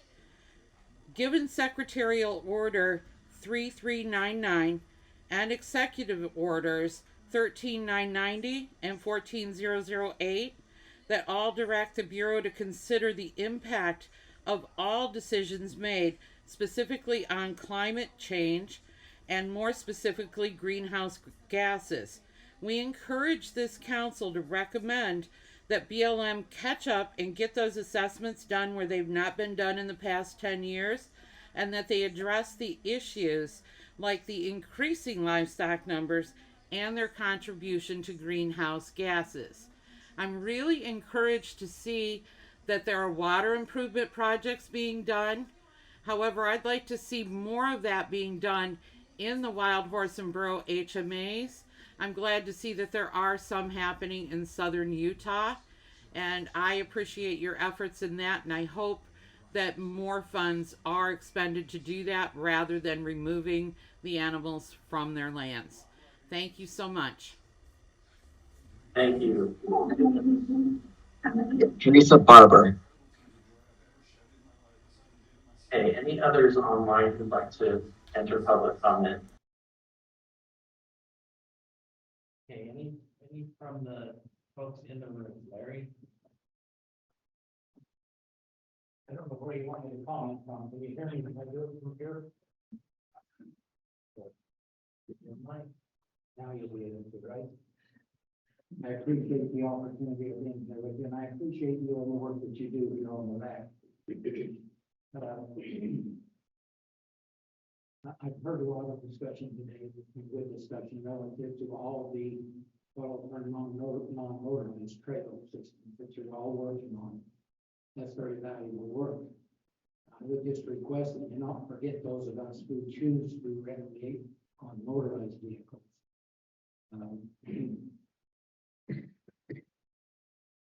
As we age, I'm an example of an aged person. I still am able to walk and do many of those things. However, there are many people who cannot. The only way that they're ever going to get to enjoy the beautiful resource that BLM manages is if they can use motorized means of getting to them. So as you do your work, I would just request that you remember that there's an aging population that needs or should be able to have the opportunity of enjoying the public resources. As I understand the mission of BLM, it's multi-use land process, on which allows for all forms of living. There's plenty of room. We all ought to be able to play together in the idea of utilizing other lands. I have been involved with the Emory County Lands Bill since its inception, and since it became part of the Legal Act. I'm aware that they're going through a travel management plan process out of the Price office in order to San Rafael.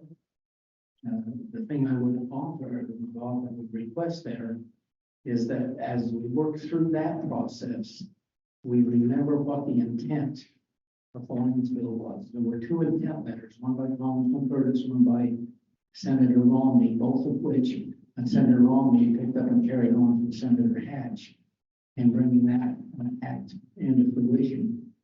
And I think those intent letters need to be read and understood and followed in anything that we do in that area, which is basically to keep the roads open and allow for as much open use as we can, and manage it in such a way that that can occur.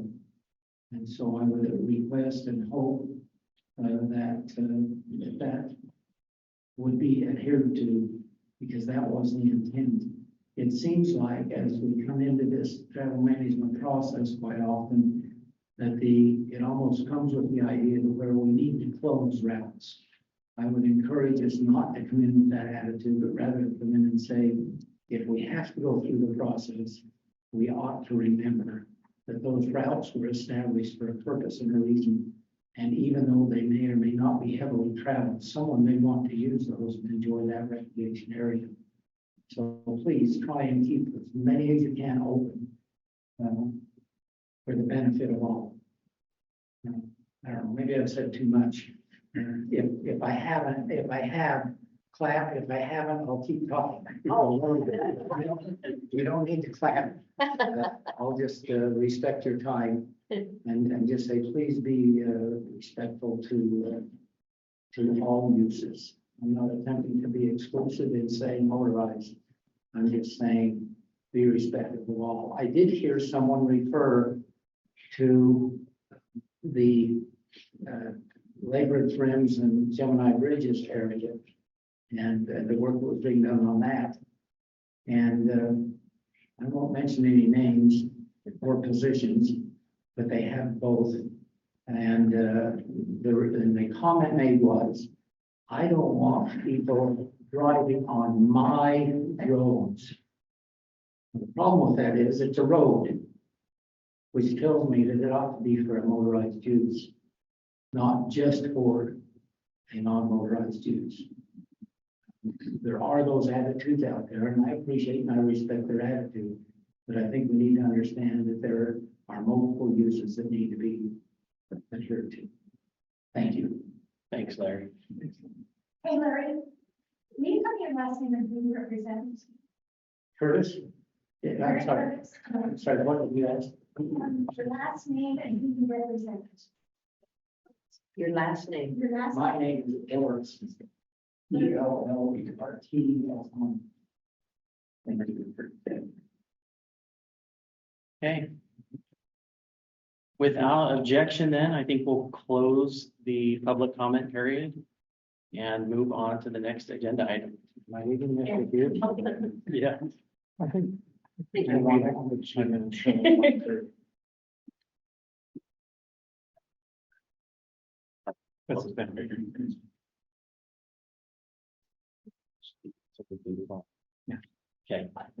So next up, we're going to hear from the Grand Staircase Escalante National Monuments Manager on resource management plan update.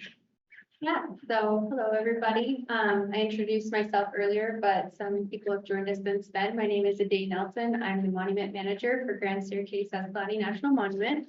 We just want to take a couple minutes and give an update on the current standing of the development of our resource management plan.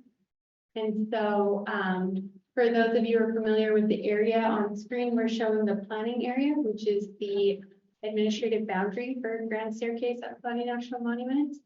And within that planning area, we do include some of the portions of our grazing allotments that fall within the NPS boundaries of the adjacent Glen Canyon NRA. We do not make decisions for those lands, although we do administer the grazing, so we have a agreement with them, the BLM, to administer those grazings, but all decisions related to those allotments and their availabilities for the portions that fall without grants or with outside of the boundaries of Grand Staircase will fall to NPS to make any decisions regarding that land. So next slide. So thus far, we are to the point where we're working on our proposed resource management plan and final environmental impact statement. We anticipate not have been updated. So we're shooting for May 31st to release that.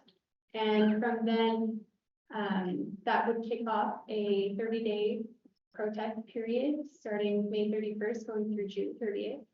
And we would also have a concurrent 60-day governor's consistency review, which also kicks off May 31st and would go through July 30th. Once that governor's consistency review period is completed, BLM will then work towards resolving any of the protests or comments received from the governor. And then we're shooting for a September 19th approved resource management plan and record of decision issuing that plan. Next slide, please.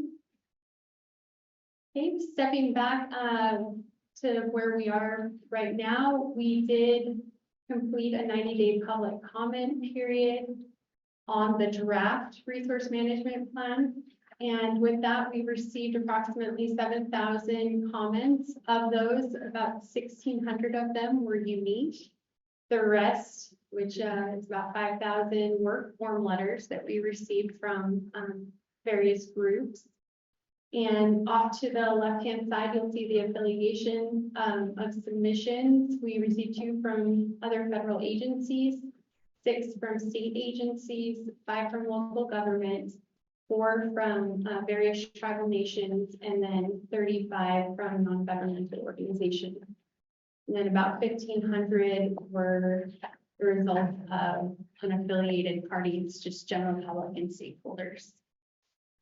And so the first step, once we close that comment period, those comments were sorted through and submissions were parsed into substantive and non-substantive comments.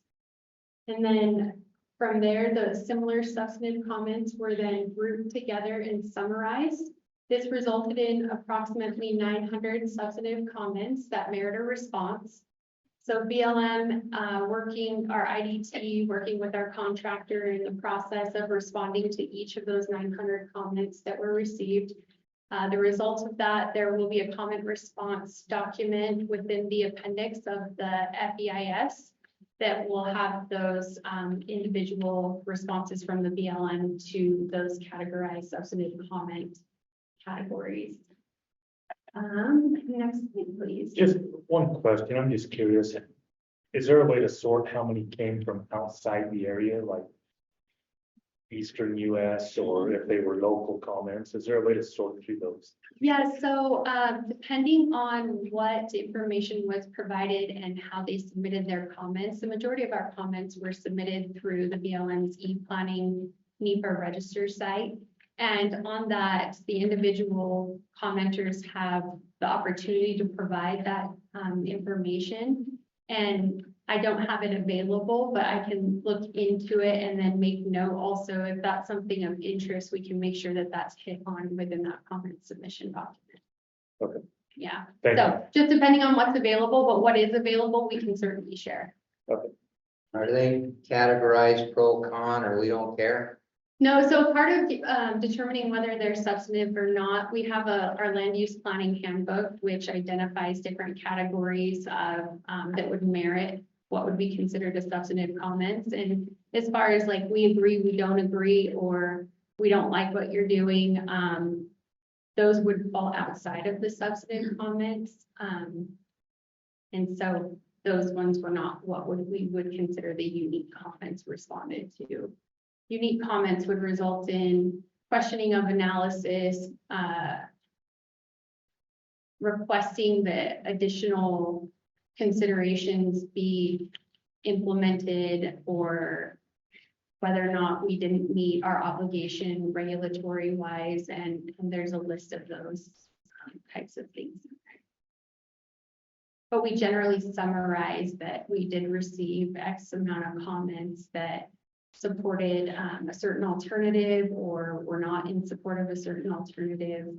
It just is kind of a overhead, but they're not individually responded to when it's just a program. So if they put in a comment that you guys were headed north, and for these 100 reasons, you should have gone east, and they're valid reasons, what does that do? If if that was, and they gave like a rationale as to why we should have considered doing those X, Y, and Z things, those would be responded to. It's just the ones that simply state a position and don't provide a rationale as why BLM should consider, that those would fall out. So ones that make a point and fairly state their point, those will have comment responses, whether or not you see it individually verbatim, or if we receive, say, 100 comments that were related to consideration of like grazing allotments and availability, they would be condensed and summarized, and then BLM would respond to that of how it was considered, where it was considered, and what efforts BLM took in either implementing revisions to the proposed plan resulting from those comments, or if they were not resulted, why BLM did not. make revisions resulting from the comment.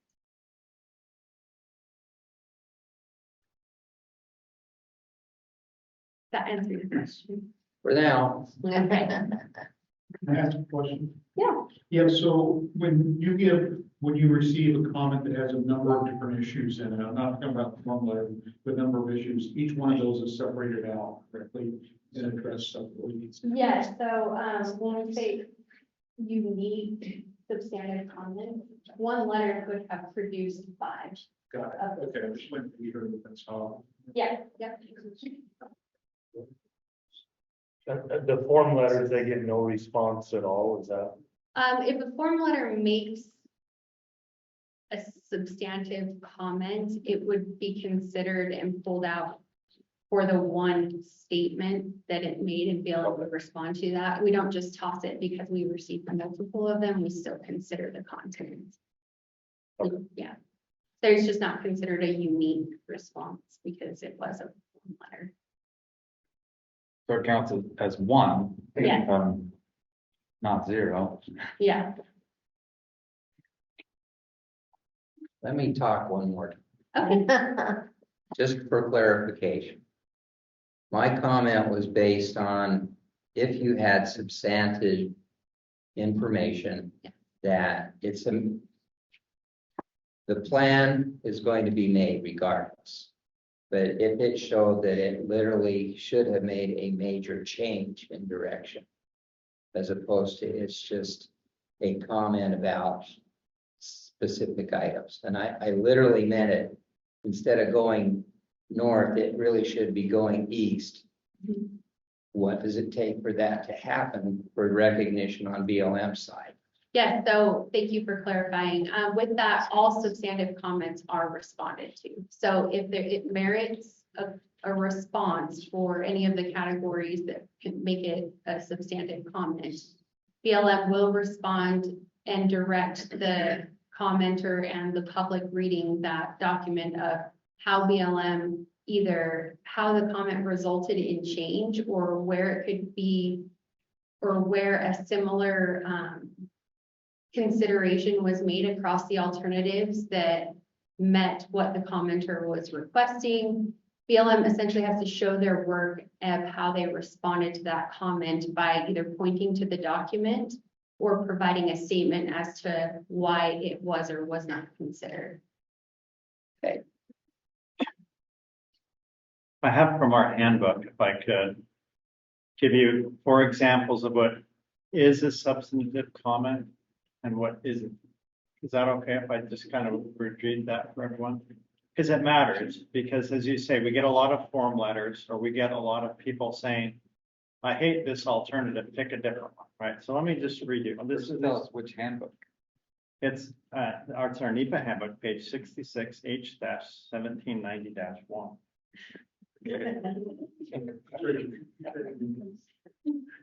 Want it again? Yeah. Oh, okay. It's our Feel better NEPA, now, don't the you? BLM NEPA handbook, page 66. It's H-1790-1. So here's things that substantive comments do one or more of the following, right? So these are the things we can do more with. 1, question the reasonable basis, the accuracy of information in the EIS or EA, right? So questioning with reasonable basis. 2, question with reasonable basis the adequacy of methodology for or assumptions used for the environmental analysis. 3, present new information relevant to the analysis. So something new that should have been considered and wasn't. Present reasonable alternatives other than those analyzed in the EIS or EA. Or cause changes or revisions to one or more of the alternatives. Now, I know that might feel a little bit vague, but those are what's considered substantive. Here's what's considered not substantive. Comments in favor or against the proposed action or alternatives without reasoning that meet the criteria listed above, such as we disagree with alternative 2 and believe that BLM should select alternative 3. That's not a substantive comment. Comments that only agree or disagree with BLM policy or resource decisions without justification or supporting data that meet the criteria listed above, such as more grazing should be permitted. Okay, that's not substantive. Comments that don't pertain to the project area or the project, such as the government should eliminate all dams when the project is about a grazing permit. And lastly, comments that take the form of vague, open-ended questions. So I know those aren't perfect science, but that's kind of what those borderlines are. So when we talk about how many total comments we have, 10,000, how many substantive comments, 1,000 or 2,000. And that usually tends to be pretty common, that maybe, I don't know what the exact ratio would be, but maybe 15%, 20% of the comments that we receive on some federal action might be substantive comments. Could be more or less, but that's a lot of times it's some of what you heard here, which is alternative, whatever. 4 is too restrictive. We think you should pick alternative 3 or alternative 2 or whatever the case might be. So that hopefully gives you sort of an example of the things that we go through. So I think as you know, as you have interest in any of these actions, you know, drill down. If you look at, especially on an EIS, like a grand staircase plan, there's literally, you know, 150 categories of things that we analyze in there. And it's important to, you don't have to comment on 150 sort of pieces of this, or there could be soils and recreation and, you know, grazing, all these different categories of things that we look at. Go in and find something and say, you know, I believe this isn't accurate because we have a traffic count or whatever, right? Something that like says, hey, BLM or whatever federal agency, you missed it, right? You kind of don't have all of the facts set here, or you interpreted that fact set wrong, right?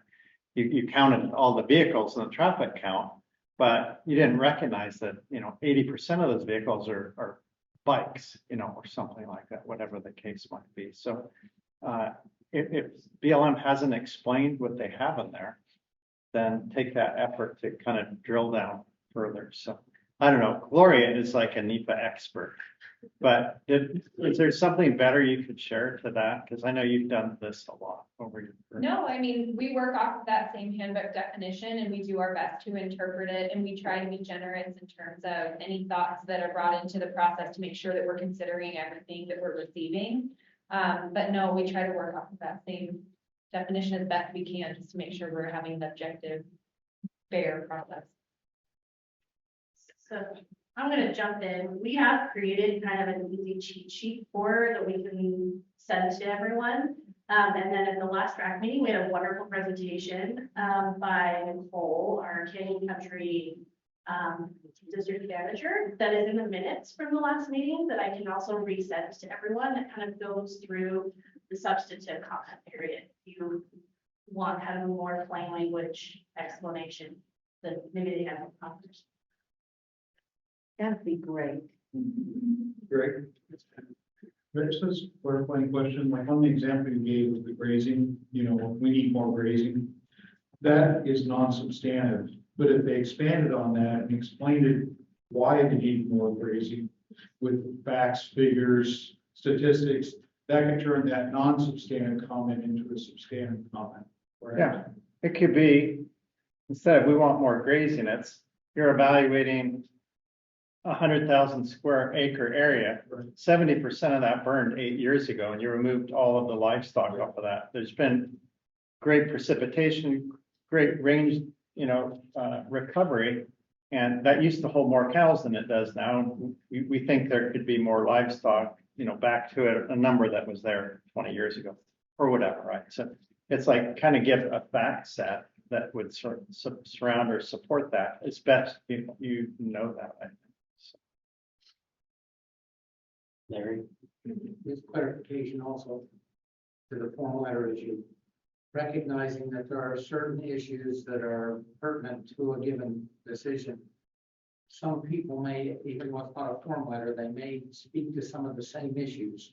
Are those treated as substantive comments, assuming it meets that test? Even though they cover the same area, it's not in the same verbiage, but I think those each would be counted. Is that correct? Yeah, they'd be counted, you know, any public comments, it's really not like a voting process I anyway. understand. When I And think so- count, I mean consider. Yeah, I mean, you could get a very substantive comment that 1,000 people sign off to on a form letter, right? They all say, hey, I'm so-and-so, and I think this, right? We could get that same comment from 1,000 people, and it might be a good comment, but it's still only going to be treated as a comment. But yeah, sometimes form letters are a pretty common thing in the federal government. So if it wasn't a form letter and it happened to cover the same issues that another letter covered from somebody else, I mean, I recognize it's the same comments, so Yeah. they're gonna be considered. Yeah, we count it as maybe 2 if they're a little different. Yeah. Certainly, we can include our analysis. If we can kind of roll some of these together, like 5 people said the same thing in a slightly different way, we'd probably sort of collapse that. So it's like a general comment that we're responding to. I think part of the confusion is when we say comments, sometimes we have in mind a letter, so it's 1 letter or 5 letters sent in. And other times when we say comment, we're referring to a point within a letter. Some letters have 5 points, other letters may have 0 substantive points. I think some of the problem is just the terminology.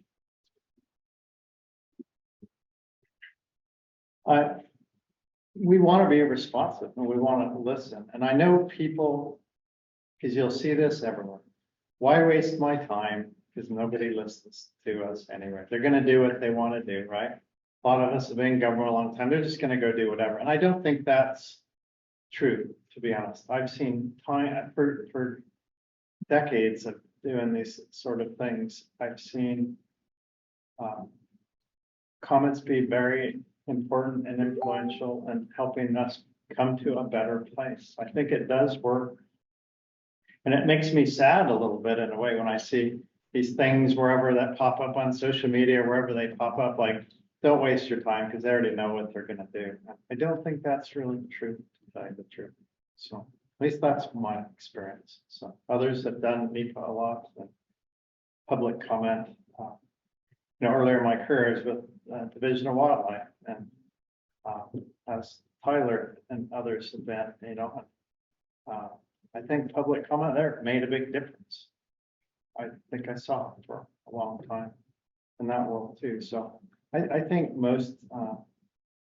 I hope good governance, a part of good governance is listening to your constituents and trying to understand what they're coming from and what their concerns are, and trying to, make sure we address things in the best way we can. And we manage resources. We've got 3 county commissioners here. We probably get yelled at all the time, with public comments. I don't know what your thoughts are, but I don't know if you share the thought that we listen out there, but I hope government is listening. One more question. I'll try not to do this enough. I'm going to pick hydrology as the subject. So you have a comment being made and the commenter says USGS says that this is what our study says is contained in the aquifer in this basin. And then you have a study by UGS that says, no, we believe it to be this greater or lesser amount. What do you do to reconcile that? Because they're both going with an expert in the field of this is what should be there. I've got a federal study from UGS and I've got a state study from UGS. What do you do when they're both not the same? Take the one you want. Well, we wanted to, but Well, I guess sciences may not always be a perfect science, right? And I would hope our practitioners would generally review that as best they can and maybe make a decision, maybe blend some from both of those reviews. I don't know. I would tend to think at Department of Interior, we might give first credence to USGS, who's a sister agency preparing that science, but I don't know that is any guarantee that we would ever fully concur with that. But it's something that I think we would use that as a starting place, right? Because a lot of times if it's coming from a sister agency, like USGS, we might have even asked for some of that science to occur, or certainly asked for a data call on that science so we could see what's out there and have them share that with us. But if a different basket of science comes in from, you know, the Utah Geological Survey, right, or somewhere else, I think it's incumbent upon us to look at that and consider that as well. That might be a more current science. It might have analyzed things differently or more broadly. And again, I'd hope we look at it. Is there always a clear answer? No. I mean, it's normal people, like all of us sitting around the table trying to look at what they can and make the best decision they can with what they're looking at. So Thank you. I don't know how you always answer that. And I think a lot of it has to do with what's in the letter too. You know, you say, for example, maybe a USGS study looks at sites that are further away from the analyzed area. You know, maybe that UGS study has data from much, you know, closer, more similar type of areas. And so you kind of have to justify that in your letter too. You not only have to present the science, but you kind of have to sell the outcome that's being more applicable to the area that's being analyzed. I can add to that just a little bit. NEPA requires us to use the best available science. And so that is, as Greg alluded to, that's a decision of the authorized officer, what the best available science is. And we take into account all of the factors both of you mentioned. Is it more recent? Is it more applicable? Is it more proximate? I mean, we have to look at all of those things. And often in the NEPA document, if we have conflicting science or two different sources of information, we'll present both. And have that discussion in terms of what we anticipate the impacts to be based on that information. It's up to us to make the determination of what that best available science is, but it has to be a very well justified decision and have good rationale in terms of why we chose what we did. Does that help? Not anymore from me. Those are good questions, Dean, and they're real. They're real world questions that I think we're faced with regularly. How do you look at that? And different people will look at that differently too. And I think we're just out there trying to do the best we can.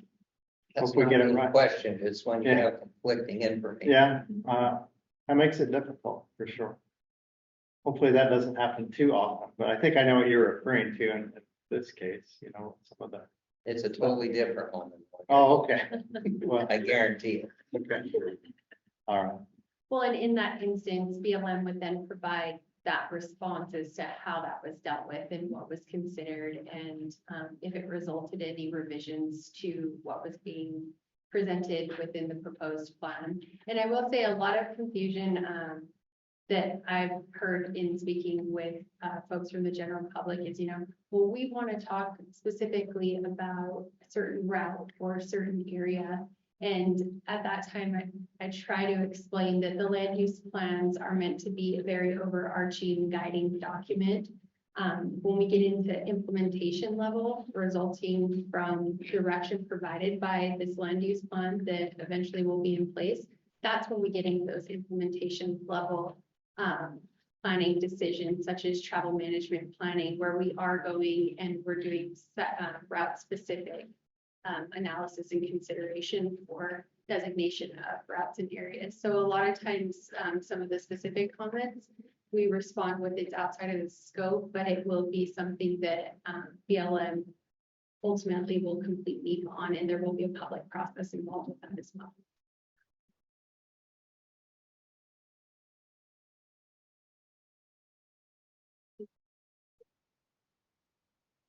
All right, and then the next slide provides, if we go to the next slide. Next slide just provides quite a bit of information, screenshot from our BLM web page regarding protest information. This slideshow will be provided as a part of the notes, and that link is clickable, and it will take you directly to this protest page. And it just walks through what filing a protest, how to do it, where to find information, and what to expect there. And so once the protest period is completed, BLM will work towards putting out that record of decision in that final plan. So we hope to get there by late September, and we're doing our best to stay within those timelines. So, yeah, I believe that's it, unless there's any more questions. So you said record of decision in September? The end of September is what we're shooting for. The 19th, I think, is what was on that schedule. Are we that accurate? Holy cow.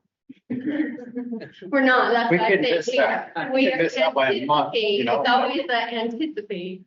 That could shift depending on outcome, but to a certain extent, some of those timelines are associated with hard regulatory minimums, such as the 60-day governor's consistency review and the 30-day protest review. So we'll do what we can to hit that target. Yeah. Thank you. Yeah. The OHV area designations, that was one of the biggest changes, from the previous plans. You know, in practice, a lot of areas wind up being closed just by virtue of the fact that there are no designated routes in them, even if they're classified as limited. So what's the rationale for a closed designation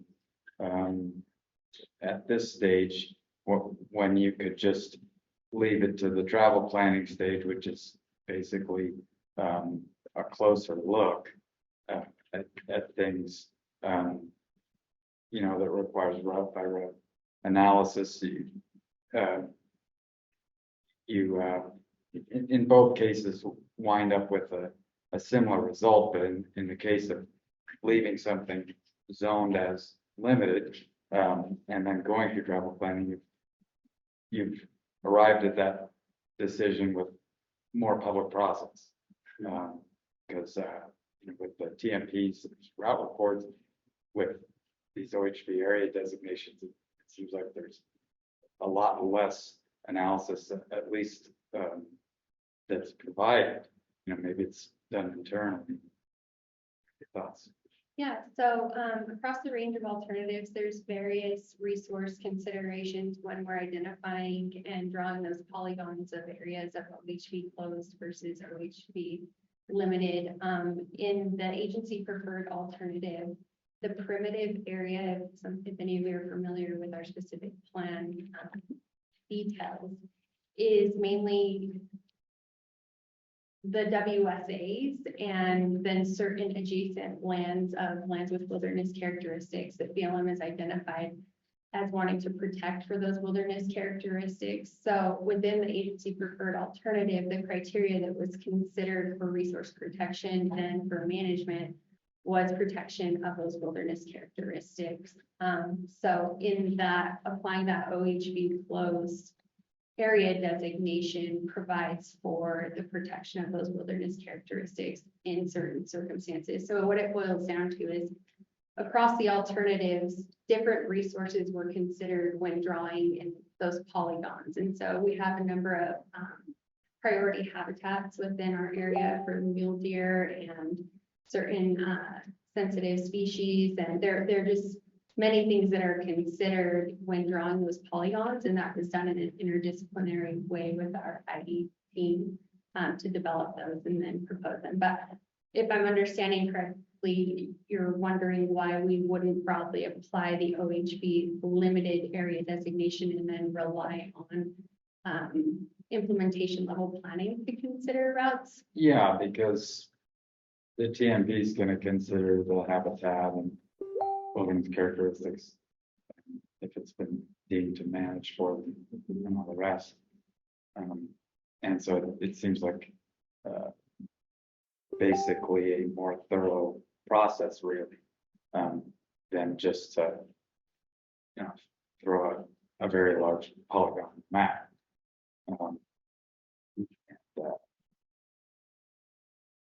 You know, of course, I have my interest in access, but even just in terms of the strength of the decision-making process, I'm not seeing any advantages to, in effect, doing half the travel planning, doing travel planning across half the acreage before the travel plan is begun. Well, within our policy, that is one of the allocations that we're directed to apply. And so through the NEPA process within the EIS, all the way from the no action, which is the environment that you explained that currently it's all OHV limited through the 2020 plan, to the alternative D, which identifies the most OHV flows areas. What we've done is just analyze that range, and then we'll provide that to the decision maker, which in this case, I believe Greg is the decision maker for him to consider. And within identifying those, the analysis will disclose the impacts, whether they be beneficial or not. And so that's just a consideration. Yeah. Process.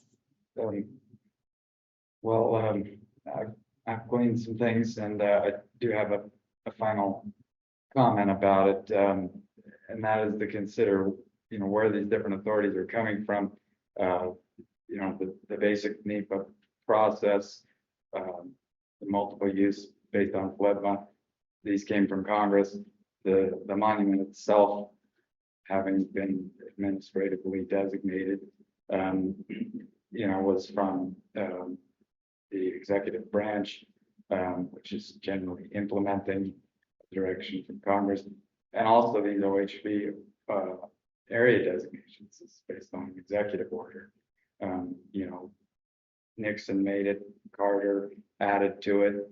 It's on the books, but to me, when those executive orders wind up getting ahead of and basically cutting the acreage in half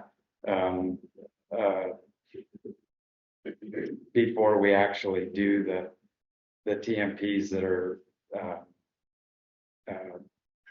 more based on the NEPA processes I'm familiar with it, the full consideration of all the existing routes, the impact of each route to each resource, it just basically amplifies that whole dynamic of having the land management not just implemented but directed at all levels from one branch instead of doing it.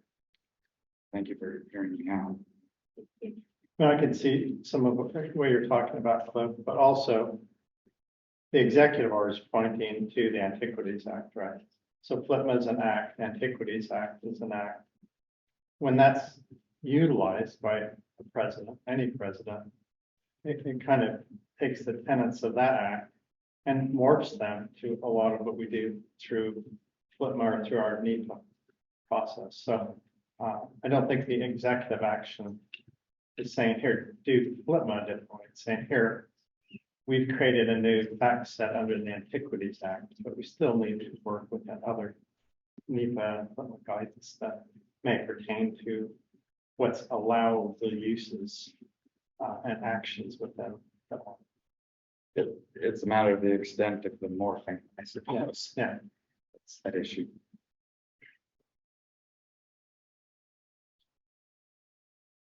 Hey, go ahead. I just have one request. When you're reading the text, I've been looking at the RMP for shares here a lot lately. The text is fine in the resolution you got, but if you could publish the figures in maps in a separate file, like a volume 2, that you could have a higher resolution, because you can't zoom in on those maps to see the detail. It's very, very difficult to be able to look at each detail especially when you're trying to compare one map against the other. You can't find the references. So I just ask that when you publish figures, that you have a separate PDF link or something you can actually zoom in and be able to see it. Yeah, and I'm not familiar with Bears Ears. I think But I believe for Grand Staircase, we did have a separate amendment, so we had volume 1 and volume 2. Volume 1 was the analysis, volume 2, the figures and.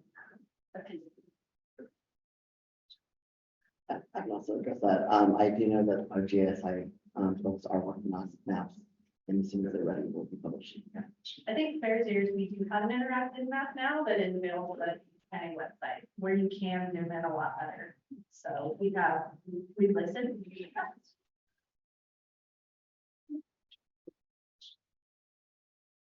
Yeah, I saw a message and Okay, thank you. Yeah, thank you. So, sounds like Jake's online for the next agenda item, so go ahead, Jake, he's gonna update us on Monticello field office issues. Everybody hear me? We got you. Okay, well, it's telling me I can't start my video, so I'll just go without video. But it's good to see everybody. I see some familiar faces there in the room. I know many of you were here in the Bears Ears area not too long ago, and that was a great field trip, great meetings we had over here. So good to see many of you again, and good to see some new faces that I haven't seen before. So glad to be with you, and I am going to share my screen here. And you tell me when you can see this. See it. Jake, did you fully introduce yourself? I haven't yet. But yeah, my name is Jake Palma, and I am the field manager for the Monticello field office, which includes all of Bears Ears National Monument. So I'm responsible for Bears Ears National Monument, as well as about another 700,000 acres of public lands outside of the monument. And I'm here in Monticello, Utah. You can see the slides now, everybody? Yeah. Yes. Okay. Well, as you know, hot off the press, a little less than 2 weeks out, we released the draft resource management plan for Bears Ears National Monument. So I'm sure many of you have maybe had a chance to look at a little bit of it, or you've heard things in the media or from friends or others about what's in the plan. So today I just wanted to kind of go over a few things that are in the plan and just kind of process this together with you all. And if you have questions, happy to walk through some of your questions, and hopefully we can get you some answers today. But I wanted to start off just having a quick conversation about why are we creating this new resource management plan in Bears Ears. And similar to Grand Staircase Escalante, we have this presidential proclamation that was issued in October of 2021. And in the proclamation, it says that we will create a new management plan for Bears Ears. And the purpose of that plan is going to be to protect and restore objects that are identified in the proclamations. And so I think, it's important to kind of keep in mind that that's the minimum bar for this resource management plan for Bears Ears and even Grand Staircase is the purpose of this monument is to manage it in accordance to what's governed or dictated in the presidential proclamation. And so that's our minimum bar and our purpose of all alternatives within these new management plans. And so we came up with a range of alternatives to address what are some different options that we have before us to protect the resources that are there within the monument that were identified by the presidential proclamation. And so just to highlight our range of alternatives, we have alternative A, which is the current management of the monument. Alternative B, the theme behind that one is it's our most permissive alternative, and it focuses on protection of the monument through on-site development and education. So that is one approach to protecting resources, is potentially, maybe more education, more infrastructure, and other things to help promote some of that better interpretation and ability to protect resources. Alternative C was more of a limited development and a focus on, we can educate people off-site. We can do it in other places, and we don't need to have as much on-site type stuff and less development. We can educate people and make sure we're protecting resources off-site. And the theme for alternative D was more focused on natural processes and limiting discretionary actions. And then E is an emphasis on traditional indigenous knowledge with consideration of natural processes and seasonal cycles, which is a key component to the way traditional indigenous knowledge would inform management of public lands. And as you may be aware, part of our process, we identify it as a part of this draft resource management plan stage, we identify a preferred alternative.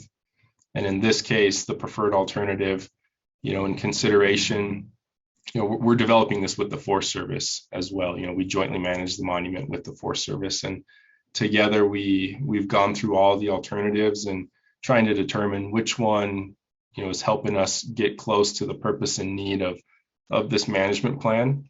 And at this stage of the game, we've identified alternative E as the preferred alternative, and we'll go over some of the specifics of that here in a minute. But I think it's important to highlight that this preferred alternative recognition, it is not a commitment or a decision that this is going to be the plan. We have the ability to select a different alternative or a blend of different aspects of all of the alternatives when we move from what's the draft range of alternatives right now to the actual proposed plan, where like Grand Staircase is about to get. We're just a little bit behind Grand Staircase in terms of schedule. But right now we're in the middle of this 90-day public comment period for Bears Ears, the resource management plan. So we'll be getting comments from the public, from the state, from local governments, from tribes, and the Bears Ears Commission, which is an entity of tribal elected officials that are identified in the presidential proclamation, and then other federal agencies that have worked with us, like the Park Service and others. So we'll compile all those comments, like what Ade is talking about on the Grand Staircase side, and consider all of those comments and how is it that we're going to get from a range of alternatives to then a proposed plan based on comments to get to a place where we're managing this landscape in a way that is most appropriate in terms of meeting the intent of the presidential proclamation and protecting the resources that are there in the Bears Ears landscape. And so really that's kind of the phase we're moving towards, is gathering public comments, public feedback, and helping us get to a point where we can develop that proposed plan. So today I wanted to cover maybe a couple of the topics that may be of high interest to many of you in the room. We can cover more than just these, but travel and transportation being one of importance, grazing, hiking, and camping, and then we can move to others as needed and have some conversations. And I also wanted to highlight, I know there was a question in the room about maps, and if you follow this link, and this is on our webpage for the Bears Ears plan, you can access what we call an interactive map. And so this goes straight to the Bears Ears landscape on the map, and you can click these different boxes, and it's, if you're interested in the travel management decisions, you can click on all the travel things for the different alternatives, and it'll pull those layers up on the map, and you can zoom all the way in or zoom out, however you want to look at it. But it's pretty helpful, and you can put as many of these layers on as you'd like. Right now it's showing some grazing decisions in that, or management actions in that screenshot. So if anybody's interested and has questions on how that works, feel free to reach out and we can help you navigate that interactive map. But I think it's pretty straightforward. So let's jump into travel and transportation. I think Cliff, you were getting into some of this in your conversation just now, but in the resource management plan, we have area designations is what happens. And so we're not making specific decisions on specific routes. We're making area designations. And so the designations can be either open, limited, or closed. And what open means is it's a free for all. You can travel cross country and drive anywhere, even if there's no road there. And so that is not something that the BLM typically has on a travel management plan in a lot of areas. And so there will be no open areas designated within the Bears Ears National Monument. They'll all either be limited or closed. And this map gives you an example. This is actually alternative E, the preferred alternative from the plan. The kind of sideways hash marks is closed, and the smaller dots would be limited. And what limited means is, it's your travel, your OHV travel is limited to designated routes, or other limitations, such as, we can have limitations for vehicle sizes or seasonal limitations. And then closed is what it sounds like. It's closed to OHV use. And we will do a route specific travel management plan in the future. So I wanted to go over just a couple of maps with you all, just to show you what this may look like. And what the next few slides will show you is the different alternatives, A through E, what those look like on the ground, in terms of, are there routes on the ground that are going to be impacted by area designations? And so this is the current management on the ground. The blue lines are in areas that have been designated as OHV limited. So these will be areas where we'll have to do it.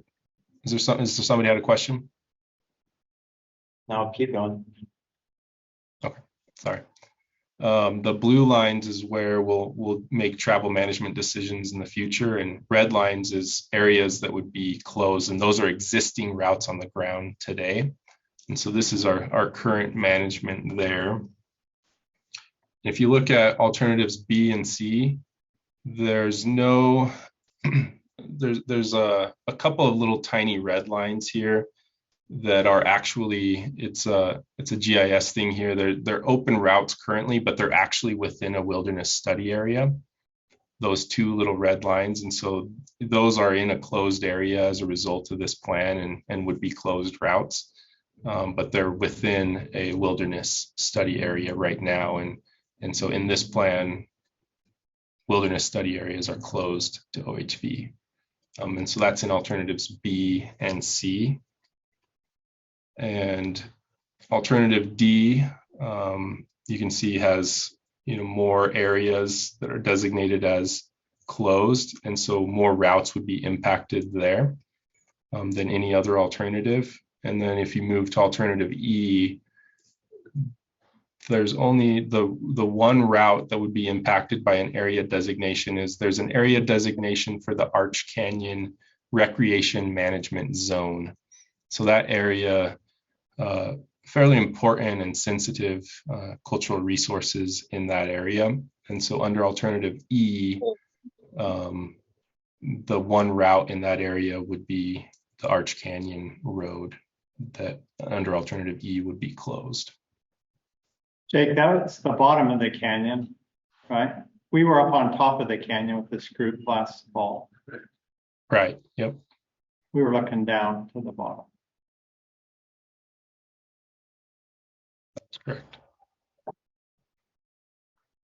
So I think that's the slides that I had on travel. So if anybody wants to have a conversation now about that or wait till the end, I'm fine either way. The blue wall on the open road. Correct. Yeah, and I think it's worth noting that map does not show quite a few currently designated motorized routes in the national forest.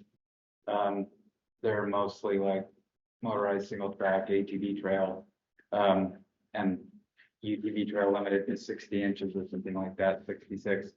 But some of those are actually RS 2477 roads that have been converted to ATV trail, but anyway, they would obviously be impacted by some of these OHV area designations. So there's more routes that should be showing in red that are currently just not appearing at all on that map on the Forest Service side.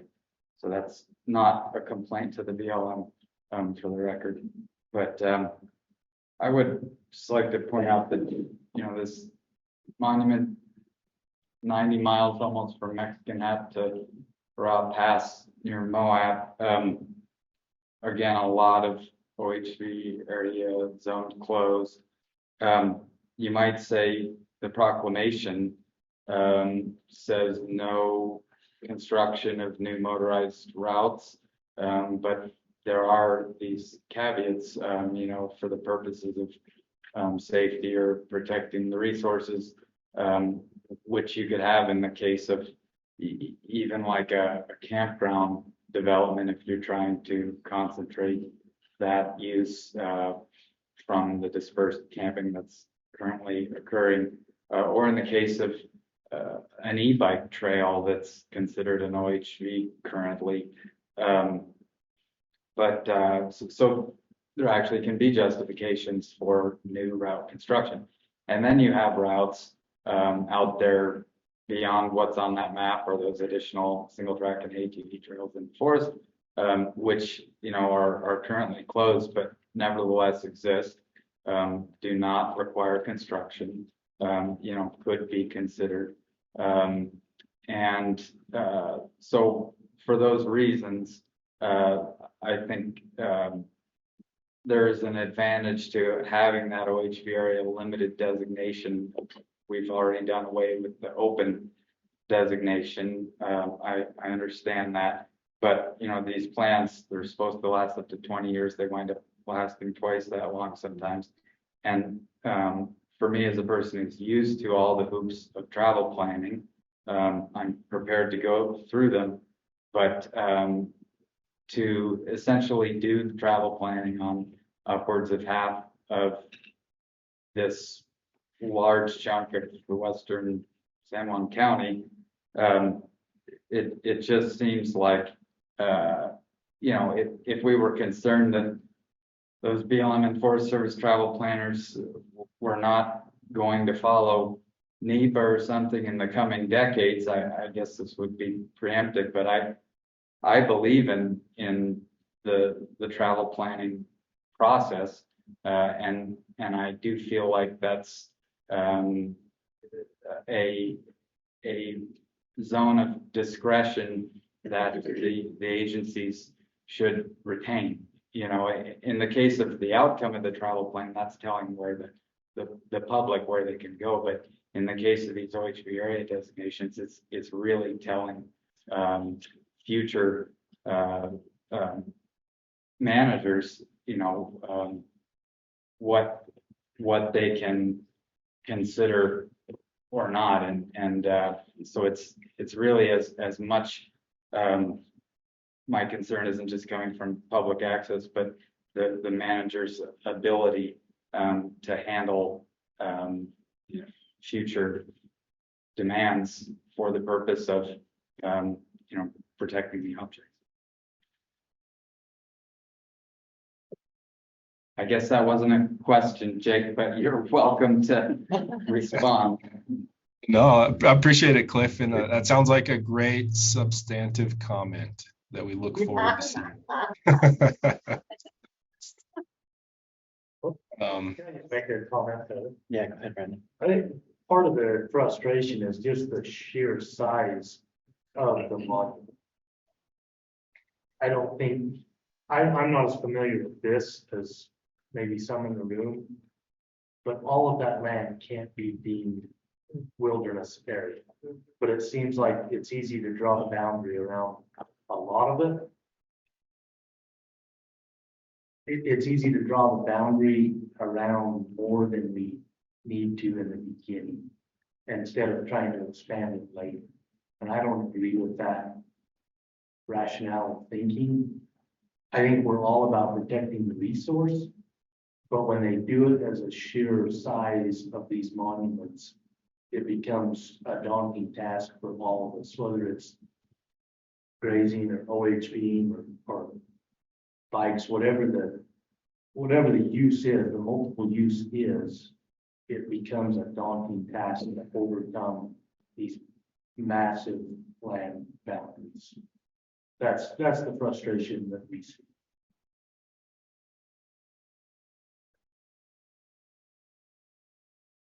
Hey, go ahead, Jake. You can continue. Thank you. And in all reality, I think a huge chunk of the monument is wilderness study area. I'd have to look at the numbers again, but it is, I think, 400,000 plus acres of the monument is a WSA already. But I think the next topic I wanted to go over was grazing and just generally highlight the fact that grazing is it's not an object recognized within the proclamation, but it is a use that's recognized by the president in the proclamation as a valid and important use of the landscape within Bears Ears. And so grazing will continue to be allowed within the monument under this resource management plan, and we have a range of alternatives to consider. And so just a couple of highlights here for some conversation would be the percent of grazing acres available within Bears Ears National Monument under the alternatives.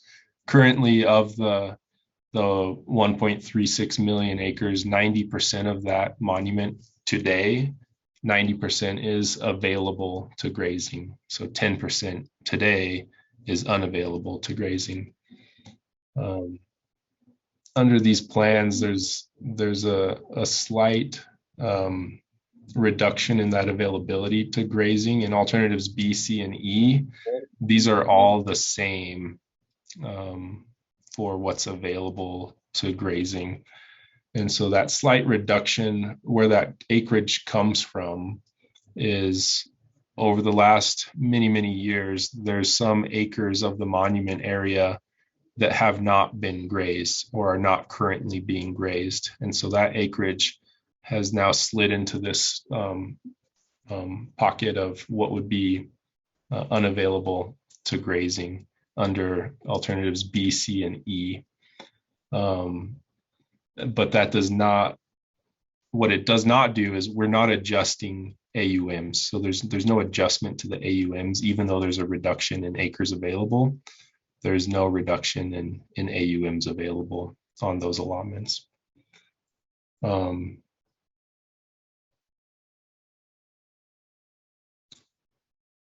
I don't, go ahead. Does somebody have a question? Yeah, how come they're unavailable? Is there something there we're protecting, or is it lack of water, or? An example here on the BLM side. Let me go through a couple of maps with you to help answer that question. So this is the current, the green on the map is what's available to grazing, and the gray is what would be unavailable. Yellow is where we allow trailing, and orange is trailing and emergency grazing. So this is the current management. If you pull up the next map, this would be alternatives B, C, and E. I'll kind of quickly go through this back and forth so you can see there's not much of a change in here. But for example, there's this little tiny piece kind of by the forest that it's at the bottom of a canyon that's inaccessible, and everything around that, everything else in that area was already unavailable. It was potentially maybe a GIS mapping error from 2008 or whenever the last management plan was done for that area. And so, I mean, many of these are just areas that have not been grazed in a sense because they're not even accessible or they're already, unavailable to grazing basically everywhere around it. It's just like a little small pocket that somehow just was kept on a map in the past almost 20 years ago. So that's really where these acreages are coming from, is fixing some of that, and then areas that just haven't been grazed before or haven't been grazed in a long time.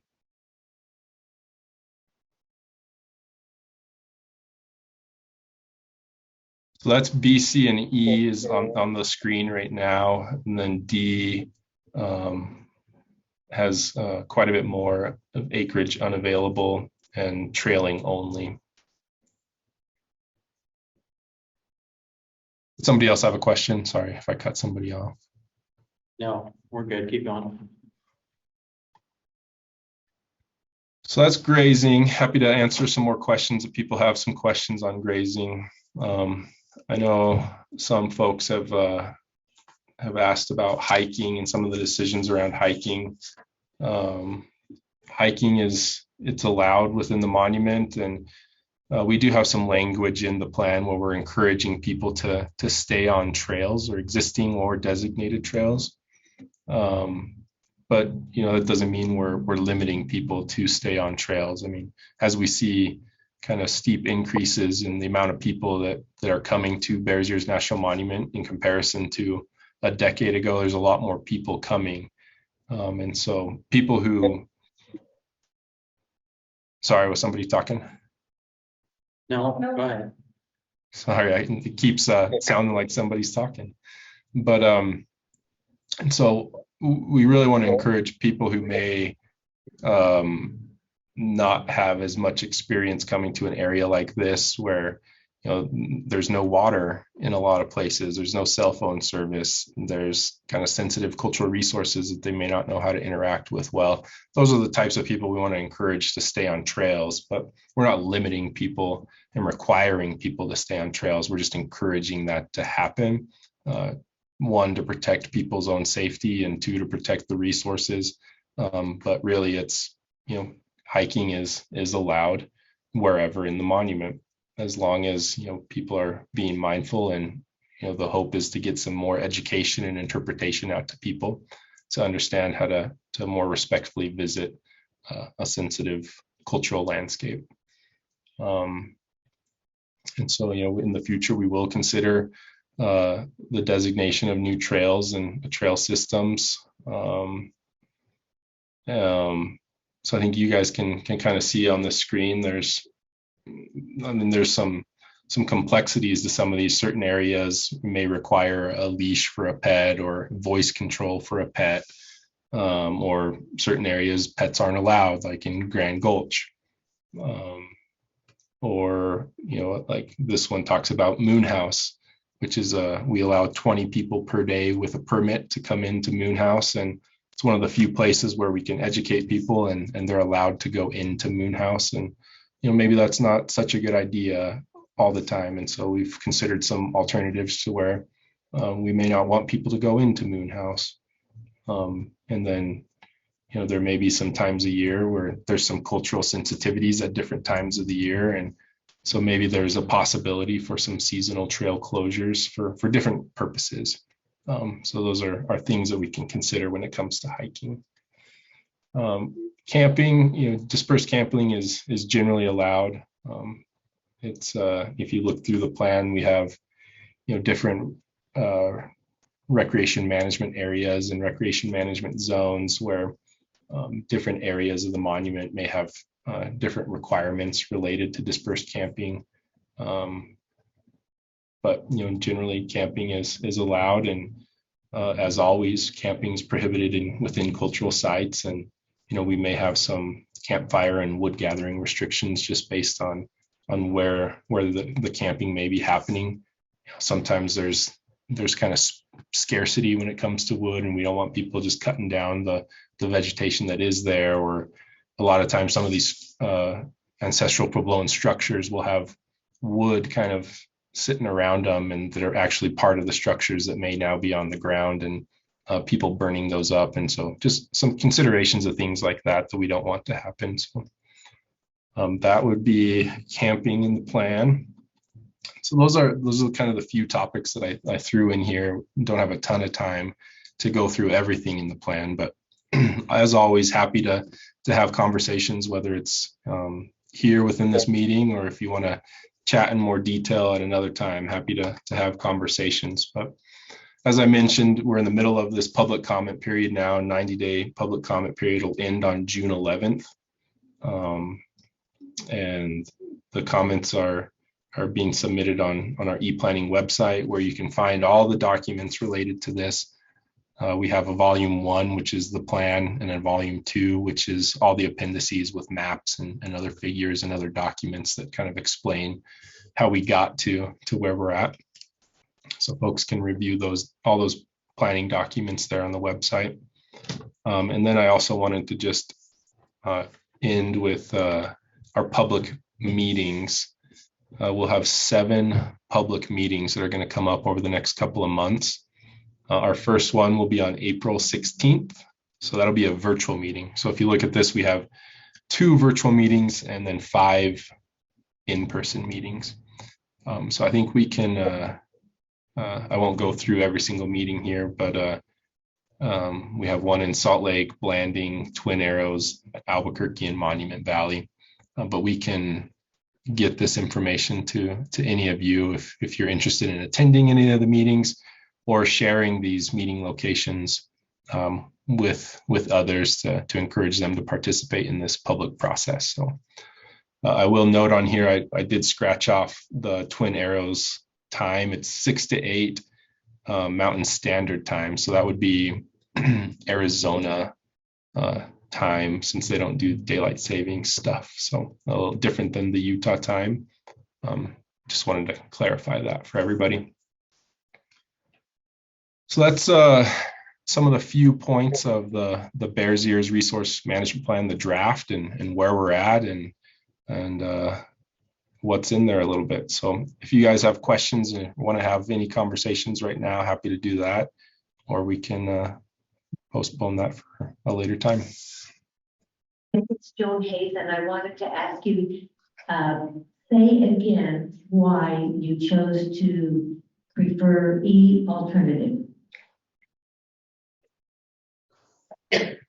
Yeah, thank you, Joan. Good to see you again. Alternative E, as we the federal agencies, because the decision lays with the federal agencies, BLM and Forest Service, to make that decision of what's our preferred alternative going to be for this plan.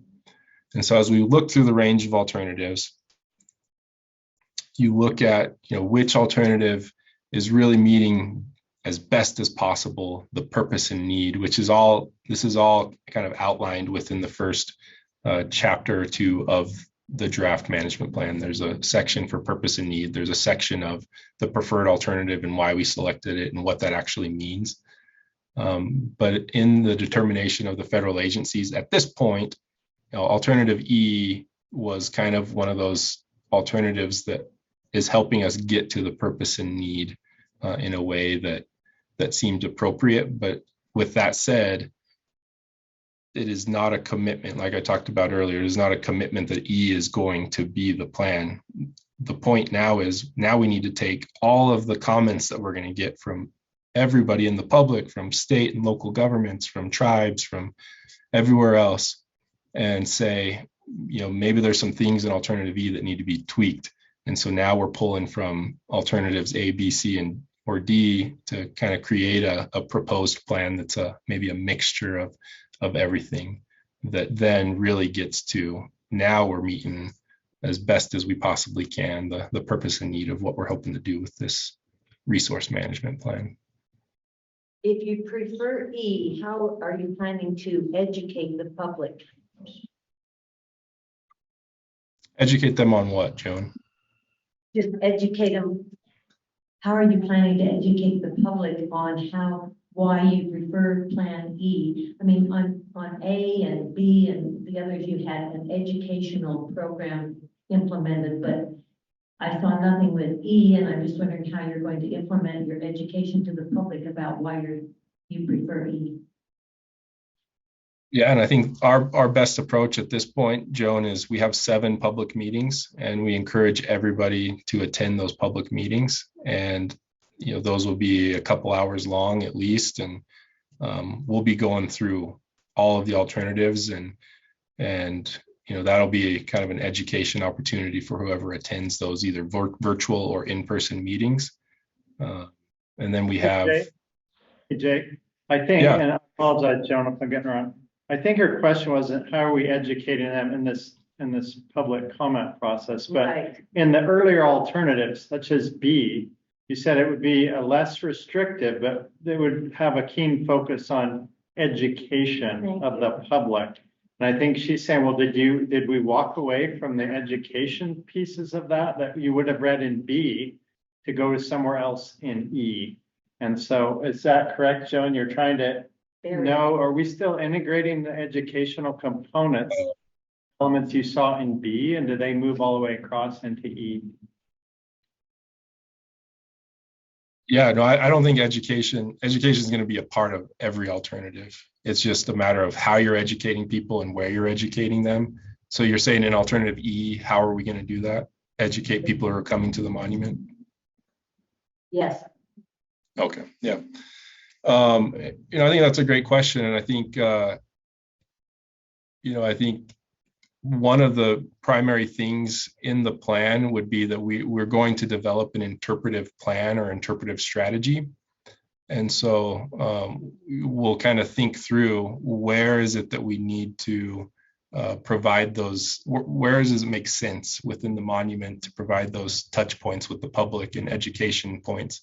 And is it just in the landscape, or do we need to have a digital education strategy as well? And finding ways to get information out in the digital world and creating, is it videos that we need to produce? We need to modify our approach with special recreation permit holders and have a cultural training that's related with them, and then they can pass that on to the people that are coming in and paying for their outfitter and guide services. And so I think, really taking a step back and doing an interpretive plan and looking at that holistically of how we want to educate and inform people is a kind of a key component of alternative E. Thank you. Go ahead. Dean Draper here. If I read the plan right, it prohibits the use of drones photography. Is there a reason for that? It was kind of quiet. I don't know if somebody can repeat the question there. Yeah, the question was, can you explain why the use of drones is not permitted? Yeah, and I think it depends on which alternative you're looking at. But I think, drones, there's some cultural sensitivities related to drones in especially getting in and around some of these ancestral Puebloan sites and the sound that comes with that. So I think, those were some of the considerations from a traditional perspective of, in certain areas where a lot of drone activity has happened in the past, it may not be appropriate to have, that noise or a potential crash getting into, a cultural site that may be sensitive. I've only skimmed the text so far. You had so many good maps that I wasted too much of my time there, but I thought I read that the drones in the preferred alternative would be prohibited almost across the board, except maybe along like highway corridors or something. So aren't there some alternatives that would prohibit it far beyond the cultural sites? I believe so, yeah, Cliff. But I mean, that's part of the considerations of some of the alternatives is, we view, in some instances, we view cultural resources as these things that you can see, like the, in this picture here, you can see a house on fire, moon house, these standing ancestral Puebloan structures. But in some cases, cultural resources are more than just those standing structures. Springs and other things may be of a pretty significant importance to tribal communities as well.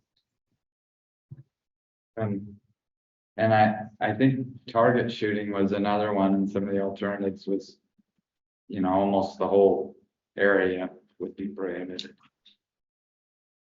Yeah, that's right, Cliff. And so look forward to getting people's feedback and comments on some of these topics. And in alternative E, target shooting is one that is closed in the entirety of the monument. Alternatives A and C are essentially it's what it is in alternative A, the current management, which is we don't allow target shooting to happen in developed recreation facilities like campgrounds or at or in cultural sites, those types of things. And we've been working with the Department of Wildlife Resources or Division of Wildlife Resources on some target shooting requirements under the Dingle Act as we look at recreational shooting closures within the area. So we'll continue to work with the division on some of those issues. But yeah, that is in there.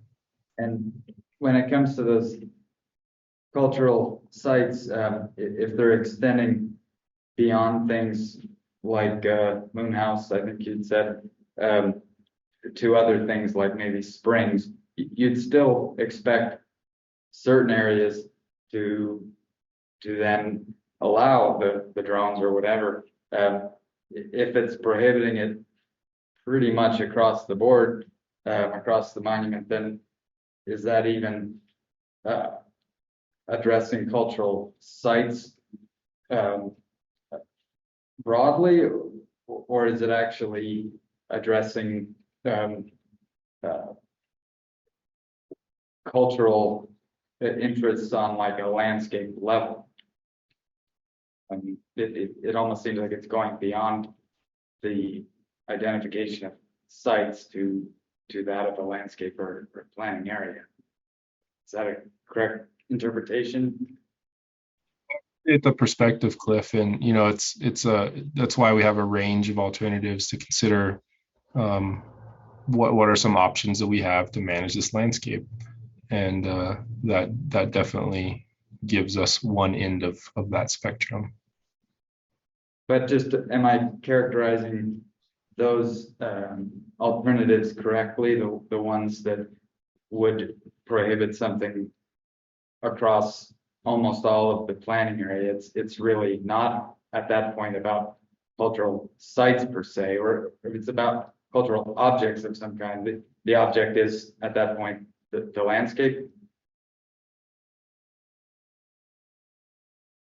Essentially, yeah, it's that's in the proclamation. It talks about Bears Ears itself being the landscape itself being an object, and so, but that is one alternative to meet that objective of protecting that. And so that's the point of the public comment period, is for people to submit those comments and to help us as agencies consider different perspectives in this range of alternatives to get to a proposed plan.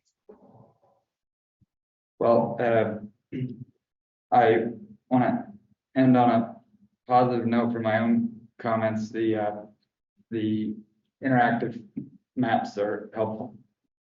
Well, I'm glad. A lot of work went into those, so thank you.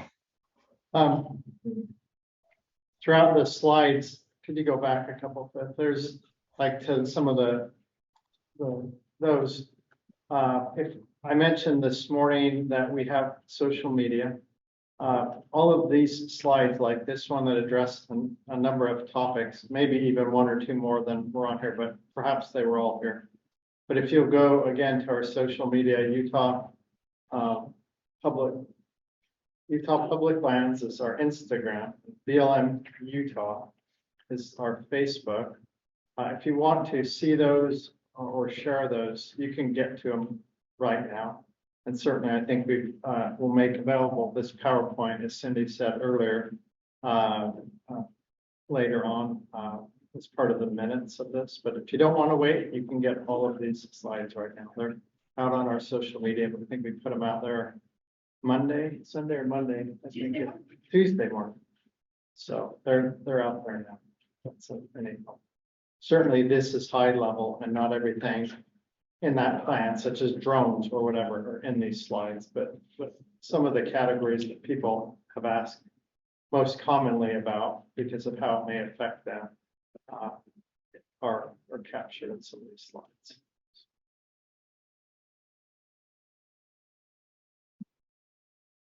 Hey, any other questions for Jake or comments on this agenda item?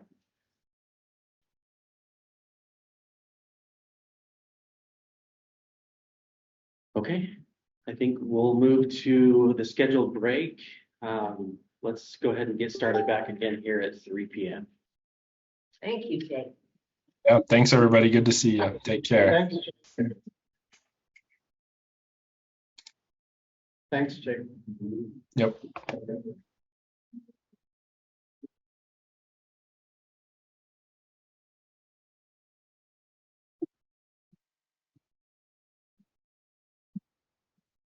I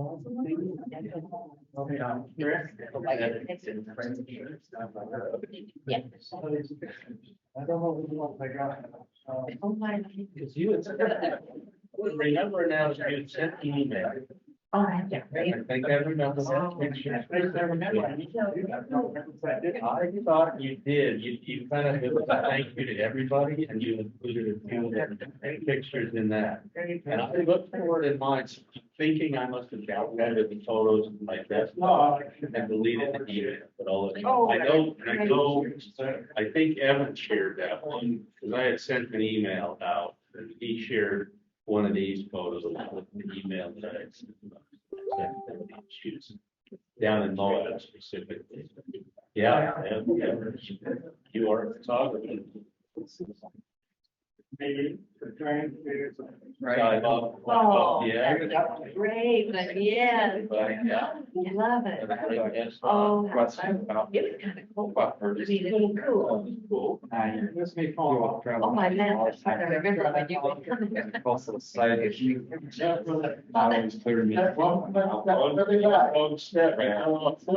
they're gonna, so they can charge you, and they're gonna close on that 130, it'll be closed. The trail. The trail down It's currently in the game. Well, It's good. It's not good to do but. Well, again, I'm like, always.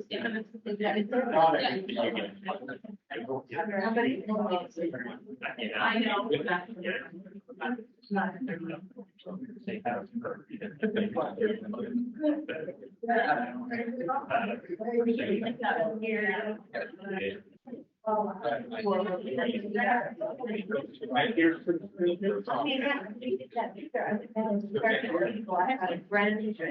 can make it over.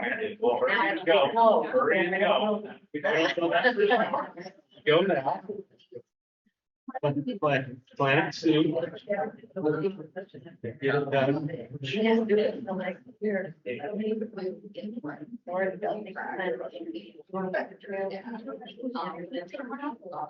When, send an email me the dates and specific. Right. And it would be covered. Now, yes, I mean, now. Yeah.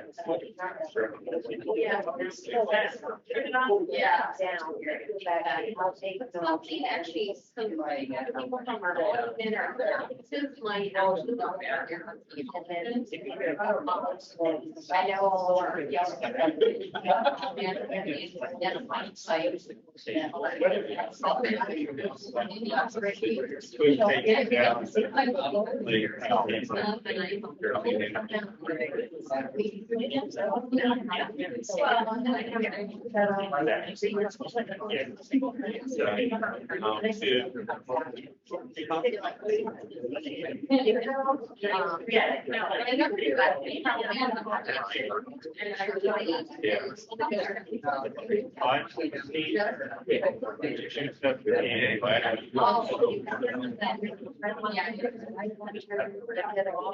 Like next Thursday. I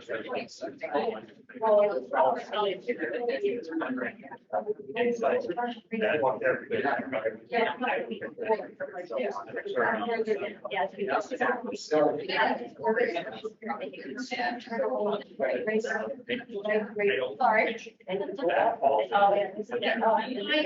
well,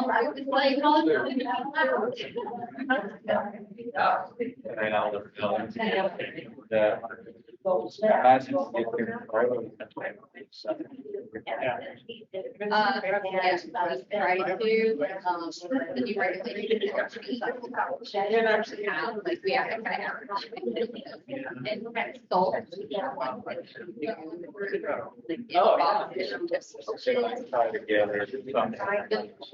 Try to send them here.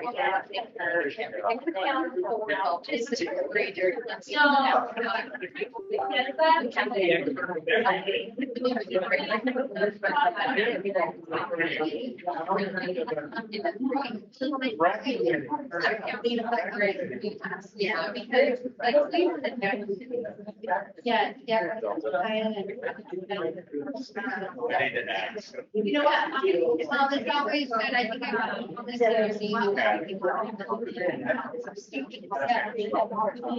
somewhere, right? I know. Yeah.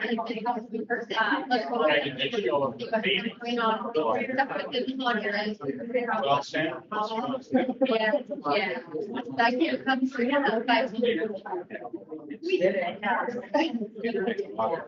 I know, I felt like that crazy. I thought even for you.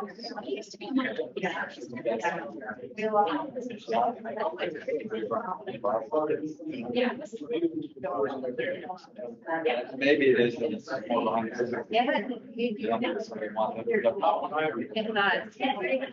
Right, there is a, yeah, I mean, there, obviously.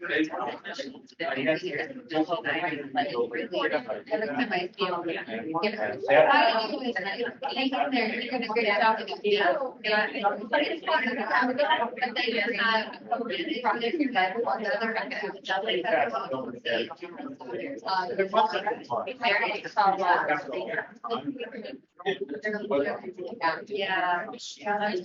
I'm totally sympathetic. It's that hard to use, you know, I know. Sometimes it's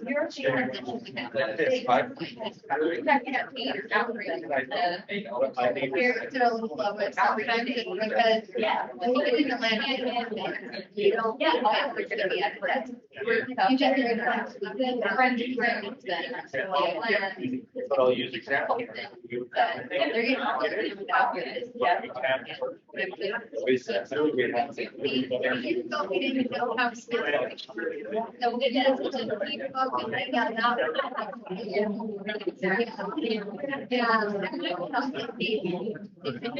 Going out.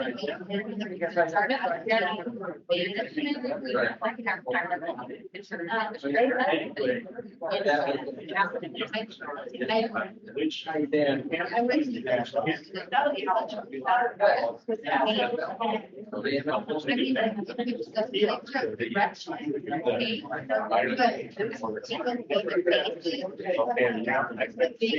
Well, it's like you're.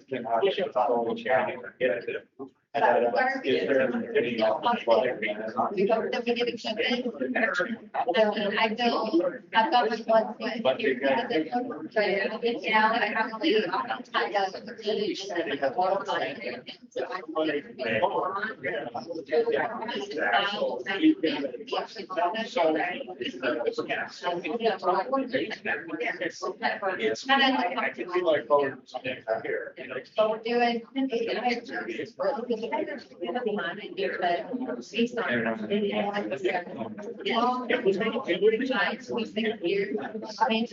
understand.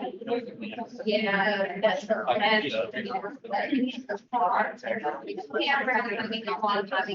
know they.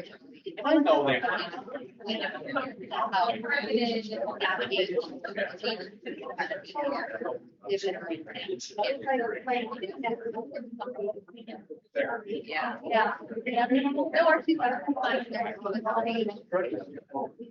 There were just some things in there that I think that, 26 years ago were. Yeah,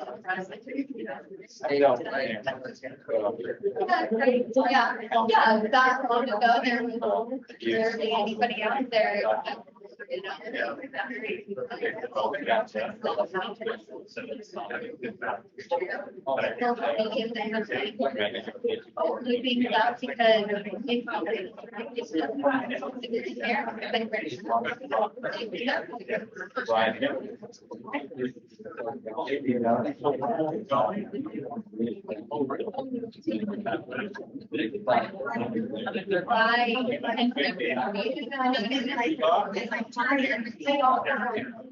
Yeah. And I told you, like, well, I think that's what I was in my practice.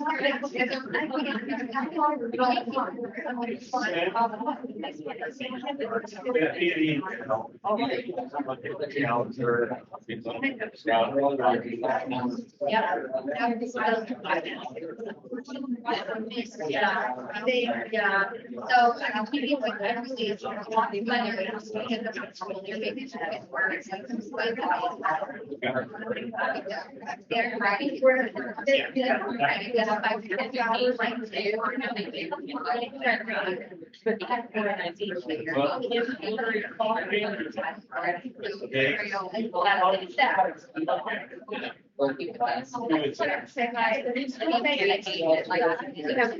Oh, yeah.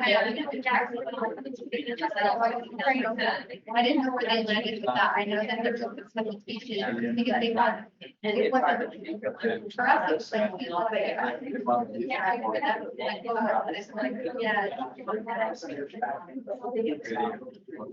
you can see it. Yeah, right. Exactly. And yeah, so I was, I was just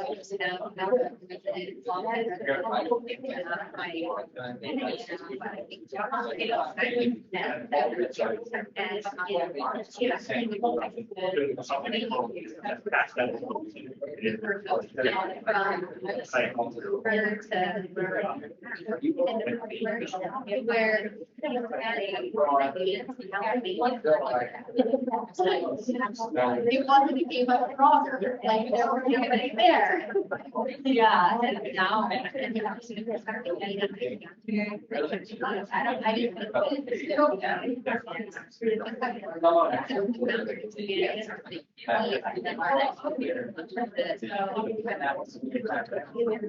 I would say probably in the last if you have been down in 5 years, you'd be surprised to hear what he said. He was like, March. They're turning it out. But it's still like you're in and then it's like, oh, even like a larger private. Yeah, there are still like the point about yeah.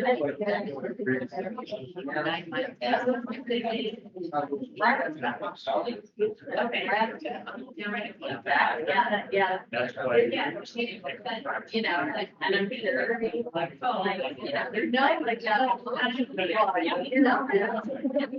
So, maybe, whatever, and, yeah, yeah. It's bigger, it's out there, I was there, and it's I'm not gonna actually think that. I want to be able to have that. Back to that, I was out, you know, I was so and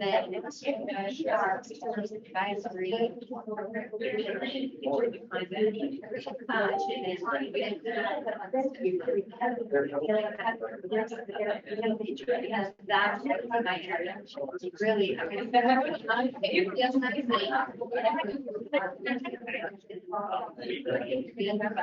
was my introduction and I did your actually. So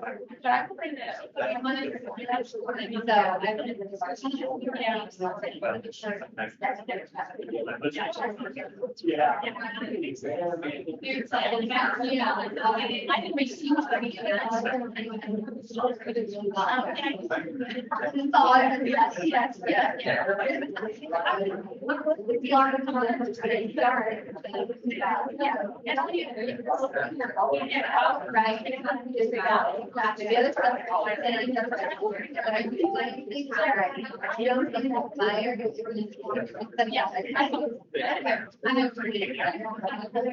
I had never those my very first. I only ever thought. But. So, yeah. Bill gets to, you guys, Yeah. I did. Really? I knew. Well, I'm here. But I feel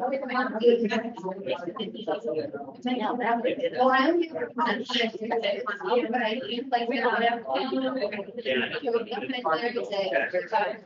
Yeah, it's a little while.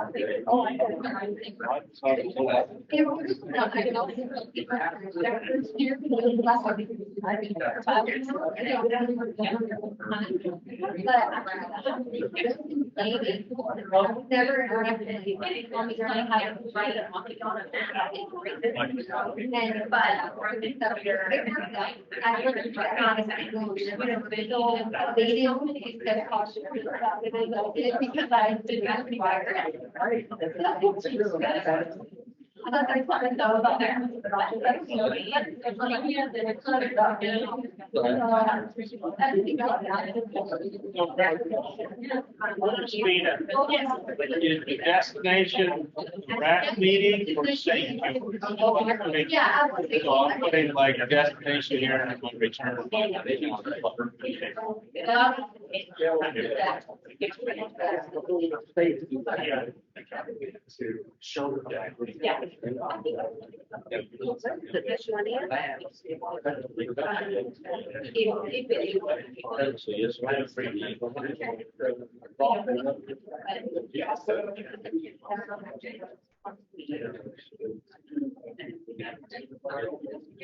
Yeah, I saw it where I into it. Yeah. So I didn't know I was right.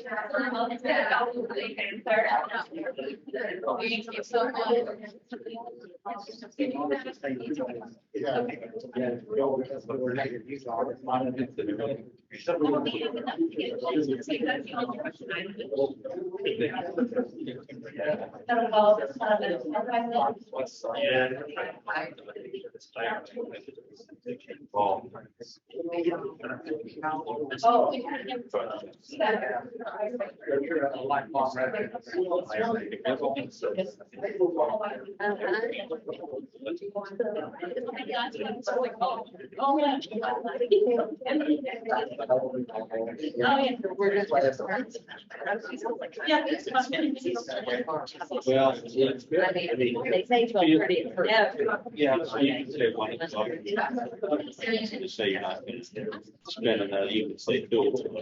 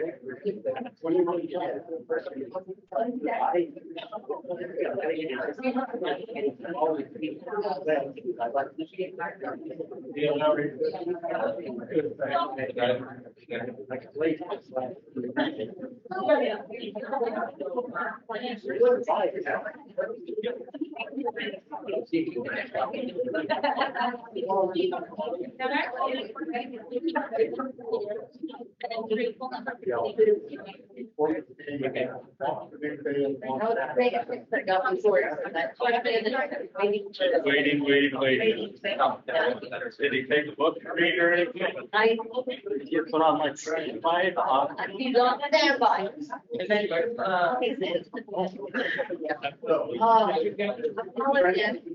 Well, they just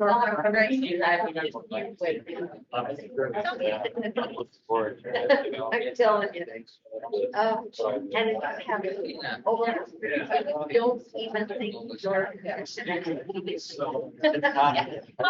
Yeah. You turn 50.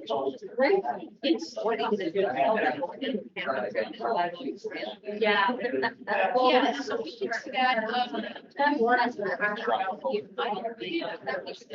Yeah. Right there. That'll be fun. That'll be so.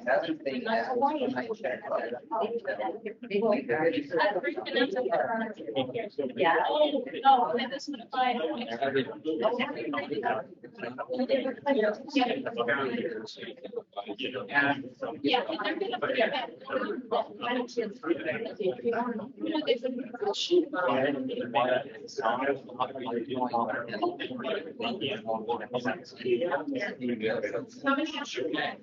Yeah, so whatever.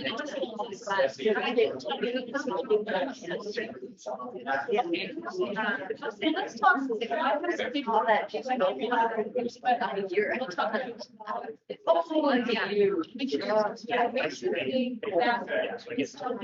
How old is your wife?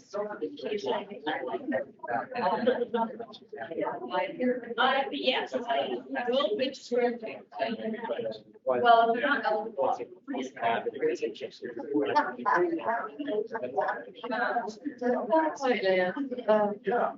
Did you get on your? Yeah.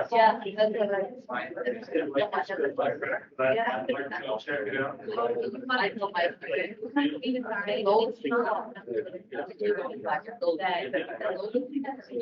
You're still gonna have different places.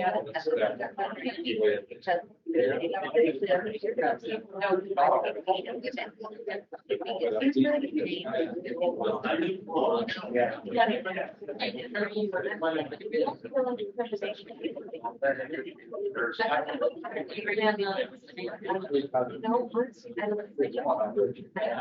Jason was saying to feel manager and then I was like manager. I just have to go and.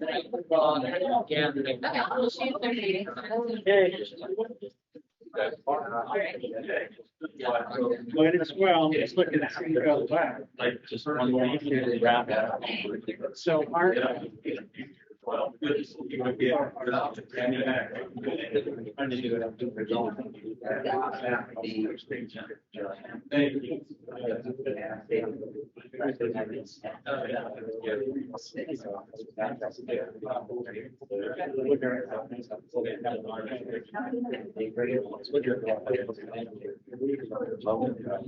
Well, that was much better.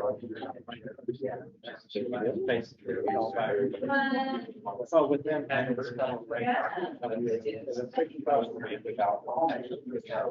Because this is you. That's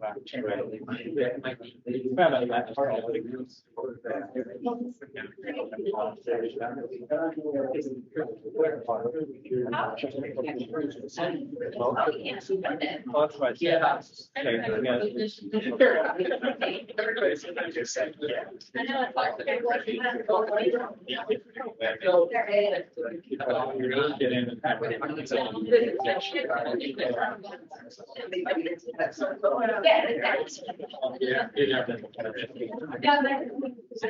Hey, everybody, let's get started again.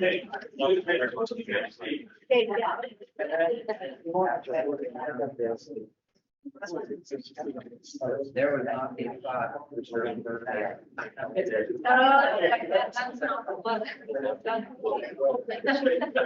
It's just what they share. Check everything out. It's a good.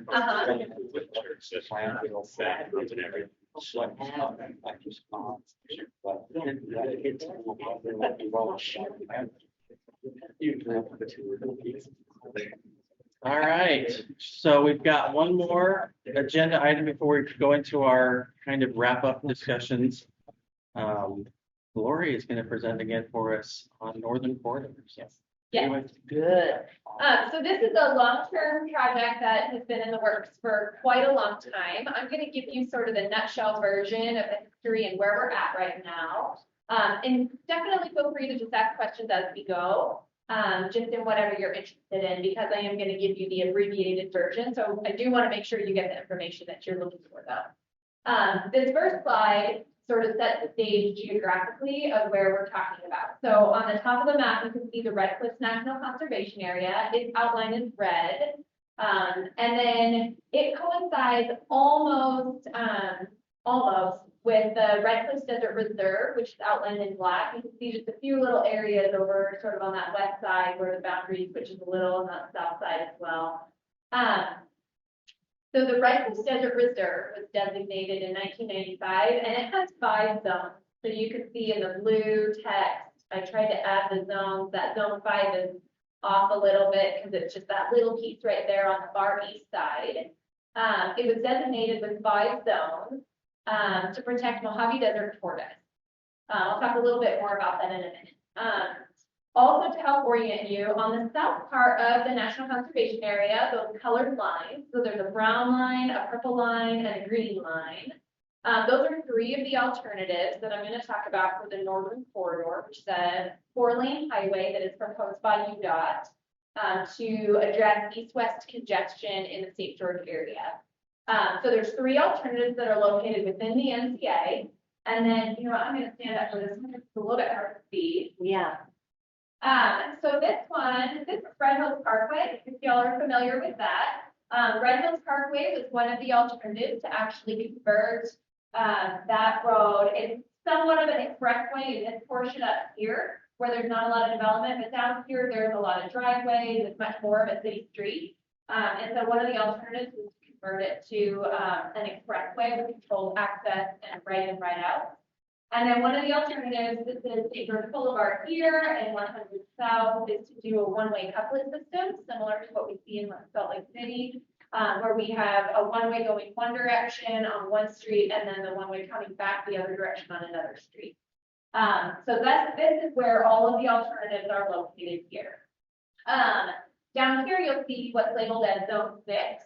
I'll explain a little bit more about that later, but the creation of Zone 6 and its addition to the Red Cliff Desert Reserve is associated with 3 of the alternatives of the Northern Corridor. You want to go to the next slide. Okay, so project history a little bit. So the creation of this whole project and the impetus behind it has been happening for decades. As I mentioned, in 1995 is when the original Habitat Conservation Plan was signed for Washington County. An incidental take permit was issued by the Fish and Wildlife Service to allow take of Mojave Desert tortoise in certain areas to allow development of the communities within Washington County in exchange for creation of the reserve to protect Mojave Desert tortoise. So 1995, the reserve gets created with the 5 zones that were on the map. In 2009, Congress passed the Omnibus Public Land Management Act. It was signed by the president, and it included 2 pertinent sections for this particular area. Section 1974 created that Red Cliffs National Conservation Area and designated it to be managed by the BLM. And as I mentioned, that sort of overlaps the existing reserve at that time. Section 1977 also said that we had to identify one or more alternatives for a northern transportation route in the county through a travel management plan, and then in working with St. George City and Washington County. And if you go back up, can you go back to that map real quick? So if you'll notice, the only yellow land on this map, north of St. George, is located within that NCA. And therein lies part of the complexity of this project and this situation. Okay, you want to go back to the timeline. Okay, so lots of conversation back and forth. What is that supposed to look like? And then in 2018, the Utah Department of Transportation, UDOT, submitted an actual right-of-way application for us to move forward with. And so we began processing their right-of-way application in 2018 and 2019. Their plan of development was submitted in 2019. And so we actually issued a notice of intent to begin work on an EIS to consider that application. They also had to renew the incidental take permit. It was only for a 20-year permit in 1995. So it expired 20 years later, and they were the Fish and Wildlife Service allowed it to remain in place until they could renew it. And so they partnered with us as joint federal agencies to prepare this EIS to address the incidental take permit and the right-of-way, because the county wanted to expand the mitigation package in the Habitat Conservation Plan associated with that take permit. They wanted to expand the mitigation in that and create Zone 6 in exchange for the highway to offset the impacts of the highway. That's how these 2 things got interlinked. In order to do that, the NCA did not allow for a highway to go through the NCA at that location. It was an avoidance area for rights of way. And so we had to consider an amendment to the Red Cliffs NCA Resource Management Plan. And then in order to support the creation of that 6th zone of the reserve, you can flip back to the map real quick.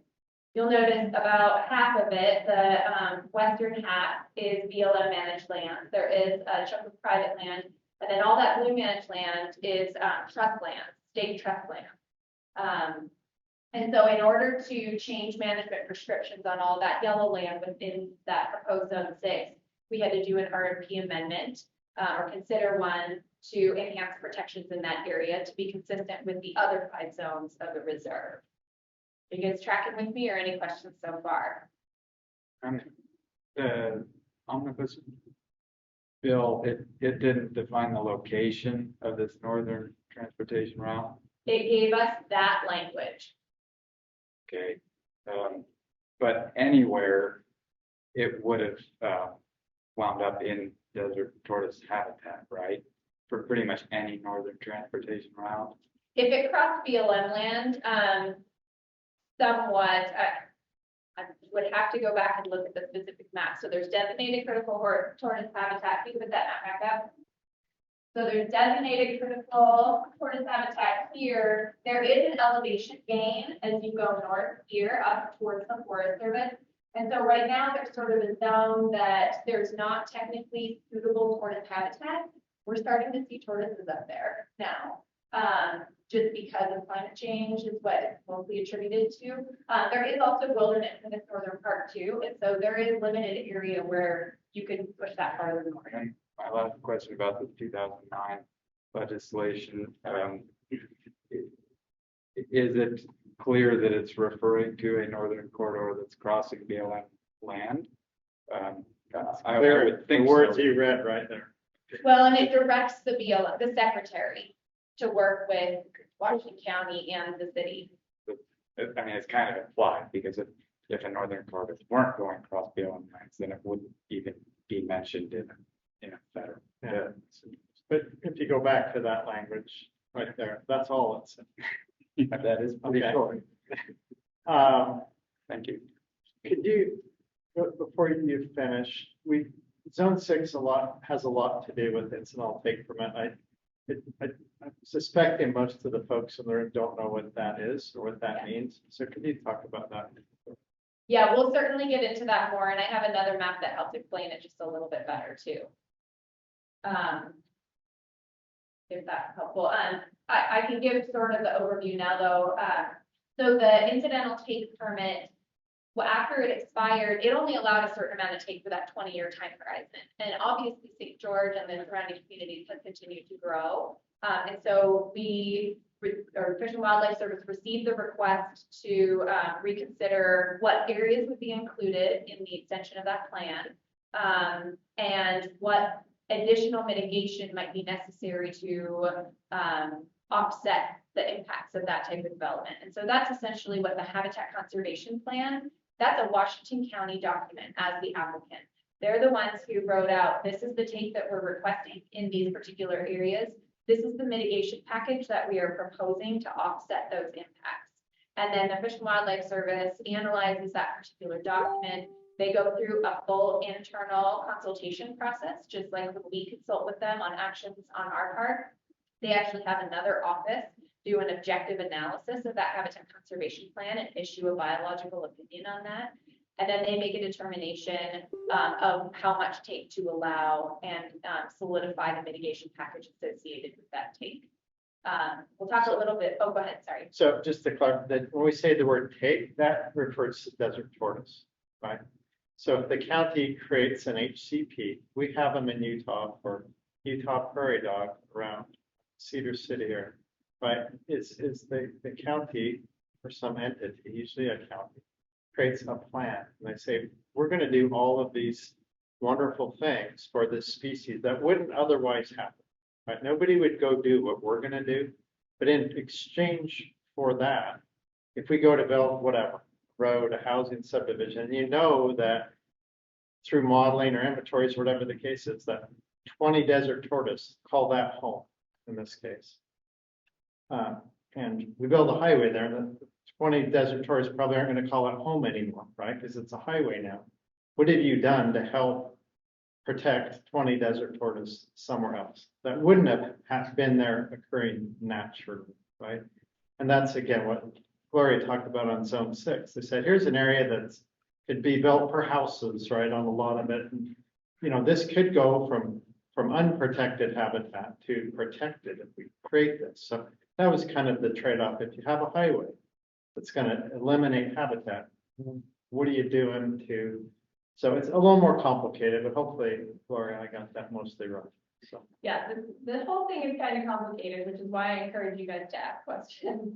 And to Greg's point also, as that development occurs, we talk about take, but really most of the animals get actually relocated to these areas that now have these additional protections. And so that's part of the development process, is that they actually go in, survey, and relocate the animals in those areas to these other new areas that have better protections for them. So in late 2019 is when we started that EIS process. And now you can go to the next slide. We started the process and we issued the draft EIS in June of 2020, and then 2020 fire season, we got a ton of fire across southern Utah.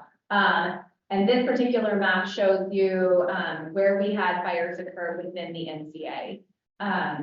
Much of it was tortoise habitat. Some of it had burned previously in other big fires, but some of it had not burned. It had never burned. And so we had a lot of acreage of new burned area, and that was considered a new significant circumstance that potentially we considered it as best we could in the final EIS, but it was considered later to be a potential flaw that we didn't consider fully. And so now, at this point, if you want to go to the next slide, so we issued the records of decision. We did our best to analyze what the impacts were of those fires at the time. The BLM issued a record of decision signed by Secretary Bernhardt, actually, for approving the right-of-way grant to UDOT and approving both of the resource management plan amendments. And the Fish and Wildlife Service accepted the habitat conservation plan and also approved the incidental take permit associated with that. The decisions were pretty much immediately challenged. We received information soon after that we were going to get a challenge, and then on June 3rd, the actual complaint was filed by plaintiffs in district court. And then over the next couple of years, there was quite a bit of negotiation to come to a settlement agreement about how to move forward. And in August of this past year, it was actually signed outlining what the next steps in this process now are. And one of the major steps in that process is to prepare a supplemental EIS. And for those of you not familiar with that, it's essentially an extension of the previous process. Because of the settlement agreement, the court remanded the decisions back to us. So basically said, okay, we're not undoing them, we're handing them back to you for further consideration. And the supplemental EIS allows us to conduct that additional consideration and then issue a new decision at the end of the process. The settlement agreement puts a timeline on that process and requires us to issue that new decision by November 2024. So this year, it's a very quick process. So that court order came down on November 16th. As I mentioned, it did remand all of the decisions that were associated with the previous records of decision, but it did not vacate the right of way. And so the nuance between remanding is further consideration, but leaving things in place, and vacating is actually making something completely go away. So the right of way grant, although it was requested to be vacated by the agencies, the judge did not, the judge denied that request. And so the right of way grant is actually still in place on the ground while we reconsider the different alternatives. It sounds like the judge said, you got it wrong, try again. Is that? So the judge didn't hear any of the arguments or consider any of the statement of reasons. What happened was when the settlement agreement was reached, both the plaintiffs and the United States requested the remand. And so the judge granted the remand without making judgment on the merit of any of the arguments. Okay, so it was settled outside the court. It was settled outside the court, correct.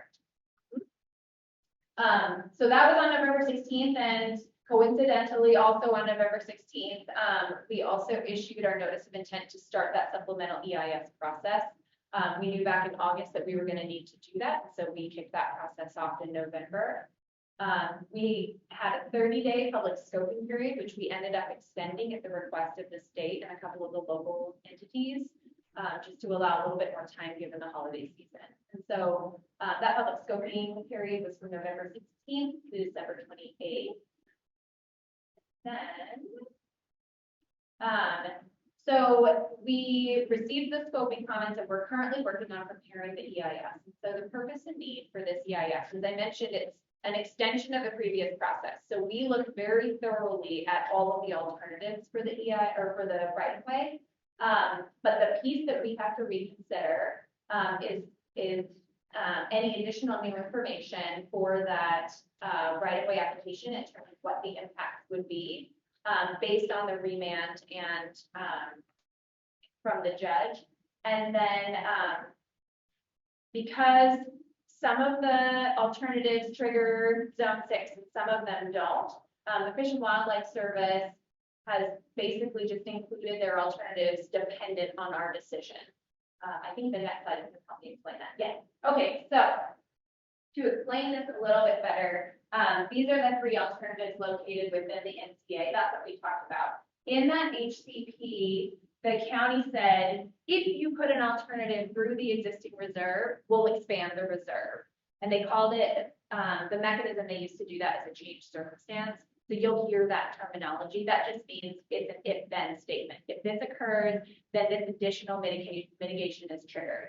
And they have several of those in their habitat conservation plan, but this one is specific to Northern Corridor.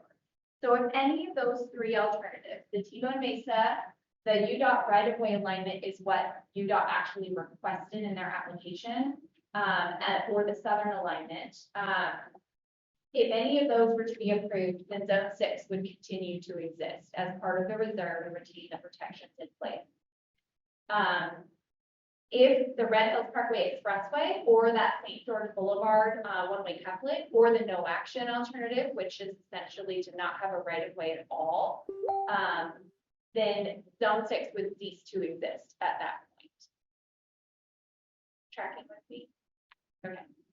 Okay, so we're keeping the same alternatives through scoping. We didn't hear any new alternatives suggested that would cause us to expand that range of alternatives. So that's what we're carrying forward. And also with a supplemental EIS, you keep the analysis very narrow to new information. So in the settlement agreement, the BLM acknowledged that 2 things, that the wildfires caused potential impacts to desert tortoise habitat, and because the burned areas tend to have a proliferation of like non-native species, invasive species, that there were potential impacts to the vegetation community as well that weren't fully analyzed in the previous EIS. And so one of the items that we'll be looking at very carefully is fire and fuels management as a result of those wildfires, the impact that those particularly had on the NCA, and then the vegetation and wildlife species as a result of those burned areas. What did that do to the quality of the vegetation communities and the quality of the habitat for the species that are in that area? As you all know, since 2021, we've seen a ton of growth in this area. And so we've also had new information from the 2020 census released. And so we're updating some of the socioeconomic information, including environmental justice. We've had some new population blocks in that area that have been identified as either low income or minority populations. Some of that information has shifted. So we're ensuring that all of that information is updated in this EIS as well.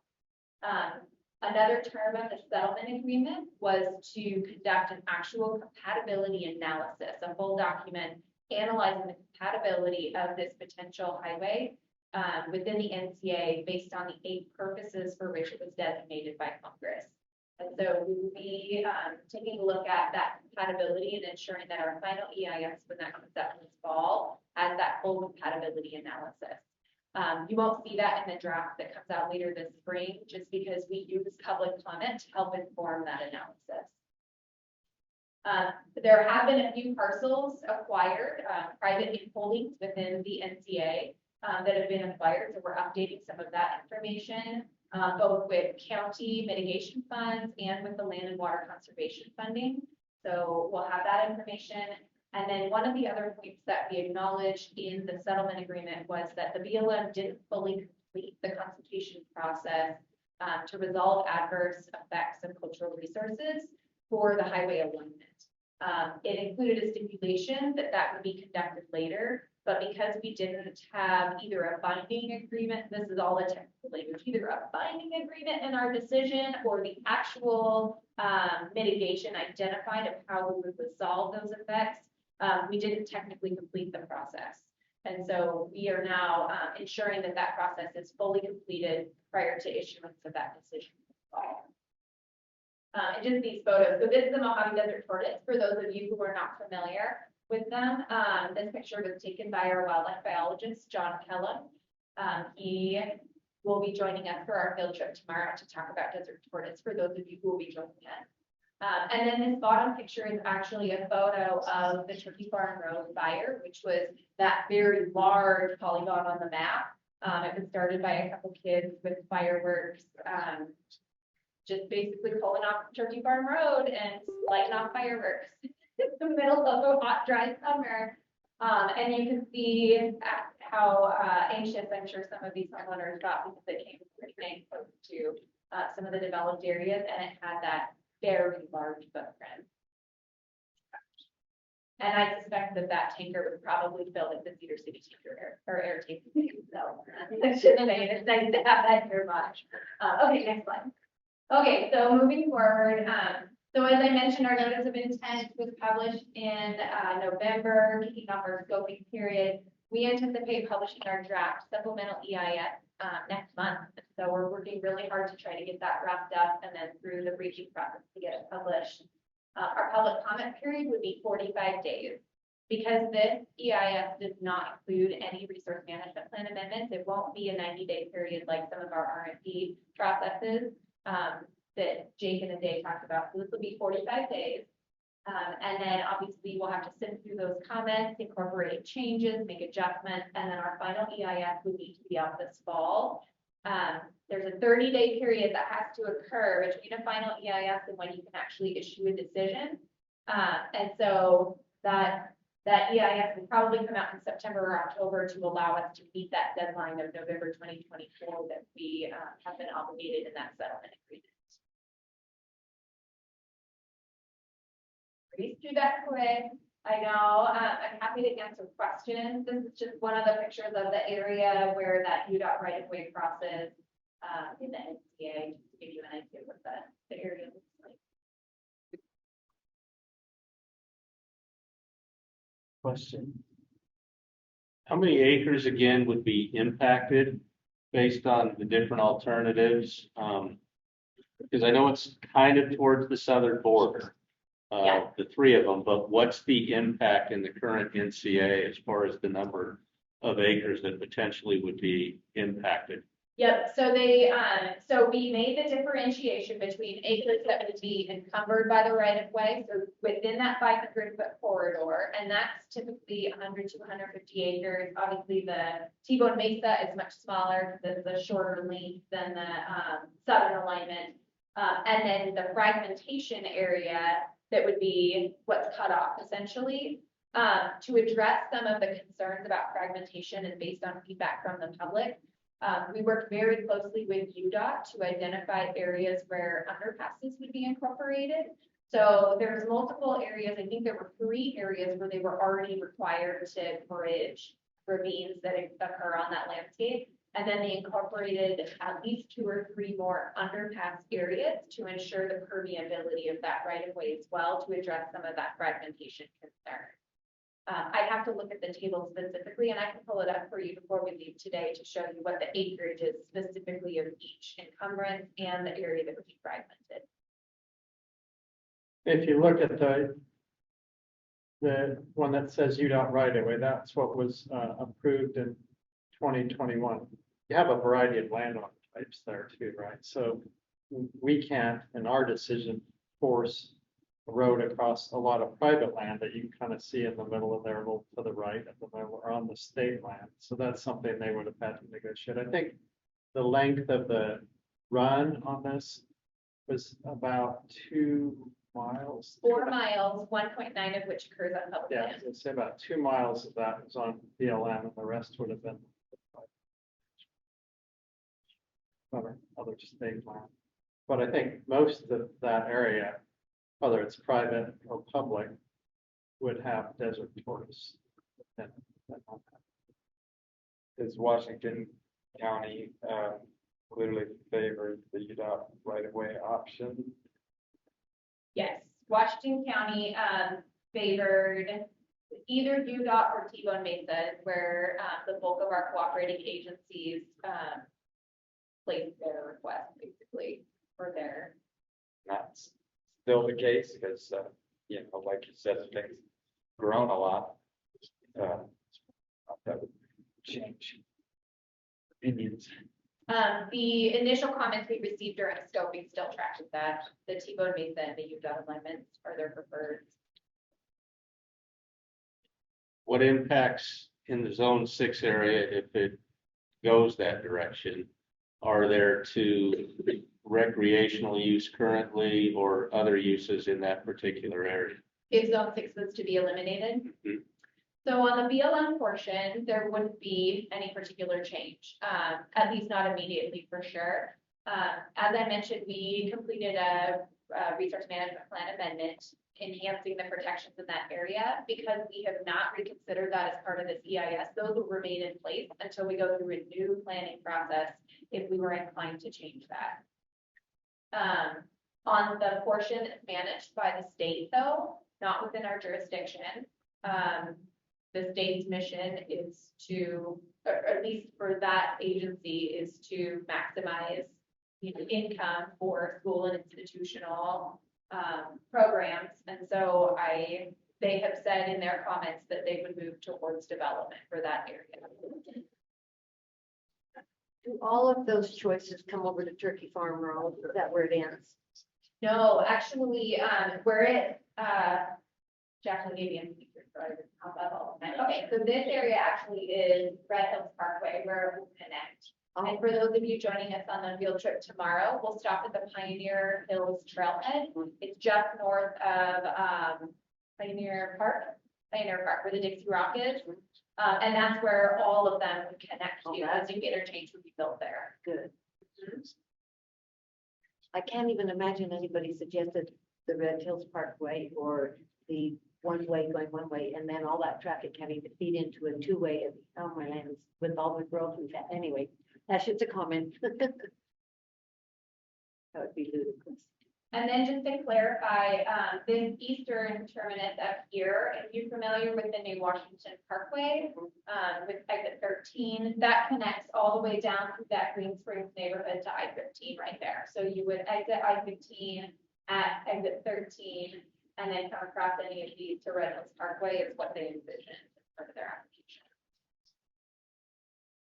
So that Red Hills Parkway Expressway, that option doesn't trigger zone 6, does it not cross any desert tortoise habitat then? So because it was an existing roadway, it has very little impact on any tortoise habitat. Most of the construction would occur within the existing fenced area. Because the portion that crosses public land is already four lanes, 2 lanes each direction. There's a little spot, I think, where they had to adjust an intersection. I think it's like a 1/4 acre or something that it would have to expand. But for the most part, the changes would occur on this right here, the southern portion of it. In order to convert that to an expressway, there's some widening that would need to occur for expansion of right-of-way lanes and access to the businesses. There would also be condemnation along a portion of that alignment just to accommodate that wider road that would be needed. And that would mostly occur down this area here. And then it would connect to I-15 down there. So as part of your analysis, will you guys be identifying a preferred alternative? Or? So we have not had the discussion with leadership. We're not obligated to identify a preferred alternative in the draft supplemental EIS because this is not an RFP amendment. We are obligated to identify a preferred in the final. And so we may not see it until then. Gloria, you often hear in the conservation community this notion that the right-of-way should have never been approved because it's illegal to issue something like that in an NCA. But is the response just that there's this existing circumstance because back in the beginning, it was mandated to the BLM that this was a part of the creation of the NCA from the beginning to have a northern transportation route? It's a little bit more nuanced than that. You saw how vague the language is. There is not a clear mandate associated with this project, and therein lies the crux of the argument that's been happening for decades, right? It has not been settled legally, whether it's mandated or not mandated, whether it's legal or not legal to occur within an NCA, and that's why it continues to be a challenging project. As far as zone 6, kind of from another perspective, the recreation community is obviously very concerned about specifically the Sitla lands, as that encompasses a huge amount of rock climbing, mountain biking, OHV resources. If the northern corridor is approved and zone 6 remains, there are concerns that 20 years from now, something like the northern corridor will happen. And that maybe it won't always be fully protected, or can you speak to that at all? Like, how is Sitla involved in this? Like, have they fully signed off? Like, if zone 6 remains, that land officially becomes part of the reserve, and it's no longer Sitla land at all? Yeah, There's a lot of mixed information. No, you're totally fine. So as part of that habitat conservation plan that created zone 6, right? It said this whole area, this almost 3,500 acres, would be set aside as part of the reserve. And over time, BLM is going to prioritize acquiring those lands from Sitla so that they can get fair market value for stuff, accomplish their mission. The land remains protected for the intended purpose of Mojave Desert tortoise under that mitigation strategy.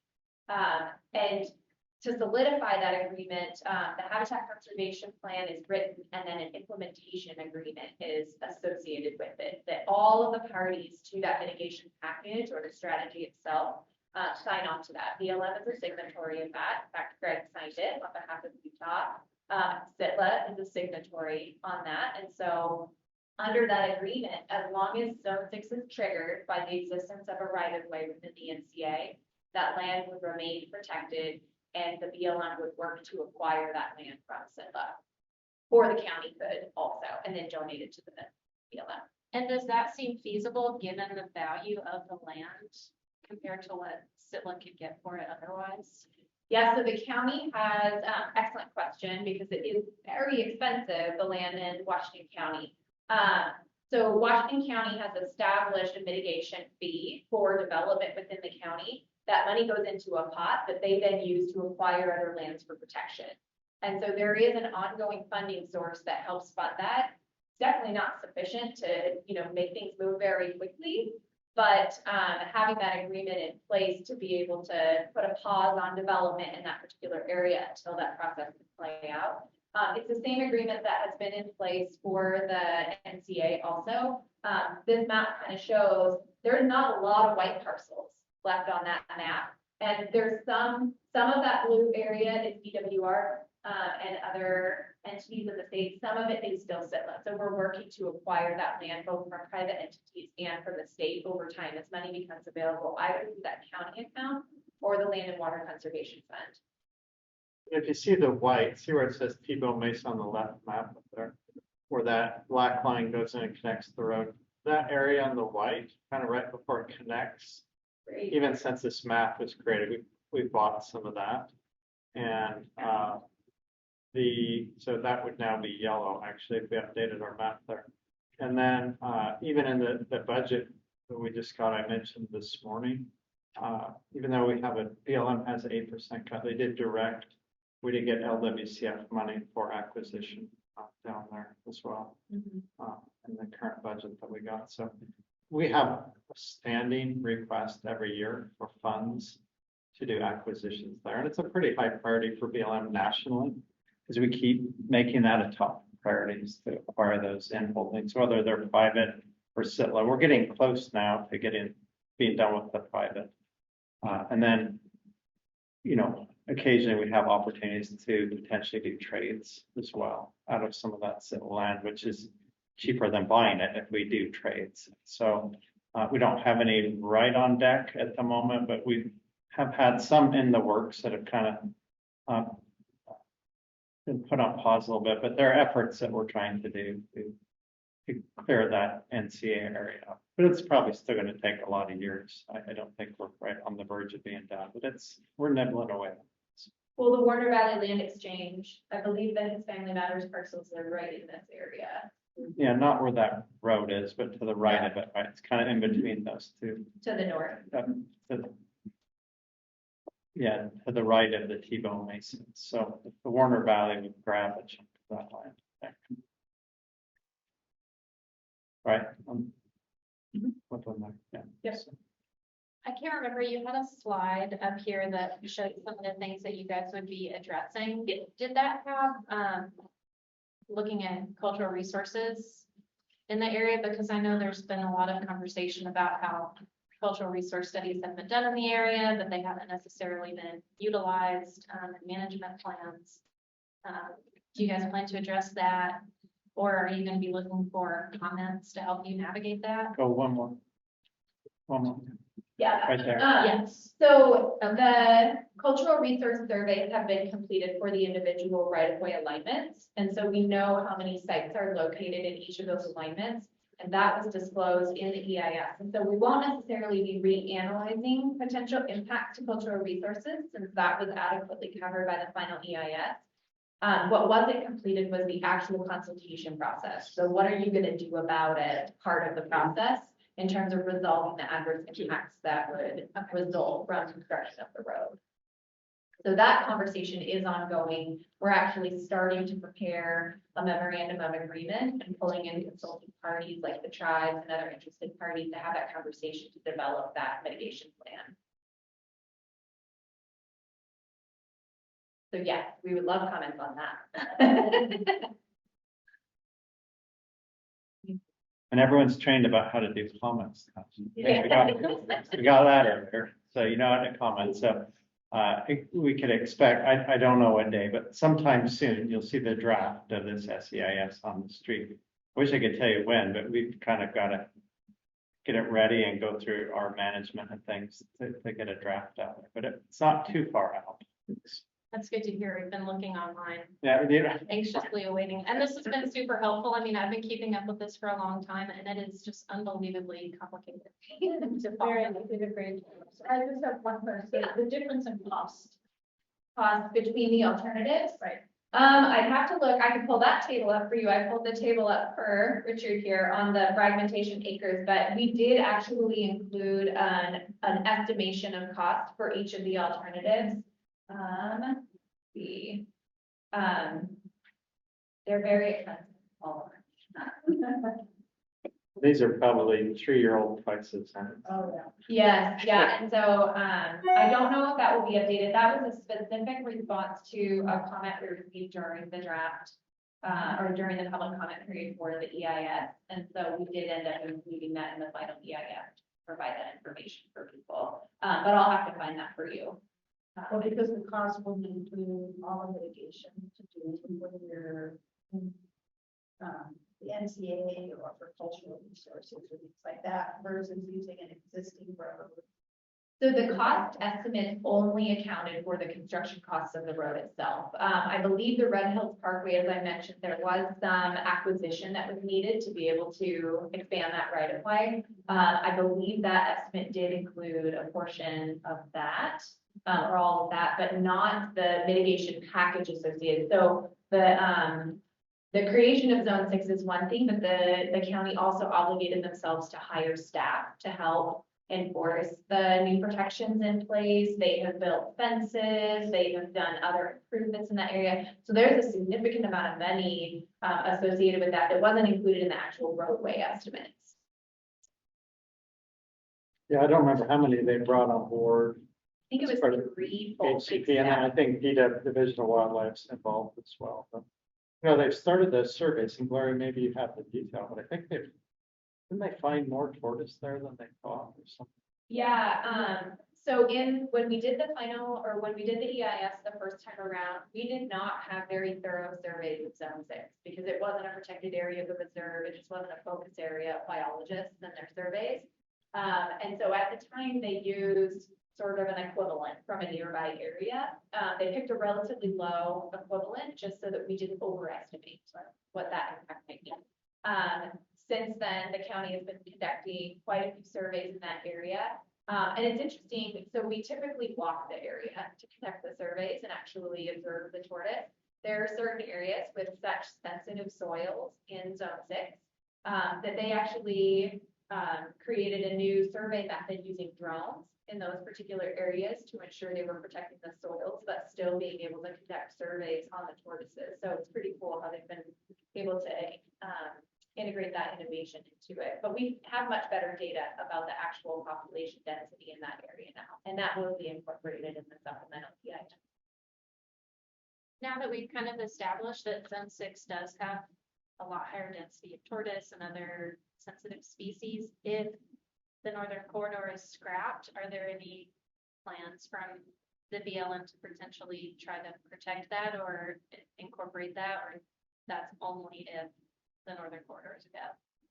We have not had that conversation yet, and we would have jurisdiction only on the areas that we manage. And so that would be a question for us on our side, to what to carry forward. And I would suspect that, you know, we will obviously maintain some level of protection for that very sensitive species. The Sitla land, I would have to defer to them. What was the, I have to assume someone was paying Sitla with that land in Zone 6. Is that gonna come from the state or from the county? What was the encouragement to Sitla to not develop that or maybe keep it in this agreement where it can be purchased over time? I'm not aware of the negotiation that occurred between the county and Sitla at the time to get them to be a party to the agreement. I just know that they ended up signing the implementation agreement with these standards in place. So again, I have to defer. Do you know how long that agreement was for? The terms of that agreement? Yeah, so the new HCP was actually for a 25-year term, and it was approved in 2021, as I said, so it's for 25 years from then. Quite a while into the future. Typically, when HCP anywhere in the country gets to an end, usually a few years before that, there becomes an effort to work on an extension of that because there's been a lot of things built around that for take and other developments and things. So even when the one that was up in the NC, I think it expired in 2019. When did that expire? 2016, actually, and they allowed it to remain in place until the renewal was complete. Okay, so that one was a 20-year one. 20 years. That was a 20-year one. So there's, you know, commonly everybody has a lot of interest in renewing HCPs. I remember the Prairie Dog one in Iron County, and those counties, same thing, right? That those takes a lot of work to get one of those in place and approved by the Fish and Wildlife Service. Usually people don't want to see them go away. And so I do, because of that, the incidental take permit itself and the bulk of the HCP agreements that were put in place will remain in place regardless of what happens through this process. It's just that one tiny piece, that changed circumstance, that might get changed. And so that's the Fish and Wildlife Service's decisions based on this. It's just that narrow piece. I know some people have talked about reopening the incidental take permit or it going away. That is not on the table for this process. The bulk of the permit itself will remain in place and they might just have to amend it to address this one change. And I do have those numbers for the cost of the right of way if you're interested in that. So the T-bone Mesa alignment, they estimated to be 60 to 90 million. These ranges are kind of large just because they had not done full engineering design, and that fluctuated a lot depending on what would be needed for some of the bridge work and things like that. So 60 to 90 million for the T-bone Mesa alignment. And then for the UDOT application alignment, they estimated 81 to 123 million. Southern alignment was estimated at 84 million to 127 million. Red Hills Parkway at the time was 97 million to 146 million. And then the one-way couplet was estimated at 22 million to 33 million.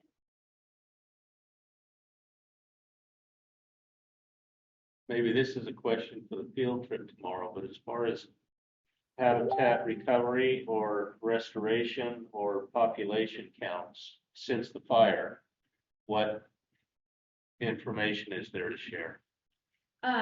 So I don't know all of it off the top of my head.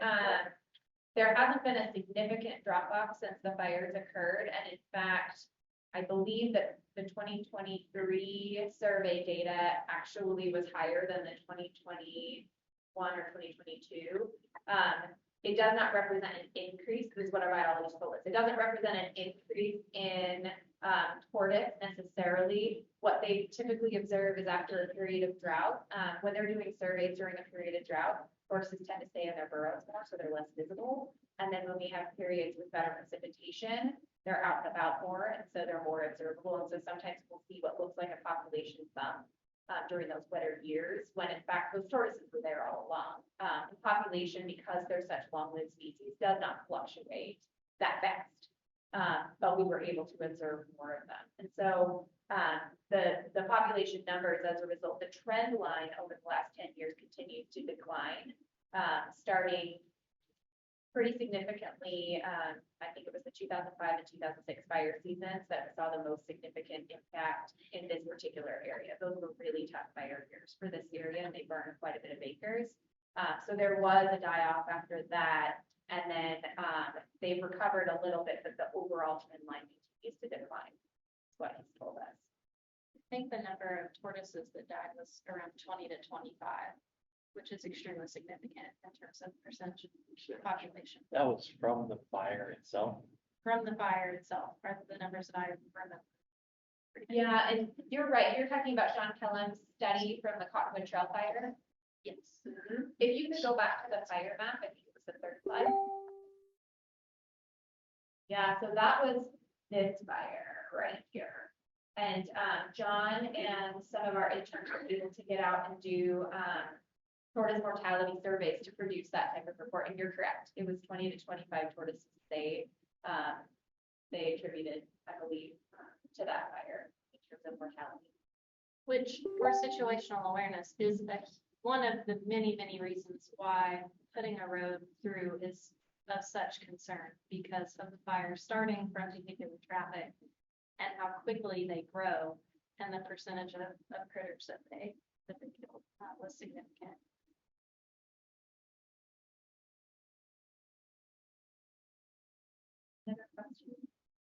Tyler, didn't you do with WRI some restoration work up on that? What's the middle fire called? I can't. Turkey Farm Road Turkey fire. Farm Road. Yeah, we tried all kinds of stuff on, especially on DWR lands.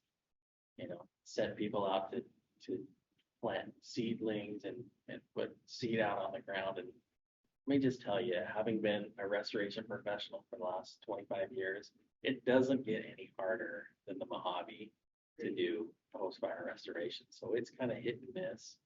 And I don't know. I mean, we'll see it, but I don't know that much of it's been as successful as we'd like to have seen. And I've probably rehabbed half a dozen fires in the Mojave, and it's tough. Yeah, there's a lot of circumstances working against you in this particular environment. And it's not an environment or a vegetation community like some of our others. It's fire adapted. I mean, we historically have not seen a lot of fires in this community in past decades, but that fire frequency continues to increase, partly because of the invasive vegetation that we're seeing come into these areas. The natural setting has interspace between the vegetation that sort of prevented that, rapid fire spread, because it just couldn't jump from shrub to shrub as easily with that interspace between. But as that infills with invasive annual grasses like cheatgrass and other species, it becomes that continuous vegetation community that then can carry fire for quite a distance when we here. So it just has become really challenging.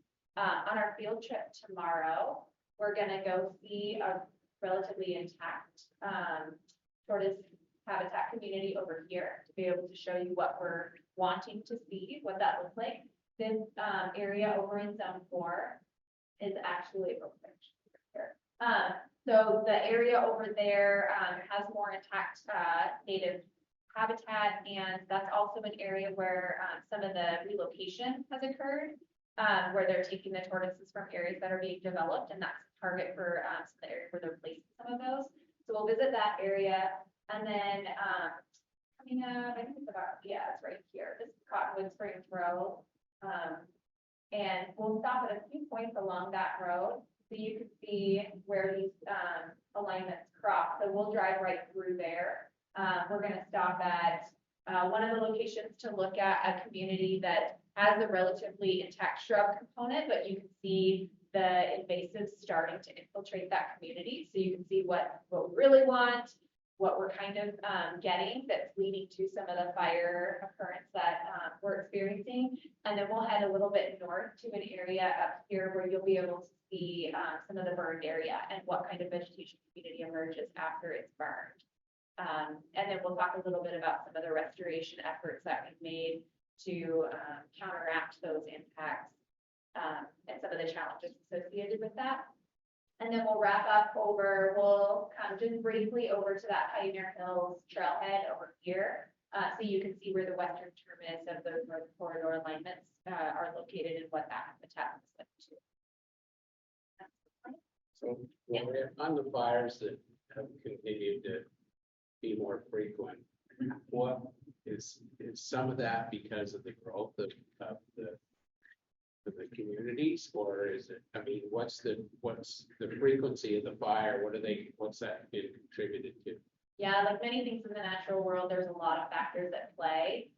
Human activity is absolutely one of those things. So we always see quite a number of human-caused fires every year. We actually saw a dip after this fire year was so challenging. And I think it's because this fire year was so challenging. I mean, you saw how close this fire came to the community. Sometimes we see that dip in the following years just because people are a little more aware of what they're doing and not to be the dummy who starts the fire out of public land, you know?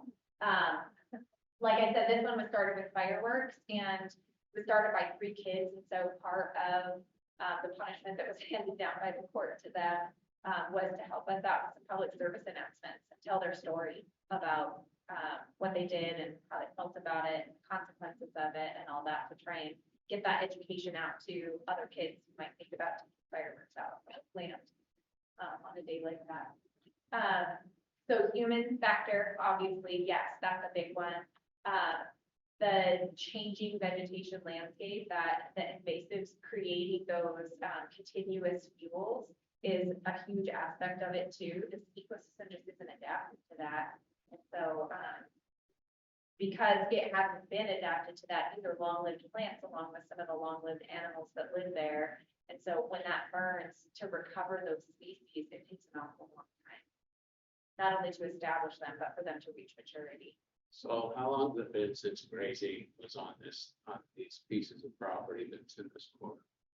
I don't know how quickly it happened, but 2009, with the designation of the NCA, it was closed to grazing. And so I don't know when those permittees actually had their permits go away, but I believe it was about that time. Yeah, 2000, 2007, 2008, grazing stopped on that piece of it. So there was no more just grass and build up, fields were built up.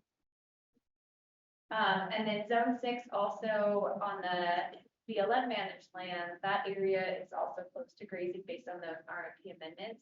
The county did end up buying out those permits from those permittees. And then we just actually relatively recently, within the last few months, issued the closures of those now that the permittees have moved off of that. I guess the point I'm trying to make is when you pull grazing off the ground, you just increase the fuel loads that come year after year. That's one aspect. Mm-hmm. Yeah, and the multifaceted picture for this area.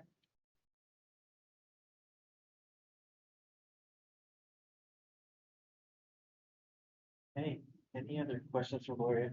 Now you're all experts on a really complicated thing. And you'll be ready to provide substantive comments when the comment period comes out in April or May. Well, for some of us who've been on this council for a long time, the last time we were in St. George, we talked about this because I remember visiting Zone 6. Yeah. So it's been a subject for a long time. Okay, well, thank you, Gloria. Yeah. Looking forward to that tour tomorrow. Yeah, And you said Sean's going to be there, right? I believe so. Yes, I think he was available. So. Great. Okay, well, that concludes the portion of our agenda for the BLM talking to us. Now it's time to talk to them and to talk to each other. So first thing on there was action items. I'm assuming that's just a placeholder. We don't have any action items. So the next thing I think we need to talk about is, this is really the portion of the meeting where we discuss what we want to see, for the new folks on the committee, what do we want to see in future agendas? What would we like to see from the BLM as far as presentations to us? We have one meeting on the books right now, that is August 14th and 15th. The original plan was to hold that meeting in Logan, maybe the Bear Lake area. And Greg has some news on that. Did they talk about our efforts to find a place? So the bummer about Bear Lake is in summer, it's very expensive to find lodging. And there's not a lot up there in terms of hotels. It's not There's really lots of developed. lodging. There is lodging everywhere. You can sleeping bag. Let her finish though. You want to camp, sure. But that was kind of the limitations for us, being able to stay within our government limits of housing. And so it's a little out of our price range. So the decision has been made by BLM to move that meeting to Salt Lake City. Ew, Salt Lake. There's no lodging there either. There's a Super 8 there. You said something about Canada, that's a lot then. So I think We need to do that in the winter. I think we'd all talked about wanting to go to that part of the state. It'd been a while since we've been to that northern part of the state. So anyways, that's the decision that's been made. So Salt Lake City, August 14th and 15th is the next one to have on your calendar. We would like to set at least one more, maybe two more dates after that, dates and places. Usually another meeting in November and then another meeting after that in April. So yeah, let's talk about, let's do the dates first. Let's talk about possible places to go and dates. I thought we said we'd do the same November dates that we did this last year because they worked for everybody. What were they? November what? 14th, 15th. Okay, 14th and 15th, because that seemed to work for around that time, When is a Jeep fair, Jim? Huh? When is the November Moab trip? The Moab, that is 6th. Okay, that's just a separate thing. And I think now that we have, we have a full council now, isn't every position filled now? Yes, So that makes it a lot. it's been easier. years since Yeah. every position's filled. Normally we talk about what the vacancies are on this group, but there aren't any. So now we're not as pressured if you can't make a date and you can't make the meeting, the whole thing doesn't fall apart like it does when we have action items and don't have a quorum, so. Well, what about doing Canab in November? That's a beautiful. We could even go to the North River, the Grand Canyon for the fall leaves. Okay, that's a suggestion. Canab in November. The day, what's your vote? It's beautiful. It's a beautiful time to come to Kanab. She lives there. So. Oh, And there's relatively affordable lodging. yes. Okay, let's put some dates down then. I'm seeing maybe the closest to the 14th and 15th is don't we like to do it on a Tuesday, Wednesday, or Wednesday, Thursday? Used to switch it to Wednesdays. We used to do Tuesdays, but for some reason, I can't remember. It was you, John. It was me. It probably was. Cheaper to have on Tuesday, but whatever. We got to circulate around with kids' birthdays. Okay, so I've got a no on the 14th. I like Could do the 12th and 13th. Any objections to the 12th and 13th? Is that what? Hang on just a sec. I'm just trying to find out when the Tuesday? Utah Association of Counties has their annual conference. I have a monthly meeting on the second They Tuesday. changed it. Out of November, I believe. Is it September? They moved it to September. But Farm Bureau has their annual convention, is that? I think that's around the 14th, 15th. But we could do it Tuesday. 12th and 13th? USAC is September. I think UAC is also. I think.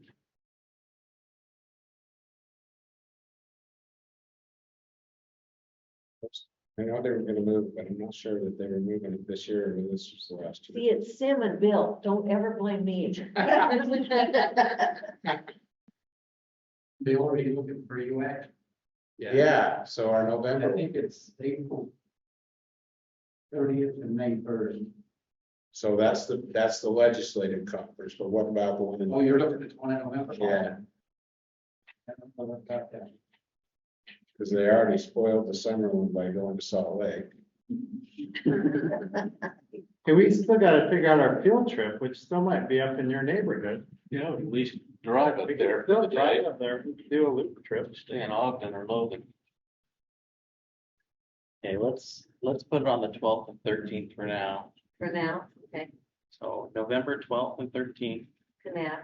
Canab. USAC is November 14th and 15th.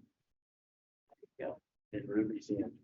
Yeah, This, That's close enough. yeah, you just make it a week, no.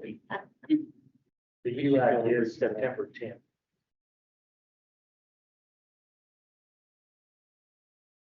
Okay.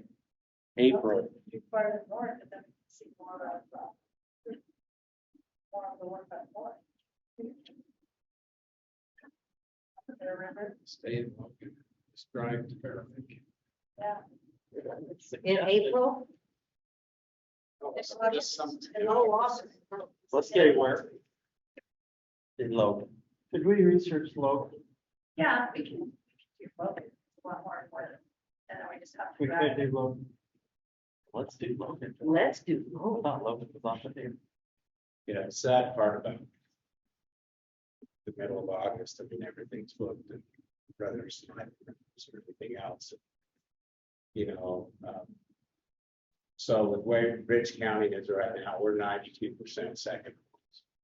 And out of those 92%, almost 90%, 88% of it is in night rentals. So during the summer, that's where they, you know, they book night to night. So as you all know, you know, you build a $600,000 or $700,000 home, you rent it during the summer, and that's how you pay your mortgage up to the winter. So everything's booked and it's high. You know, most nights are $500 the night. Oh, wow. Yeah. We need with a 3-night minimum. USU, they in school yet? So they have dorms. Well, that's what we talked about too, is that USU facility as well. But I think Logan makes it doable. Let's do Logan. Yeah. That's better than Salt Lake. See if you Better can for a field. block or something. Wow, Salt Lake sure a popular place. Glad I worked there. I know. No, we would be able to do that. Let's go Logan. Okay, Logan it is. Okay, so August 14th and 15th in Logan, November 12th and 13th in Kanab. How about April? April of 2020. Or March, yeah, springtime. We're 5 years out from the big lag. Might be interesting. They do a lot of stuff. With implementation and travel planning and things. Their price area would be interesting. Swell, maybe.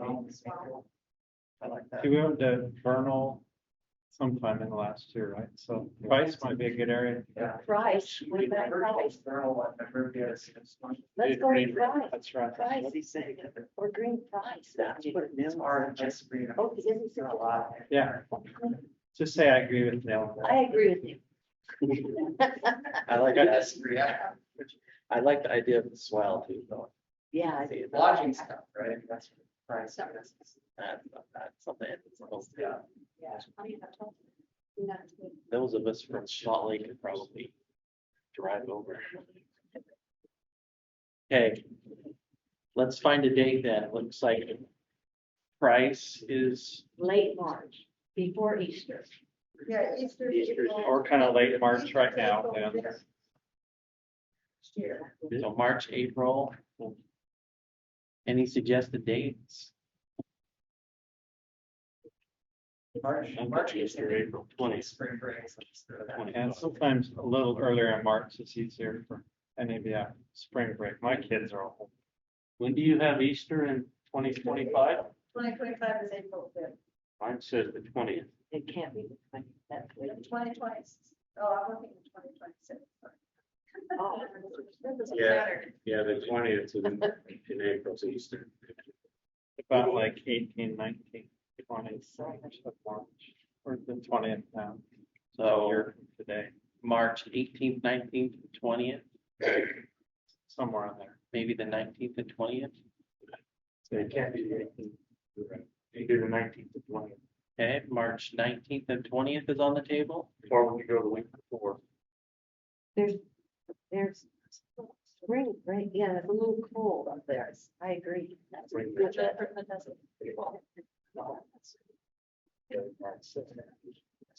Trying to get the desert people somewhere cold. So you can live some, you know, experience. What about the first week in April? That's fine. That's the Easter week, though. Oh, I I don't know if thought that they said matters. Easter was later next year. Oh, April 20th. Yeah, Oh, so we could do the first week in April and it'd be warmer and the snow would be coming. the spring break's usually right there. Yeah.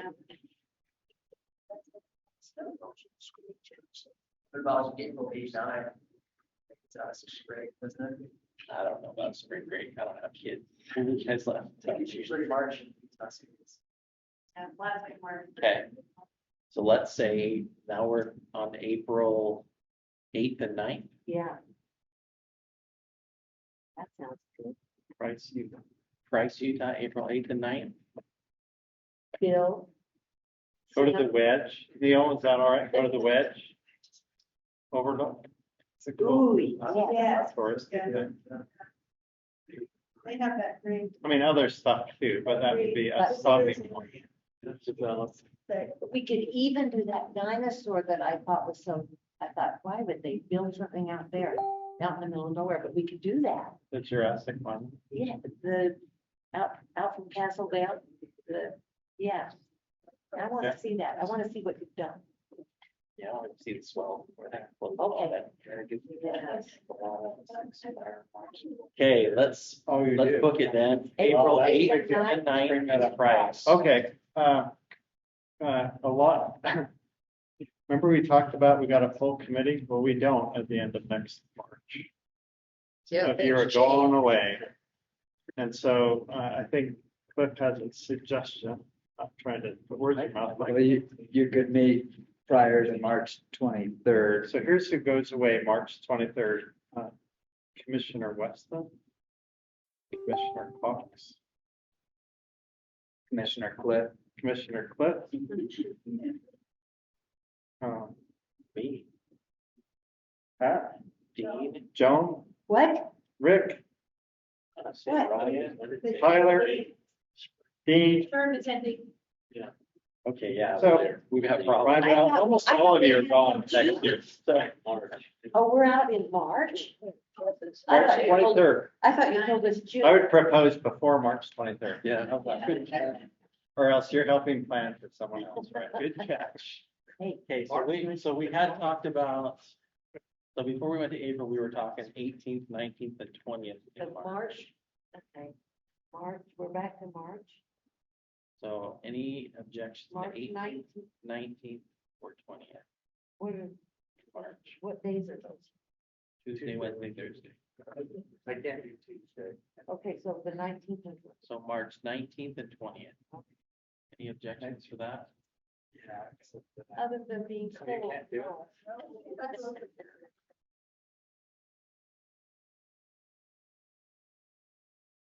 Pretty nice. Officially. That's like today's weather. You never know. And just to make sure, since we wound up changing location, we might have to state location, is there any benefit to going to price in November and have it in March? Yeah, you're the vice chair. Bring it up. I don't know if it- Okay, bring that up. Okay, so we've got a new suggestion from Okay. Cliff. I'm throwing it out there. I'm not sure I like it. So he's saying switch Kanab and Price. So we Same would go, same Just dates. go to Price first and in November and Knapp in March. That'd be nice after a hard winter to say we're going to Kanab. Yeah. You haven't really suffered much by November. We did spring in Kanab a few years ago. Nice. I think that makes a lot of sense. I like it. Yeah. You Okay. like, you guys go to, in November to Price? Nice. Okay, let's do that then. All right, So November 12th and 13th is now Price. okay, Just draw a new arrow there. okay. March 19th and 20th now in Kanab, And August 14th and 15th is Logan.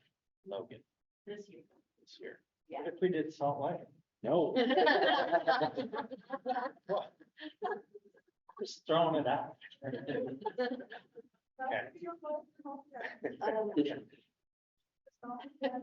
Okay, Logan a bit. All right. Okay, let's now talk about topics, things that you'd like to see from the BLM. Typically, we get the same kind of district and office updates from the BLM in that area. What kind of special topics would you like to hear at the next August meeting in Logan? I think kind of more northern, central northern Utah. Logan.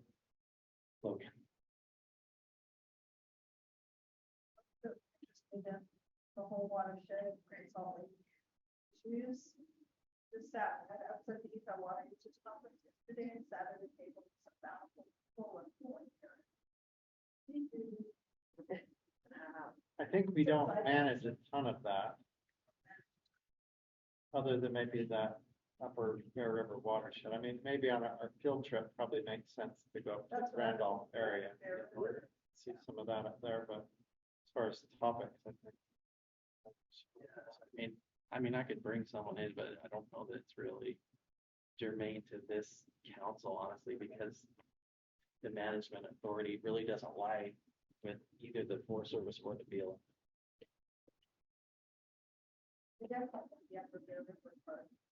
Yeah. Well, yes, we should definitely follow up on the Bears Ears, after they've had all this, you know, public, you know, I mean, that's all gonna be done. We could still get updates from well, that's what we need is an update. the big ones.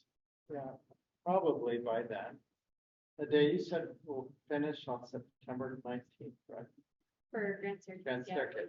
for- So somewhere around there. Yeah. Tease it her a little bit, because we don't really know on these things, but probably Grand Staircase will be done then, and we could talk about what the final was. Right, I don't think you're gonna see Bears Ears done by then, and so, okay, so Grand Staircase. so you've probably heard as much as we have to share on Bears Ears.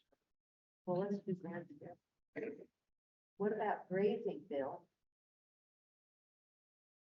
Well, there's a couple of grazing projects that are going on up there. That's been in the mix now for 12 years. It's a collaboration between the Forest Service and the BLM. It's a private. Are you talking Three Creeks? Yeah. I'd love to see that. Well, let's If have, updates, even a stop on the tour would be awesome. Last year was the first year that it all came together. That was the first year they were. let's talk about that in Ventura. Three Creeks. Three Creeks. That's part of our IRA area. That's Three what we're Creeks is talking where we're about. doing this IRA money. There's that. Agenda items for Logan. Some of it. That's where a lot of Dan stuff is. I was gonna say Dan, the whole presentation. Yeah. Dan maybe could give us an update of, you know, how far along he's got, what project. Why don't we go see one of those, I'll get the word wrong, the fake beaver dams. What? Analogs. You wanna go see some of those? Yeah. Or should we build one? There you go. Don't put us to work. Pretty first labs. Yeah, we'll soon, those have a road to them, or do He was all over the sweat equity, you know.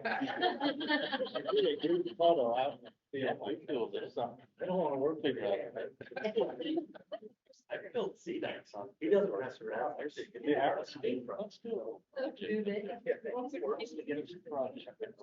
like that. Yeah. Would you all be up for maybe not a big one, but doing something in the field? I don't know if we've done that before. I haven't been on this one with somebody. I think that's a great idea. I do 5 field tours a year, and last year we did a Z dike with a group of folks, and it was awesome to get your hands dirty, kind of actually build one of those structures that he was talking about, that Dan was talking about, those rock structures.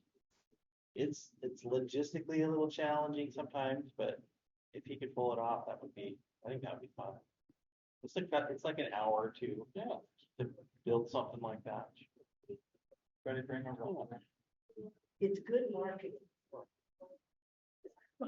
Just put down Dan BDA Z dikes. I can say on social media, we put our RAC to work, free labor. Sit around talking about just actually do stuff. Brandon says he doesn't want to work for Dan. Brandon, I help with that. Dan scares me. Yeah, he doesn't mess around. Greg can pull us off when it's time. Just wait away, we'll be okay. I think Sam can provide us lunch.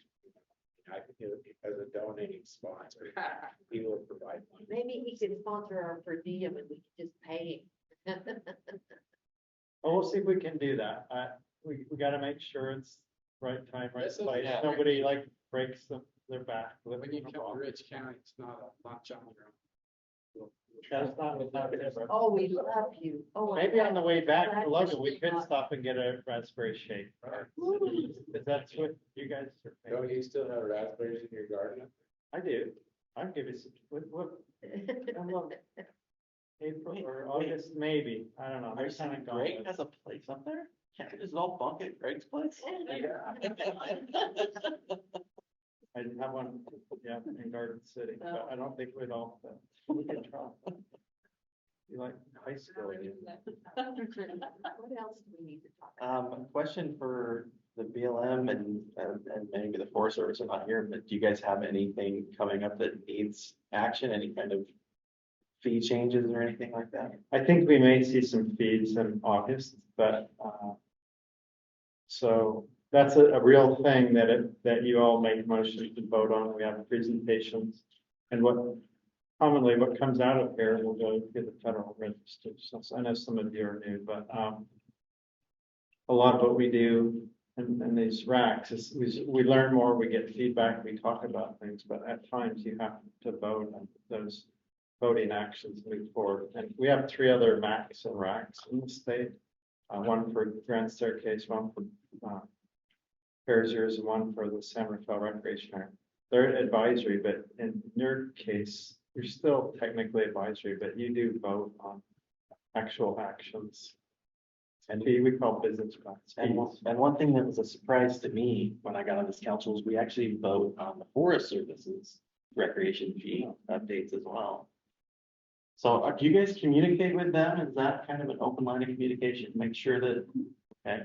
I was thinking maybe an update from the Uinta Wasatch or the Uinta Wasatch cash on that latest fee increase that we did for their forest. Maybe an update on how the implementation of that is going. Okay. I know that was a big one for us. Yeah, we need fee presentations and we need updates on what we voted on. We'd like to know what happened. How did it work out? It's interesting. Forest Service, we all know they have fees for their campgrounds and recreation areas and cabins, whatever they do. And we do too, but until you sort of bring us in the same room to present these, you see that maybe we do things just a little bit differently in our fee world. And we try to learn from them. And hopefully they say they learned from us, but I think their fees are higher than us, just say, So I know this is, mostly about BLM, but the Forest Service has a proposed trail right there. They're actually working on. We might be able to get them to give us an update of what that trail looks like that will tie literally, the Forest Service down in the Garden City area there. And it's, I don't know, when it started out, it was going to be just a loop trail, but now they look like they're going to expand it. And we've got some agreements set up with some private, well, if it's a private subdivision to go down through their subdivision. My understanding is it's going to be different levels, like some of these other trails we talked about today, where, you know, easy and whatever, what was it, Black Diamond or whatever, and down, you know, the Bunny Hill, so. Down the peak. So I don't know. They're biking trails. These are biking trails. They're nothing, and they're gonna be built by, actually some groups. They've contracted with some groups. They've got some to help with maintenance and some of that, but the groups are actually going to do it. So it's not going to do anything for BLM, but we'll tie into a biking system that actually accesses some of the BLM ground further to the south, out of the lake down there. So who would present on that, do you think? You know, probably the best one would be the best one would be their new forester right at Wolfpack. Jennifer Parker was there, and now she's retired, and they have a forester there that they have a record that has been heading that up. So we can figure that out. And we would do a little, ask them for presentation about how their fees have worked out that we approved. It's been a year or two ago. Yeah, And then that sort of all on the PowerPoint or something. So. Okay. Other topics? Of course, travel management planning is kind of a standing topic. I presume there will be something to update us about. Yeah. I think, seems like that, and Joan, didn't you say recreation should be on all of these agendas? That's what I said. A while back. So maybe recreation update. Yes. Your kind of summary overviews at the beginning, I always appreciate. Yeah. Just telling us, and are there any other aspects? I mean, we never heard from NAGPRA before that I know of. Were there any other lesser known aspects of BLM that we haven't had an opportunity to hear about or learn about in our meetings? Let us think a little. That was kind of triggered because we had a new NAGPRA rule came out 2 or 3 months ago, and we thought this would be a good topic to sort of share, not just the NAGPRA, but all the other cultural resources, how we deal with this stuff. I always like to hear about fires in the August meeting, you know, it's been a big fire year, kind of what. Yeah, fire season. That's good. Certainly, maybe not fully in August, but certainly by November, a number of these rules that I mentioned earlier will probably be finalized. And I think we could speak more to those then. So rule update. We kind of had that for this meeting, actually. None of them were finalized, so I scratched. I'd be curious to hear sort of the big picture view of how the elected lithium across the state. That's an easy topic. That's like Northern Florida. Be straightforward. Which topic is that? Lithium. Oh, lithium mining. Yeah, lithium's a popular mineral right now for obvious reasons. So, yeah, maybe we could do lithium and some other stuff, right? There's a number of things, right? Potash, mining claims. We could talk about that. So That was interesting in Burma when they talked about on it, well, all of it. That was really good. Oh. So because of the amendments on the sage-grouse plan, I think that's something we need to discuss and how those amendments, what those amendments actually really mean on the sage-grouse plan. I have to say this, and I've been on the sage-grouse forever. deal for a long time. And, you know, one of the things, and I don't care what's on the ground, it's what's in the air, it's the real problem, and that's the eagles. The eagles and the ravens and the ravens. I mean, last winter in Rich County, there's 3 different places where there's wax, you know, and they stay, but the brush was completely covered, and a deer would be hit on the road, and there'd be anywhere from 10 to 12 to 15 eagles on the posts on both sides of the road eating that deer. And you know very well that any sage grouse that was even within a 10-mile radius would not have survived. I mean, that's all there is to it. And then they lay their eggs, and the ravens, you know, they watch really close, and it's just the predators are as big a problem as the habitat by far. And that's just not being addressed. You know, we're talking about sagebrush and areas of vegetation and trying to manipulate the environment for good sage-grouse habitat. But it's what's in the air that's killing the sage chickens. I mean, it is. It's just. There has been a lot done on raven control, but it's tough. They're smart. You know, there's poison eggs that get put out to kill the ravens, right? They eat the poison eggs, but pretty soon they figure out what eggs not to eat. That's been done for years. There's been permits to wildlife services to do raven removals, but shoot at them very much, they get smart. Yeah, they do. And, so I mean, raven control work's been done, but it's not easy. It is. Yeah, they eat the desert tortoise eggs too, don't they? Oh, yeah. Yeah. They're pretty good at following things around, figuring out what they got going on. They're very intelligent birds. Do you guys have any timing information on the new sage-grouse changes? Well, the draft just came out. I was just wondering when an appropriate meeting it might be for an update. This would have been a good meeting to go over all that, but every time we put some on there, like all these plan updates was on this agenda too, and none of them came out. So we're kind of like figuring 2 weeks ago, what are we gonna talk about? Because we don't have any or rule updates, I should say, and the rules weren't finalized. So we wouldn't have probably guessed that like this would have come in 3 or 4 days, but that would have been a good topic for today. So certainly we can talk about it then, but nothing will be finalized. There won't be any more to see then than what you could read today, but most folks haven't even gotten through that. Let's leave sage-grouse. Got it. I don't know, it's a field activity, we go shoot ravens though. I don't think we'll have that on there. It's a field activity. Definitely not eagles. Eagles go further out of the.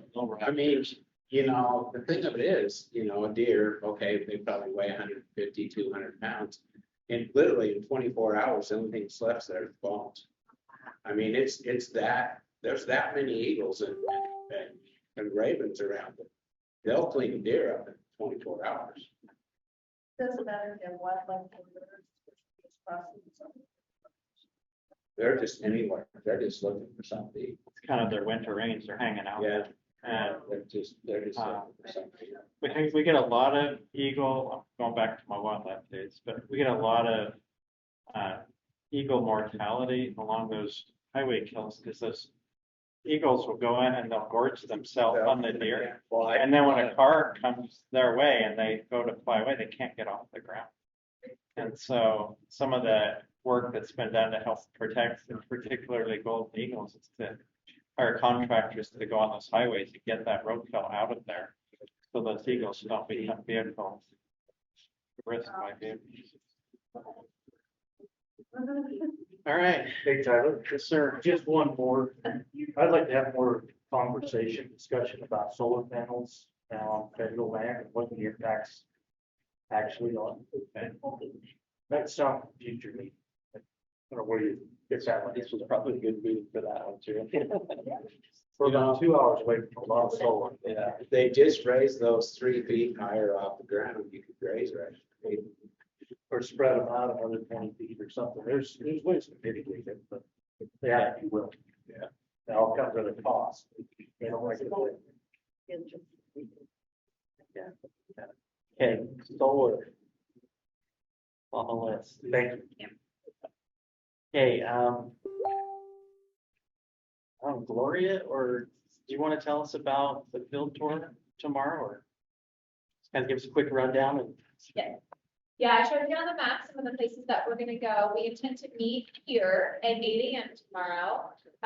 We will have sufficient vehicles for everybody to jump in, but I'm not sure how much or how many everybody is. And so do you all know whether you're able to join us? We're starting at 8 and we will do a round trip. We will return here, targeting noon. It might be a couple minutes after that, but definitely no later than 12:30. We'll be back here so that you guys can grab lunch on your own here in town. So show up hands for joining us tomorrow so I can get a head count. So non-wheelers. Are you joining us? Yes. 5, 6, 7, 8. No. Diana, mother, and my mother. All right. That was my next question. So what our plan is, we're gonna start at Ramada, but we're gonna go up in the Leeds area to that end of the NCA first. But then we're coming back here. And so, back closer to this area, because we're gonna hit a couple spots in the NCA up with Springs Road. Our last stop will be that Pioneer Hills Trailhead, which is really only like 10 minutes from here or less. And so that's why we were gonna just do a whole round trip. So, are you planning still to bring your own vehicle then, or how many people want to jump into a BLM truck to make it easier? Who's driving? We'll have multiple. I can take 2 or 3. Come on. Yeah, we have plenty of vehicles, or the ability to get plenty of vehicles. So if I count on 10 seats for RAC members, that should cover us. And if any of you want to drive, you're welcome to do that. But like I said, it is a round trip, so you're also welcome to jump in with us. So 10. Does that work? So the advantage about that is that as we drive along, go in your own vehicle, just from my experience, if you go in your own vehicle, you miss a lot of opportunities to ask questions, get some dialogue. So it's very advantageous to be able to be with the BLM person that have questions. Yeah, I agree. And we have some really knowledgeable, wonderful staff members who have so much to share. And I agree, that's absolutely part of the experience for sure. Yeah, so we'll have, I think there's 5 stops total on our little tour. One of them will be a restroom break at the Maverick that's mid-tour. So we'll have a spot to be able to use a restroom, grab a snack or a drink if you would need one in the middle of the tour. So not 4 straight hours of us talking at you with no breaks, I promise.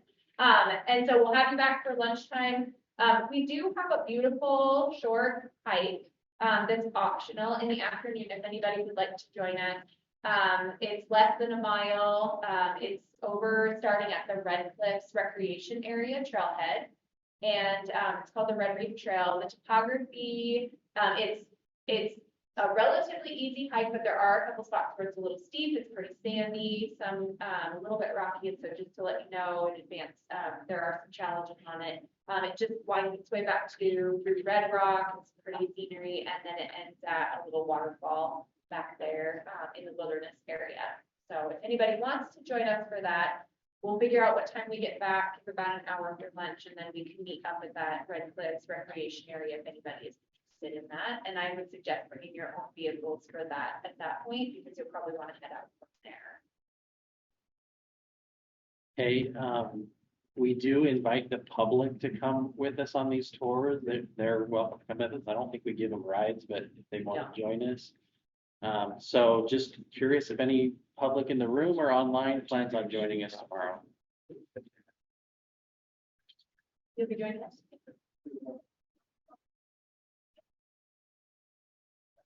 I don't think once. And then just offhand, do they know that they're interested in the hike right now, just so that we can plan on it? If no one's interested, we probably won't post it, but Cliff, are you interested? Okay, so we'll definitely have it. Anybody who wants to come is welcome to join. It's a really beautiful. It's one of the prettiest parts of the NCA, seriously. It's a waterfall, big red rocks with water coming over the top of You don't have to do it just, and there's a historic home there too. Yeah. I can't remember the name of the family, but that, even if you didn't want to do a hike, see a pioneer home that was built in the mid-1800s. It's kind of been restored, but it still has the history, and it's kind of neat. Yep. Don't worry, Cliff, it gives us an excuse not to head back to the office quite yet. Yeah, it's a rare treat for recent get to do that, so no worries. So that's all I needed for the field trip tomorrow, 8 a.m. bright and early. Okay, we'll see everybody tomorrow who's coming with us at 8 a.m. And with that, we're adjourned. Thanks, Tyler. Can I make a request that all the RAC members join us outside for a quick photo? Oh, good idea. So. So this is.